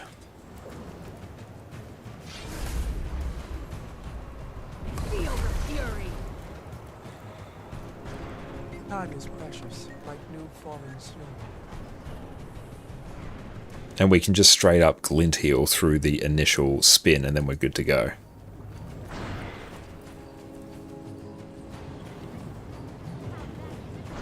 Or make our exclamation mark legendary for legendary guides. We will have to go through and make some legendary guides eventually. Are you going into tier 2 for a few days and complete tier 2 soon? Nice, that is brilliant.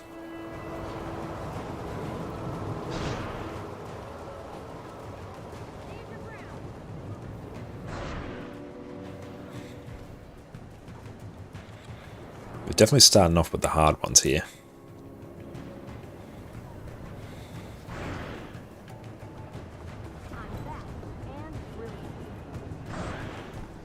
Our challenger better wrap things up quick.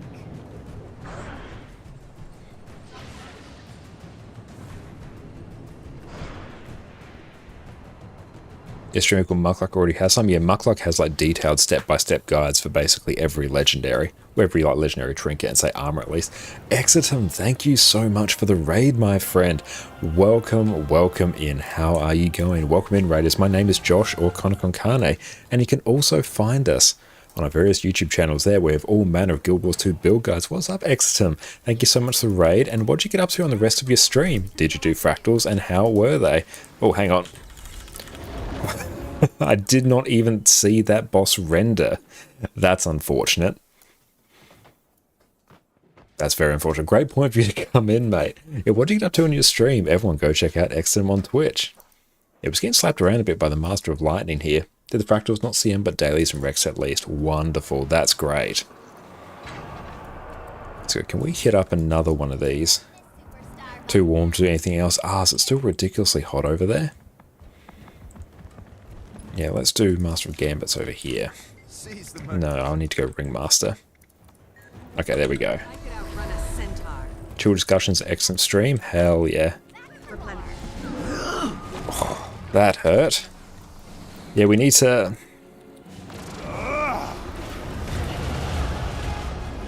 We must rise and return to the fight. This one's going a bit better now. You avoid the initial burst and then you're good to go.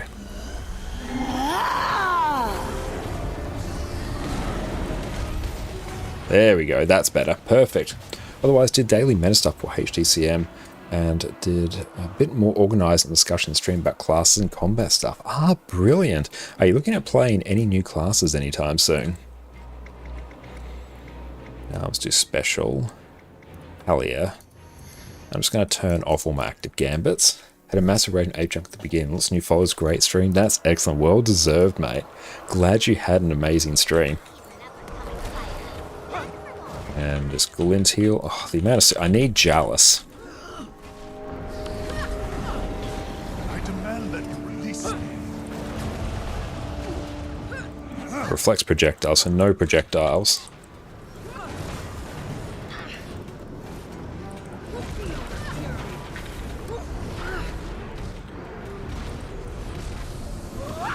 Need to actually pulse some quickness is what we're doing. And then succeeded. Perfect. Bit messy, but we got it.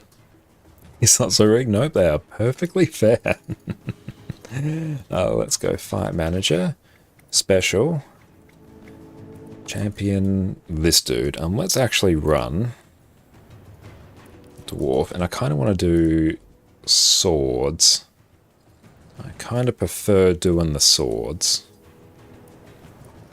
Then here, let's maybe run. Yep, that's kind of fine. I'm happy with that. Here we can probably do Incense Response. And let's do... So let's do this. Seize the moment. He's an up-and-coming fighter. Back for more.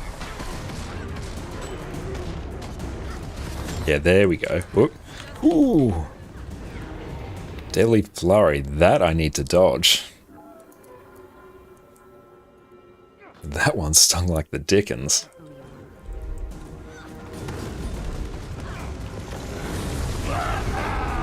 Glint heal through it. There we go.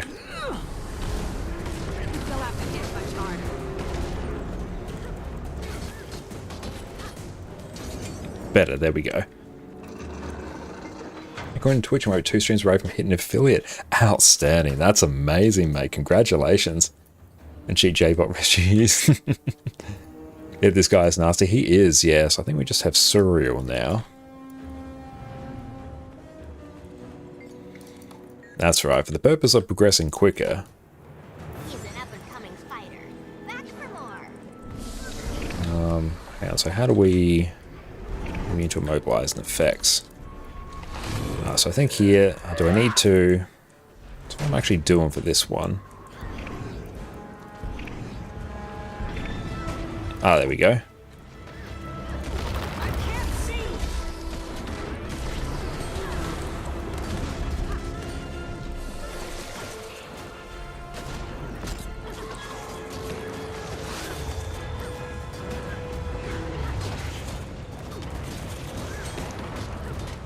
We did amazing today on HTCM, got giants done more than once without wiping. That's really good.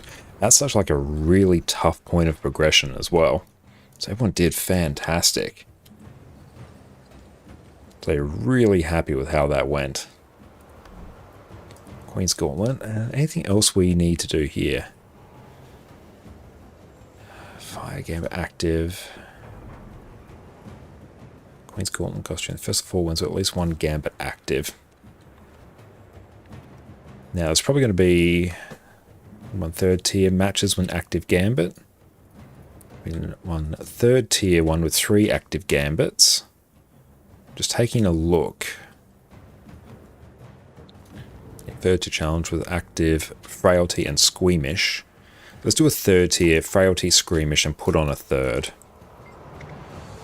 Best Aura Infusion, cheapest. Cheapest is probably the... Well, the cheapest one I think is the best. Probably the Ghostly Infusion. Yeah, I'm thinking it's probably that. Frailty. Seize the moment.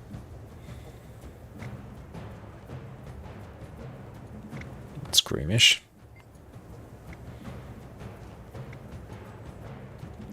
Here we go. Live well. And who am I fighting? So Fight Manager, let's go 3rd tier. Oh, hang on. Let's just do 1st tier.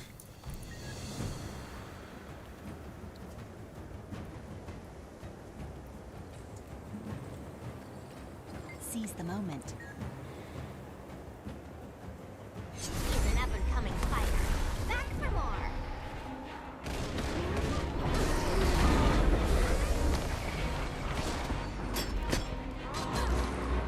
Dodge that.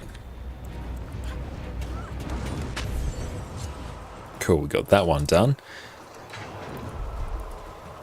So let's actually just turn these off. Skill Guild was 2 Cosmetic Infusion. Yeah, there's a ton of them there that you can look for. 2nd tier. Oh no, hang on. I need to challenge ones I've already done.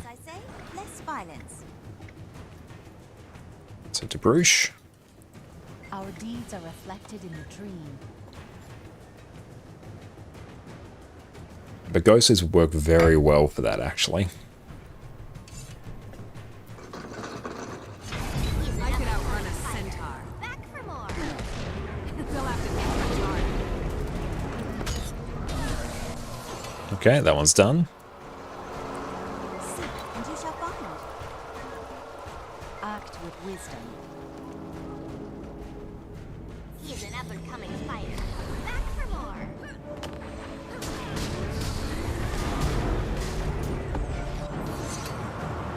One day we get a Frost Legion infusion and go all the Frost Legion char look. Hell yeah, I approve of that look. Our deeds are reflected in the dream. Yeah, Queen's Gauntlet is honestly really fun. And vulnerable while Blazing Light's active.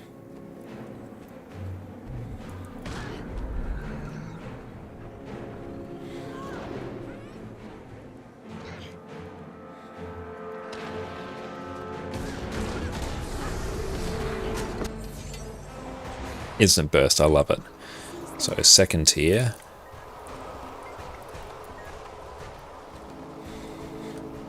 He's an up-and-coming fighter. Back for more.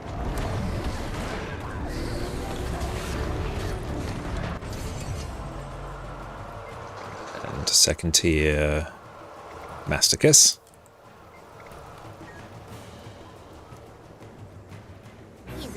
So he needs to get to Orbs Grant Player's Blood Rage.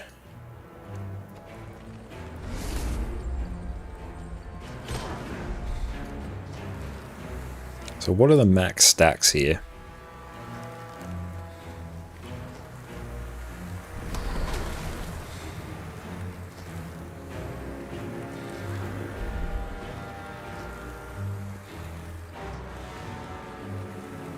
So I need to beat him with max stats for an achievement. And grab 10 for the achievement. Okay, we're at like 13, 14, 15, 16, 17, 18, 19, 20, 21, 22, 23, 20, oh, that's 25.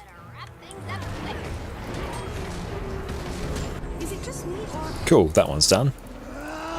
Many things, much success. Second tier Sazlin. He's an up-and-coming fighter. Back for more. Oh, lethal fire ring. Okay. Can we just straight up glint through that? I think we probably can. I could feel the fury. Our deeds are reflected in the dream. He's an up-and-coming fighter. Back for more. Ah. Glint wins again. Oh.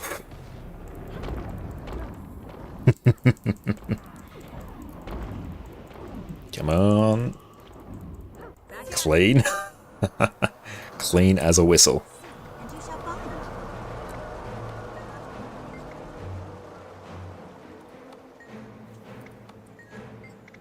Second tier. Act with wisdom. He's an up-and-coming fighter. Back for more. Go after.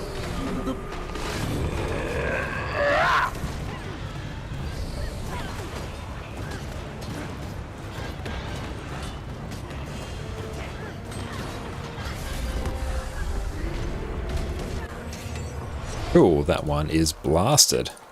Do you recall me? Excelsior. He's an up-and-coming fighter. So subject 7.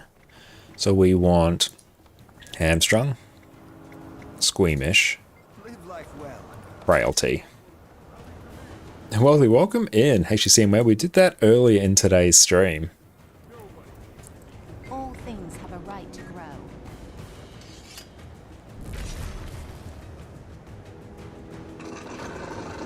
His competitor continues to impress. What can I they could do outrun now? a centaur.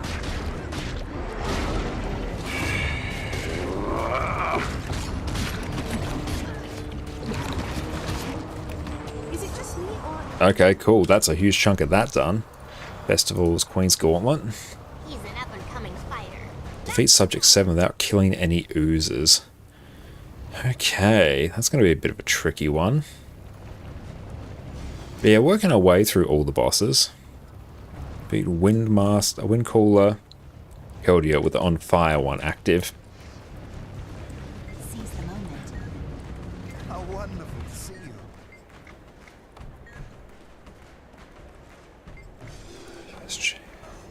Oh, Heldia, nice. Easy peasy. It has been too long. Allow me to act. This competitor continues to impress. Can they keep it up? Cool, easy 5 AP.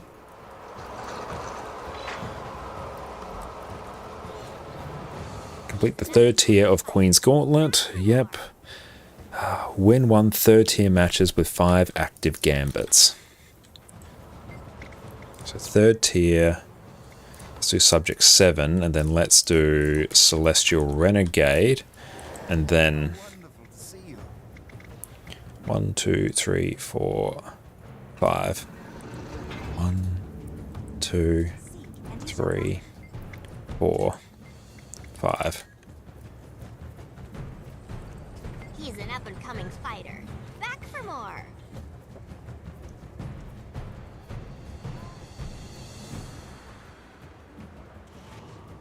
Honestly, the Queen's Gauntlet is probably one of my favourite festivals.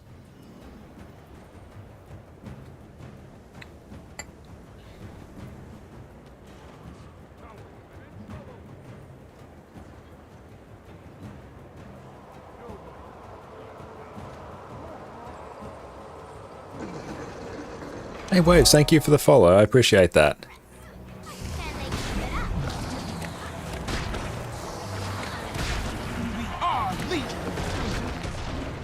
Ooh, that one hurt.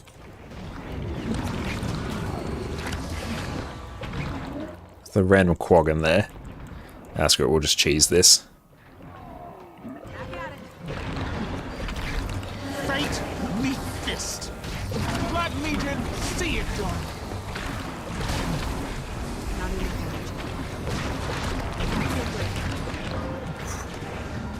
Many things that we can rally off here. Meant fair, we got to go that one again. Just have to follow you, just some ooze positivity, dude. Thank you so much, I appreciate that. And Electron, thank you for the follow. Let's do that one again. Oh, hang on. No, I don't want to do that one. I want my gambits back.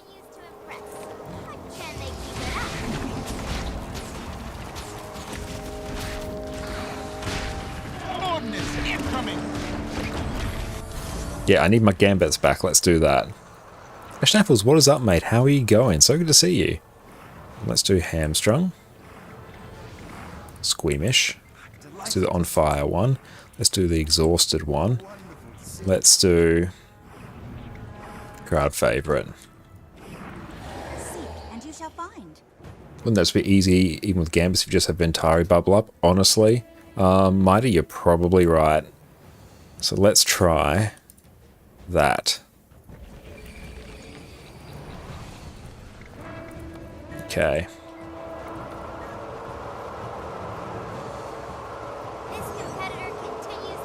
Oh, Deadeye Dunwall, no! It's the wrong one. No, we might be able to just straight up do it though. Let's see.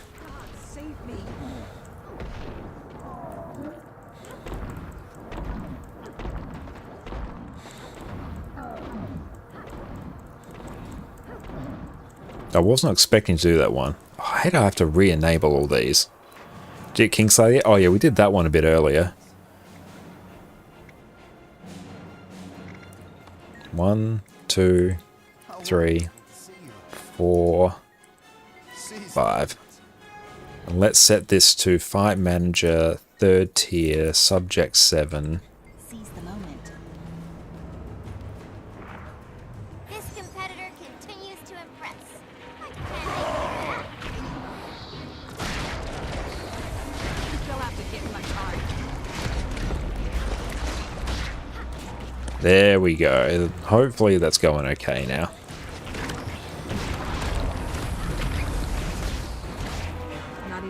Whereas Subject 7's out there.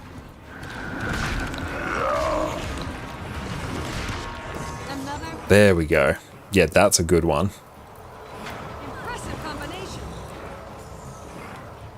Okay, so all my gambits are off now.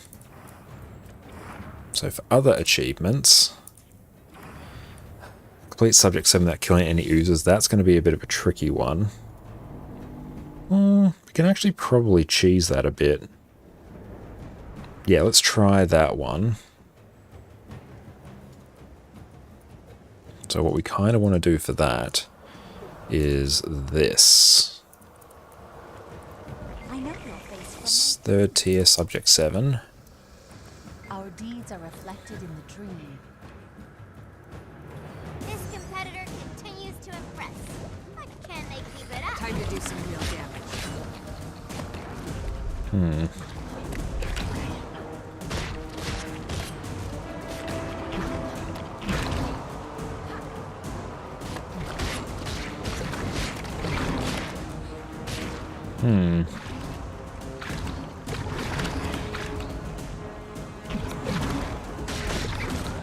Hey, I'll turn off auto attack.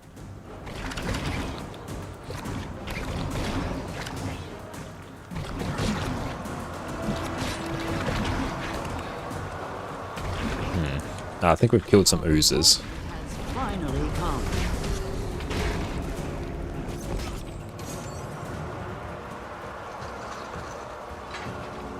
It's probably actually, hang on. We might be able... Hammer is just a one-target weapon, I'm pretty sure. Do I have one? There's a hammer. Let's put that on staff. Number of targets. Striking foes in its path. Okay, we should be able to make this work. Light manager, 3rd tier, subject 7.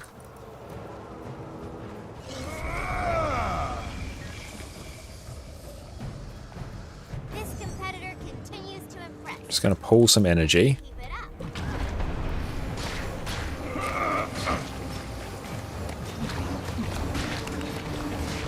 Oh no, hang on.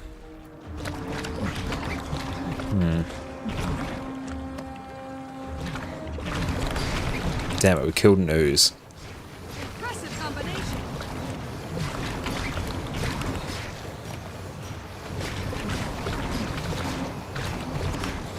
What will be the best overall single target weapon that doesn't pierce? More violence, I say. Less violence. Short bow. Yes. Like to challenge 3rd tier.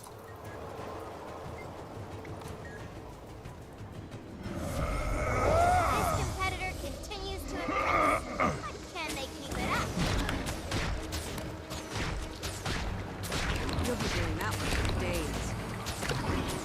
I don't think I'm hitting anything else. Maybe if I go this way.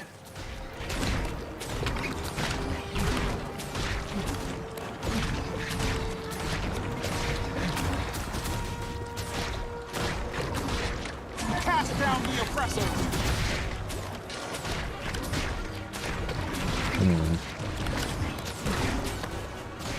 Yeah, ooze is dying. I need to Condi bomb harder at the start.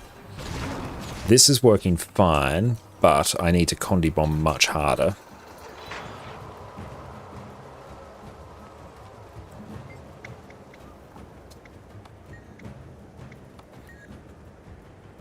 Act with wisdom. This competitor continues to impress. But can they keep it up? Fury. Oh, hey, no, we did that wrong. We should have done it a different way. Yeah, we need to do that earlier. Okay, so no, we've got the path now. Now, let's go 3rd tier. I think we can make this work. I don't have any tickets. Oh, nonsense. Oh, actually, hang on.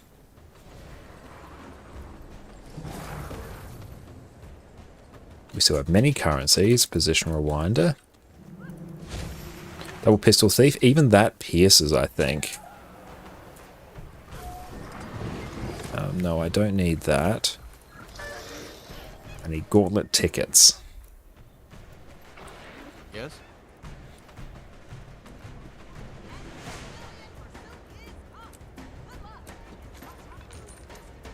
Oh, damn it. We did the wrong thing. Would this not be easy with thief daggers? Yeah, I think it would be. Because, yeah, thief daggers don't hit more than one target. But also the annoying thing is I have a few thieves, but they're all parked places where I don't want to move them from. So let's go 3rd tier. I think, yeah, I've got a play. Got a big wrinkly noodle play. Condi bomb at the start. This competitor continues to impress. But can they keep it up?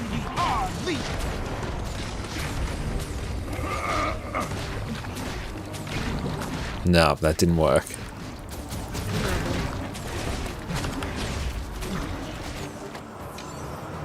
Maybe we'll create more space. Yeah, I need to pull it, which is oddly like thief.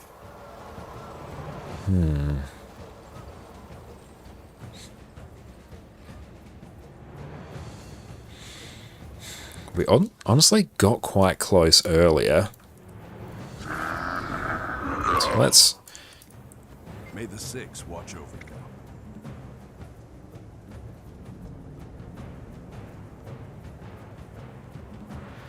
Third tier. Let's go. May the Six watch over you. This competitor continues to impress. Can they keep it up? Ah, as soon as... Man, if I can stand right in the hitbox. No.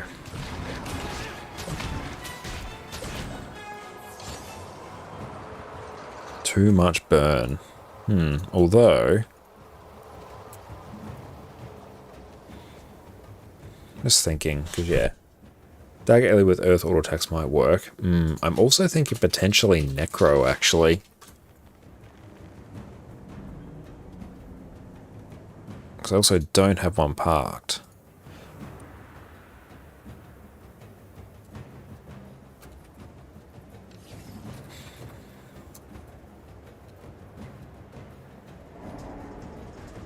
So I don't want to swap things. Hang on.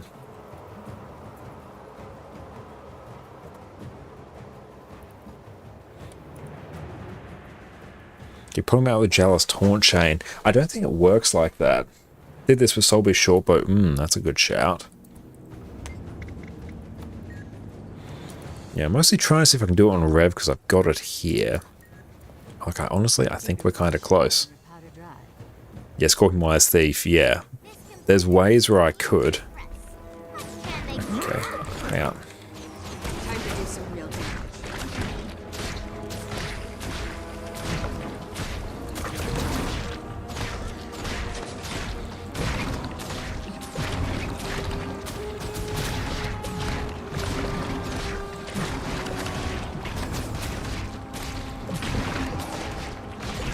We can just get the angle right.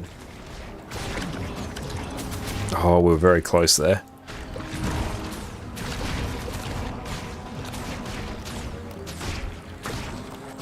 Do I just do this on something else? Hang on, let's actually... I'm just going to pop this here, these here. What is currently not parked?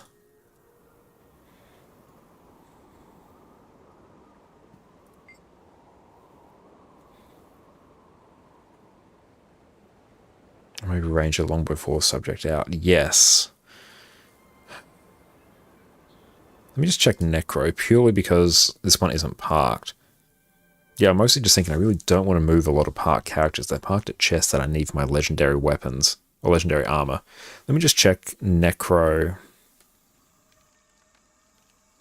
Bleed and poison your foe. Okay, I think I should actually just be able... Can we even straight minion master this?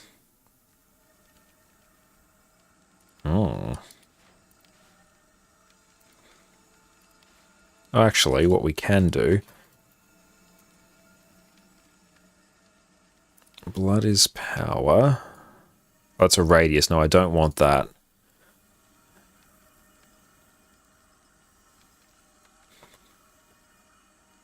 You know what? Let's just do this. We might even just be able to straight up tank it.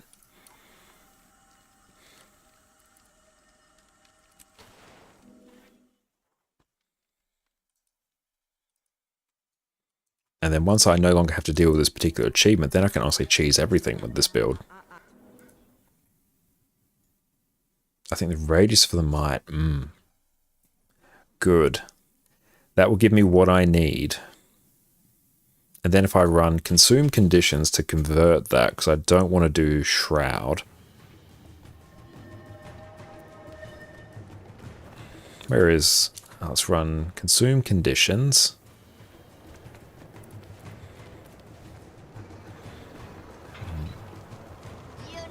Conditions convert to boons. Let's do that. Actually, let's do this. And Signet of Spite as well. Yes.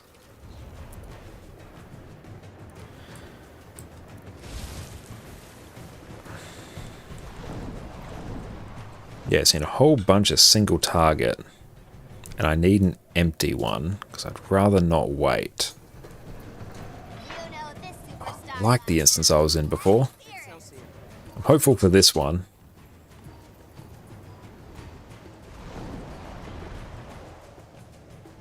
Oh, damn, it's not empty. Damn that draw distance. Oh well, let's Ringmaster. Nope, I need Fight Manager, 3rd tier. Alright, let's go. Oh, we're in. Perfect. This competitor continues to impress. Can they keep it up?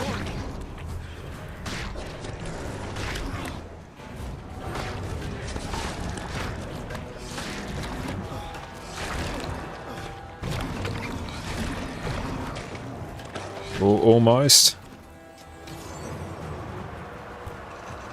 That was it. That was the play. That's all that work, we just go and do that. I love it. Oh well, we're on this one now. Light up the darkness is fine. Meatless murder. Okay, so this one we can actually just do this. It's Chronomancer, perfect. So let's run Darkness, Suffering. There we go. So I like to do 3rd tier competitor Deadeye now. In terms of everything else, I think we're fine. Oh, wrong one.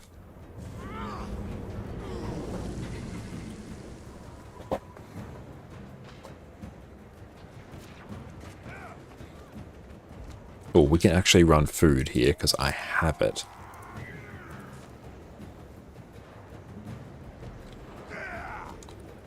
Our challenger better wrap things up quick.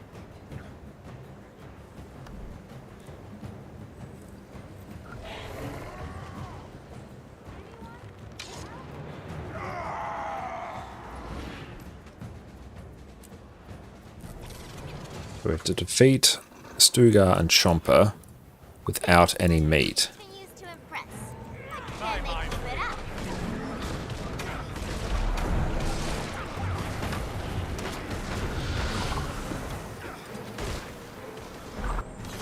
Cool, easy. Hey, Faro, thanks for the hydrate, my friend.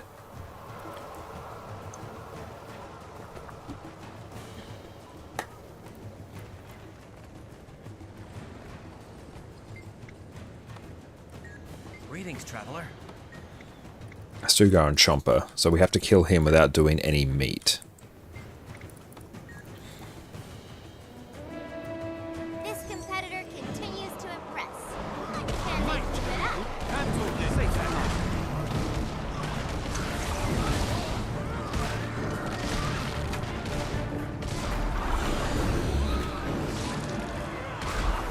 Cool, he's dead. I assume he didn't get any meat. So the meat's still chilling there.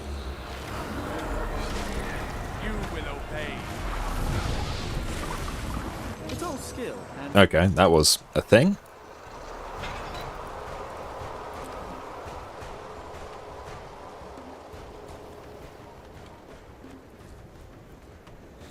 May the Six watch over you. You know this superstar by now. Liadri now. You look like a tough customer. Liadri, I have to do it with 8 orbs for an achievement.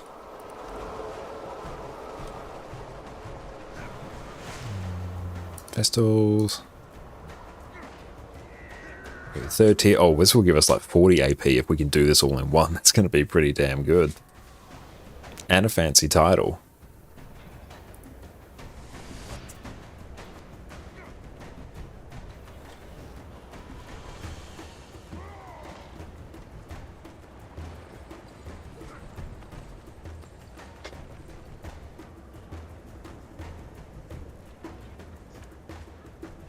How's our friend here going? remember correctly, the pattern of the white circles on Landry depends on which arena you fight here in. Ah, okay, well that's good to know.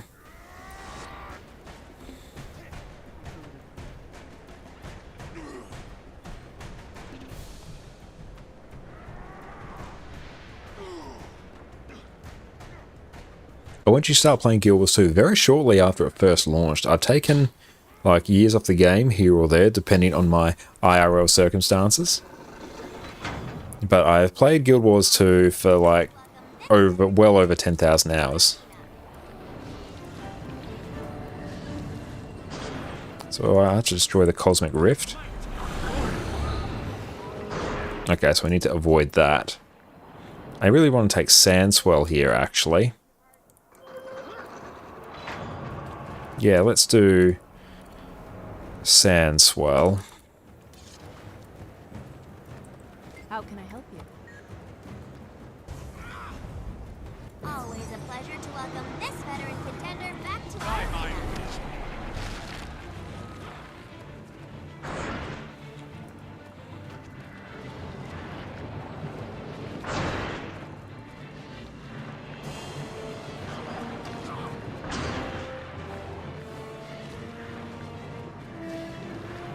Back to dust, my minion. Did I get her?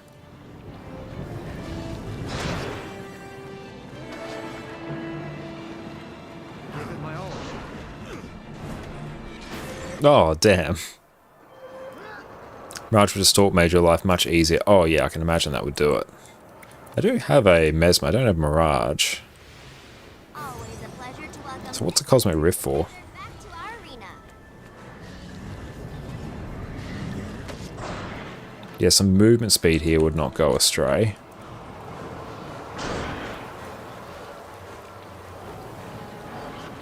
It's one.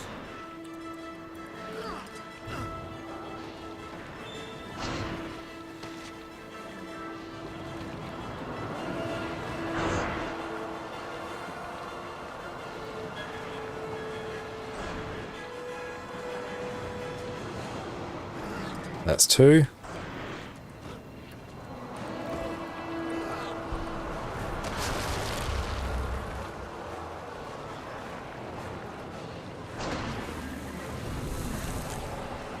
I feel furious.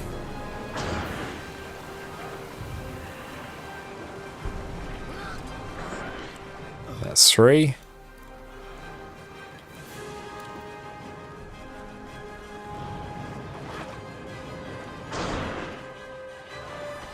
Ah!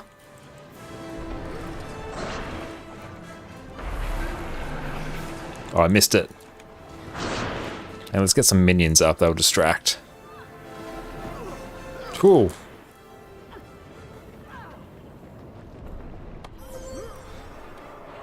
Oh, the rift pulls you if you don't destroy it. Excellent. That's good to know now. Let's honestly just get like a whole bunch of minions up.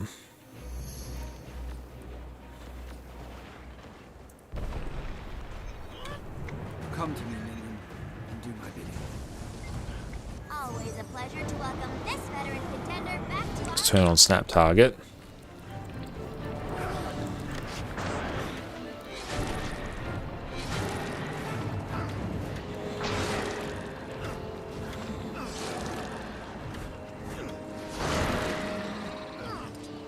One.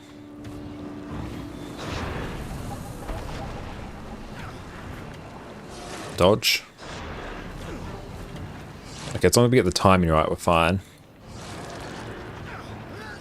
Two.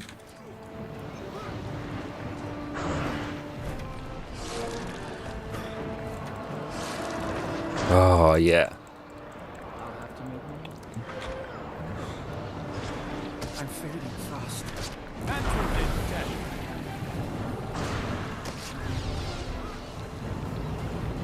And dodge. Oh, we can fear. Nice. It's three.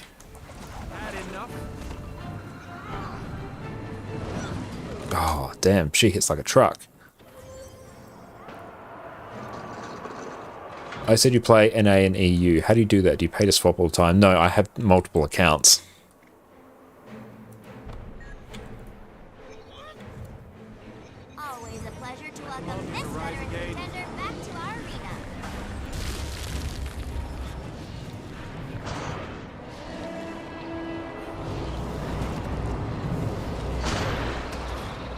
damn, yeah, the minions actually don't really do anything.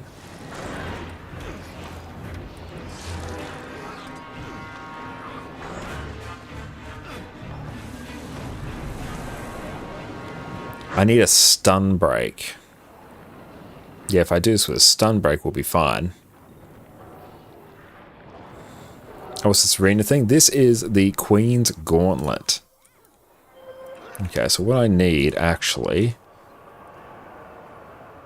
Spectral Walk for stun break. And here...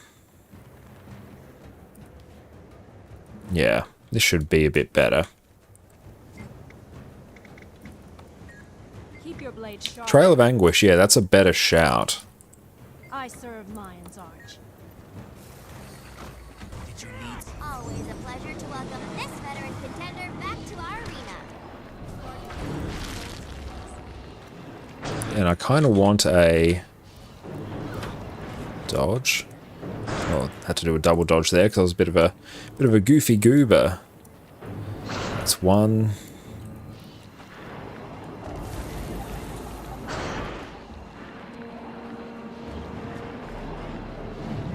Oh, no dodge. That's what happens when you don't have a dodge. Can I actually cheese this? Oh no, very sad. You know this superstar by now. How are we sitting in terms of... Oh, we've got like many.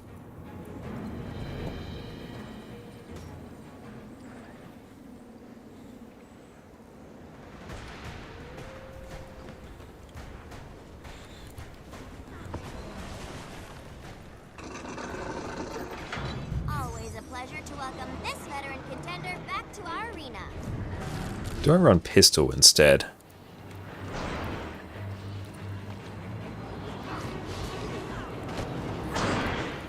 That one hurt. Come to me, minion, and do my bidding.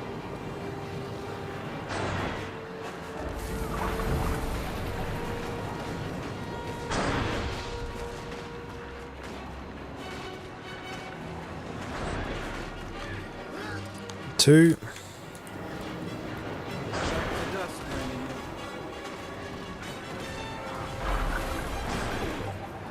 Ooh, that one hurt.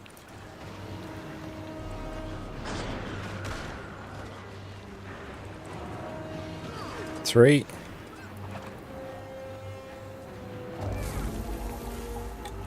Not enough energy.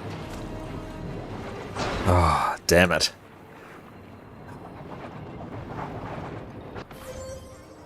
Yeah, this is a tough one.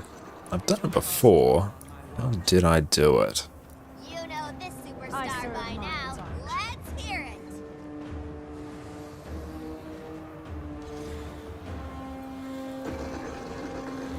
I need more pulls. Actually, Scorpion-wise, Thief is just going to be the best shout for this, isn't it? Just have to get used to the dodge timing on those, and then we're good.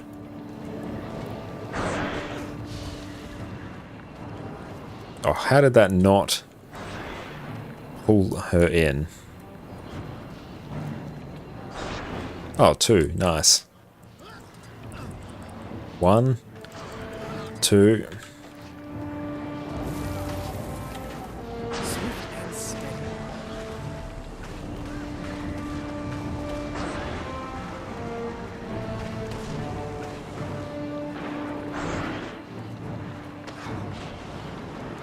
Oh, damn it. We got two. So I need to use Trail of Anguish when the orb appears, then I can just go deal with it.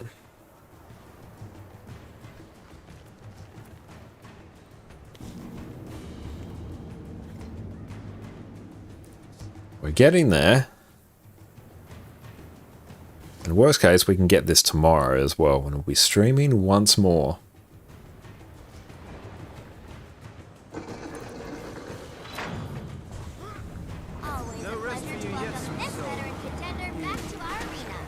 What's that? Oh yeah, Mirage with focus. Even honestly, Chrono with focus would be hype. Oof. Yeah, actually, let's do that. Let's get Mirage. Well, I don't have Mirage, but let's get Chrono. Hey, Soul Sucker, thank you for the follow.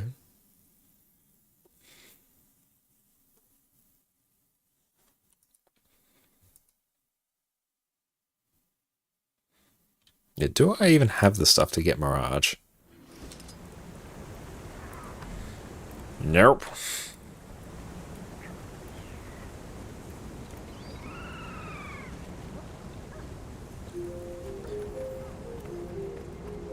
Ah, Soulsucker, it was great to meet you today as well. And yes, definitely looking forward to doing some of the walks in the future, mate. Thank you so much. It was great hanging out with you today. We're just going through, trying out some of the festival content in Guild Wars 2 and getting a little bit stomped on by this boss at the moment. We're trying to do an achievement for it where we basically have to survive long enough, collect some orbs, and then kill her. Which is proving to be a little bit of a tricky sausage. Bess, how are you going today? And how was the rest of your day?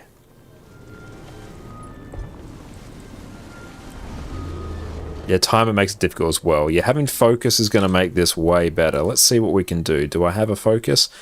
That is heal chrono, not what I want. I want... Where is my focus? There we go. Got it last second. Yeah, with focus, this should make it a bit quicker. And fourth, you got home from a week's holiday. Anything you should hurry up and do in Guild Wars 2? Probably do some of the festival content if you can, because there's a lot of achievement points, and you get a lot of astral acclaim as well.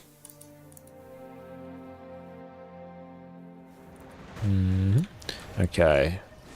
I hope you're enjoying the If I can get back up there quickly.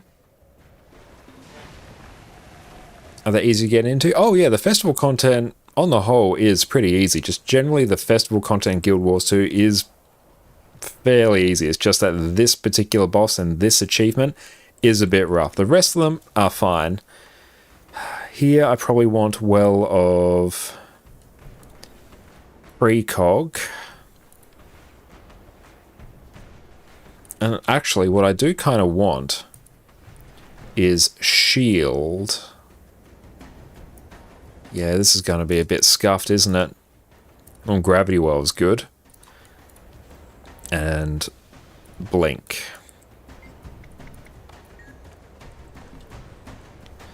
Fight Manager, let's go.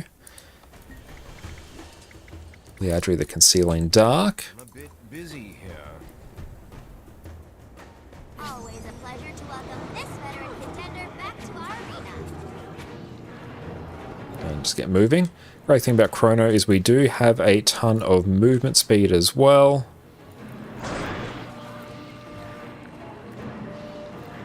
I also need...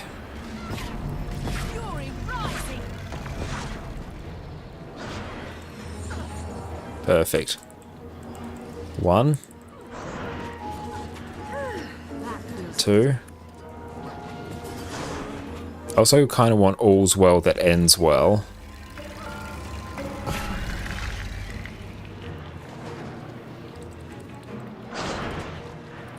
So I need more healing. And then Leadri gets cracking there. Okay, let's actually just try and go for the kill, and we'll deal with the actual achievement tomorrow. Where's all's well that ends well? Give me a bit more healing. And then we should honestly be able to blast pretty quickly. It's the fact we're trying to push it to 8 is what is giving us the problem. Let's go hit the Cosmic Rift. Oh, if we keep moving, that kind of deals with a whole bunch here. Blink.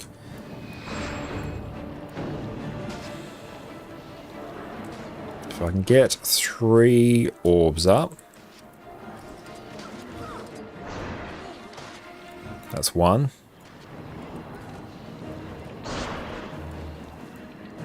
So I want to get a whole bunch of peeps in this. This will be 2. Let's give ourselves a well. And we can do this actually.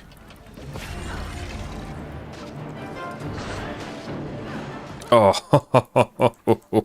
that was rough. Hang on. Let's sort of cheese this. Oh, damn. Okay. Very close. We honestly just need to wait until 3... Do I want to run a mantra of recovery for extra healing? Probably.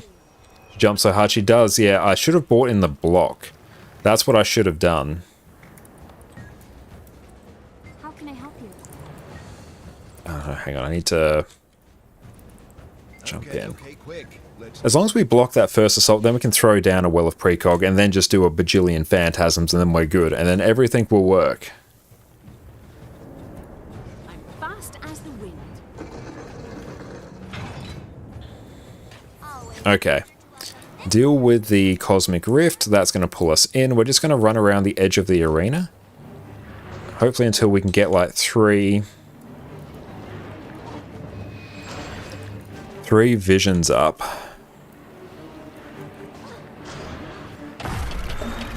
And then if we can just pull them all in.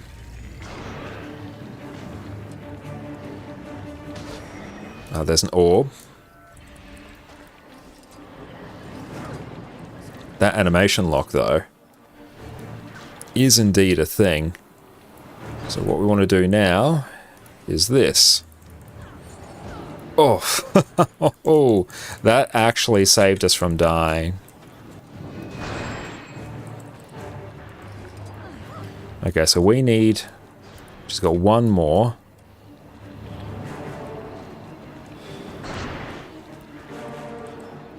Okay. Oh, we need to distort. We need to distort. If we can do that, then we're fine.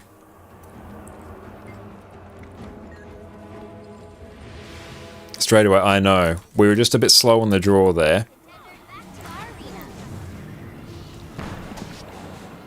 No patience. No, she does not fuck around at all. Yeah, I need to honestly get some clones up. And then start blasting. And then I can get a big distort. And once I do that, then I should be fine. Okay, if I can...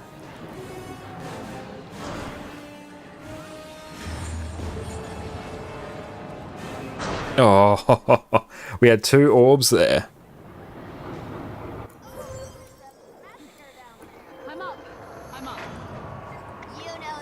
No, I don't need that one. Wait, we'll find someone to raid out to shortly.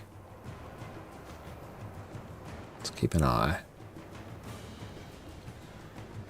Cool, we're in. I don't like Mantra of Recovery. Oh! Instant pull. Instant pull. Hang on, let's go again. Nothing but patience.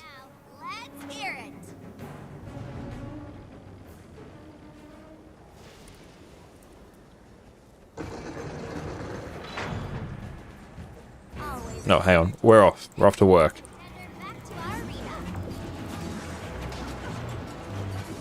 It actually pulled our clone. Nice. Okay, what we're going to do preemptively, we're getting 3 clones up.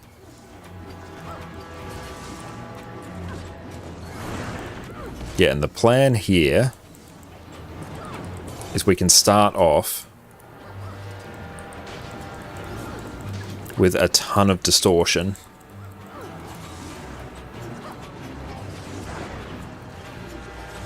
So I want to try and group all of these up here.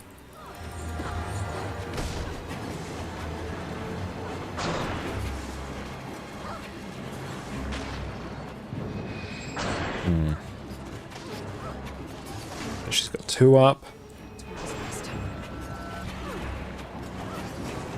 Distort. Dodge. We burnt our distort.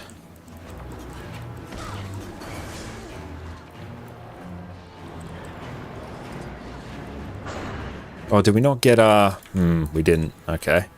Let's pop this here. Oh, nice.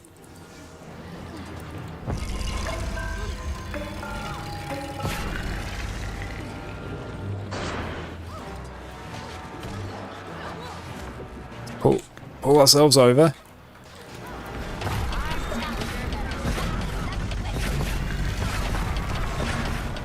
dodge and get a block. Oh. Clones seem to work better than minions. They do, yeah. And one more. I don't love this. Yeah, it was much closer. Honestly, actually on Vert, we'd kind of have a pretty good time. Okay, quick. Let's talk. And percent, thank you for the follow. Oh, back in business. Oh, that's nice.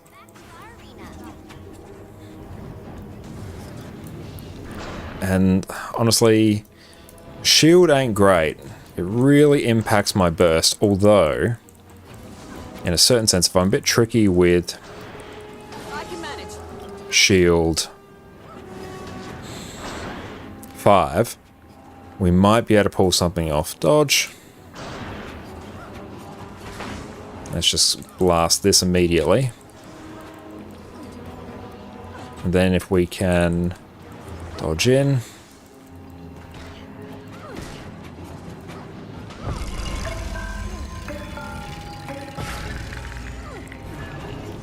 Oh, unfortunately, we're probably going to have to leave that one here today. We'll have to pick that one up tomorrow because, yeah, it's been a very big weekend here so far. Jess and I have been out for 2 hikes this weekend, so we are absolutely fried. So, let's find someone to raid on out to. Let's keep an eye. And Corvus, thank you so much for the follow. Appreciate that. Let's just apply a bit of a filter here.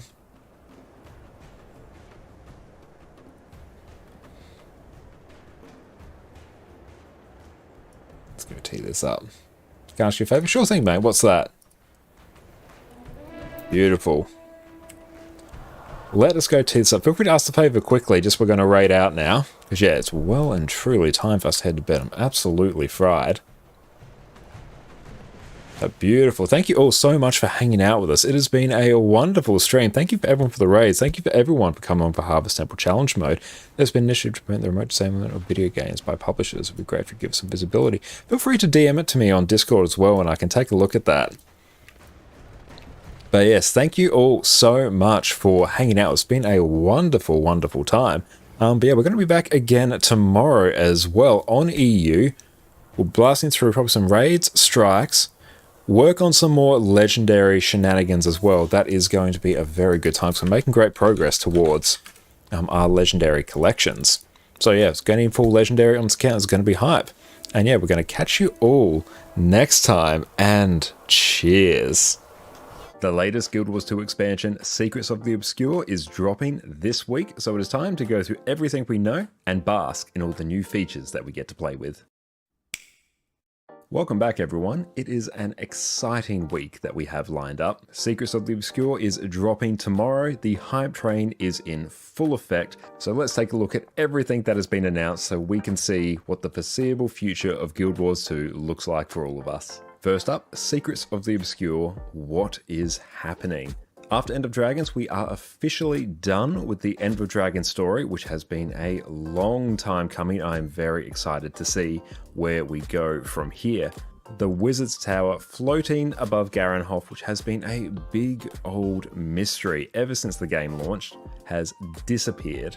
And the entire town is now completely scuffed. We also have the absolutely adorable race of creatures, the Cryptus, coming out of the mist, who I am sure come with nothing but good intentions. On top of that, we also have the Wizard's Court and the Astral Ward, who have apparently been looking out for Tyria for the past 1,000 years, finally revealing themselves to us, as the adorable Cryptus are now everyone's problem. Personally, I'm very excited to see where the story can go now that we have finished with the Elder Dragon story. They have all been bopped on the head, and now it feels as though we have a whole wealth of stories that ArenaNet can finally touch on, given that we are no longer bound by having to deal with one Elder Dragon after the other. A lot of my favourite content in Guild Wars 2 has been outside the Elder Dragon story. The story in Raids is absolutely amazing. There are so many wonderful side stories out there, so I am very keen to see where the story can go from here. In terms of new locations, we have a fairly small selection of maps at launch. We have the Skywatch Archipelago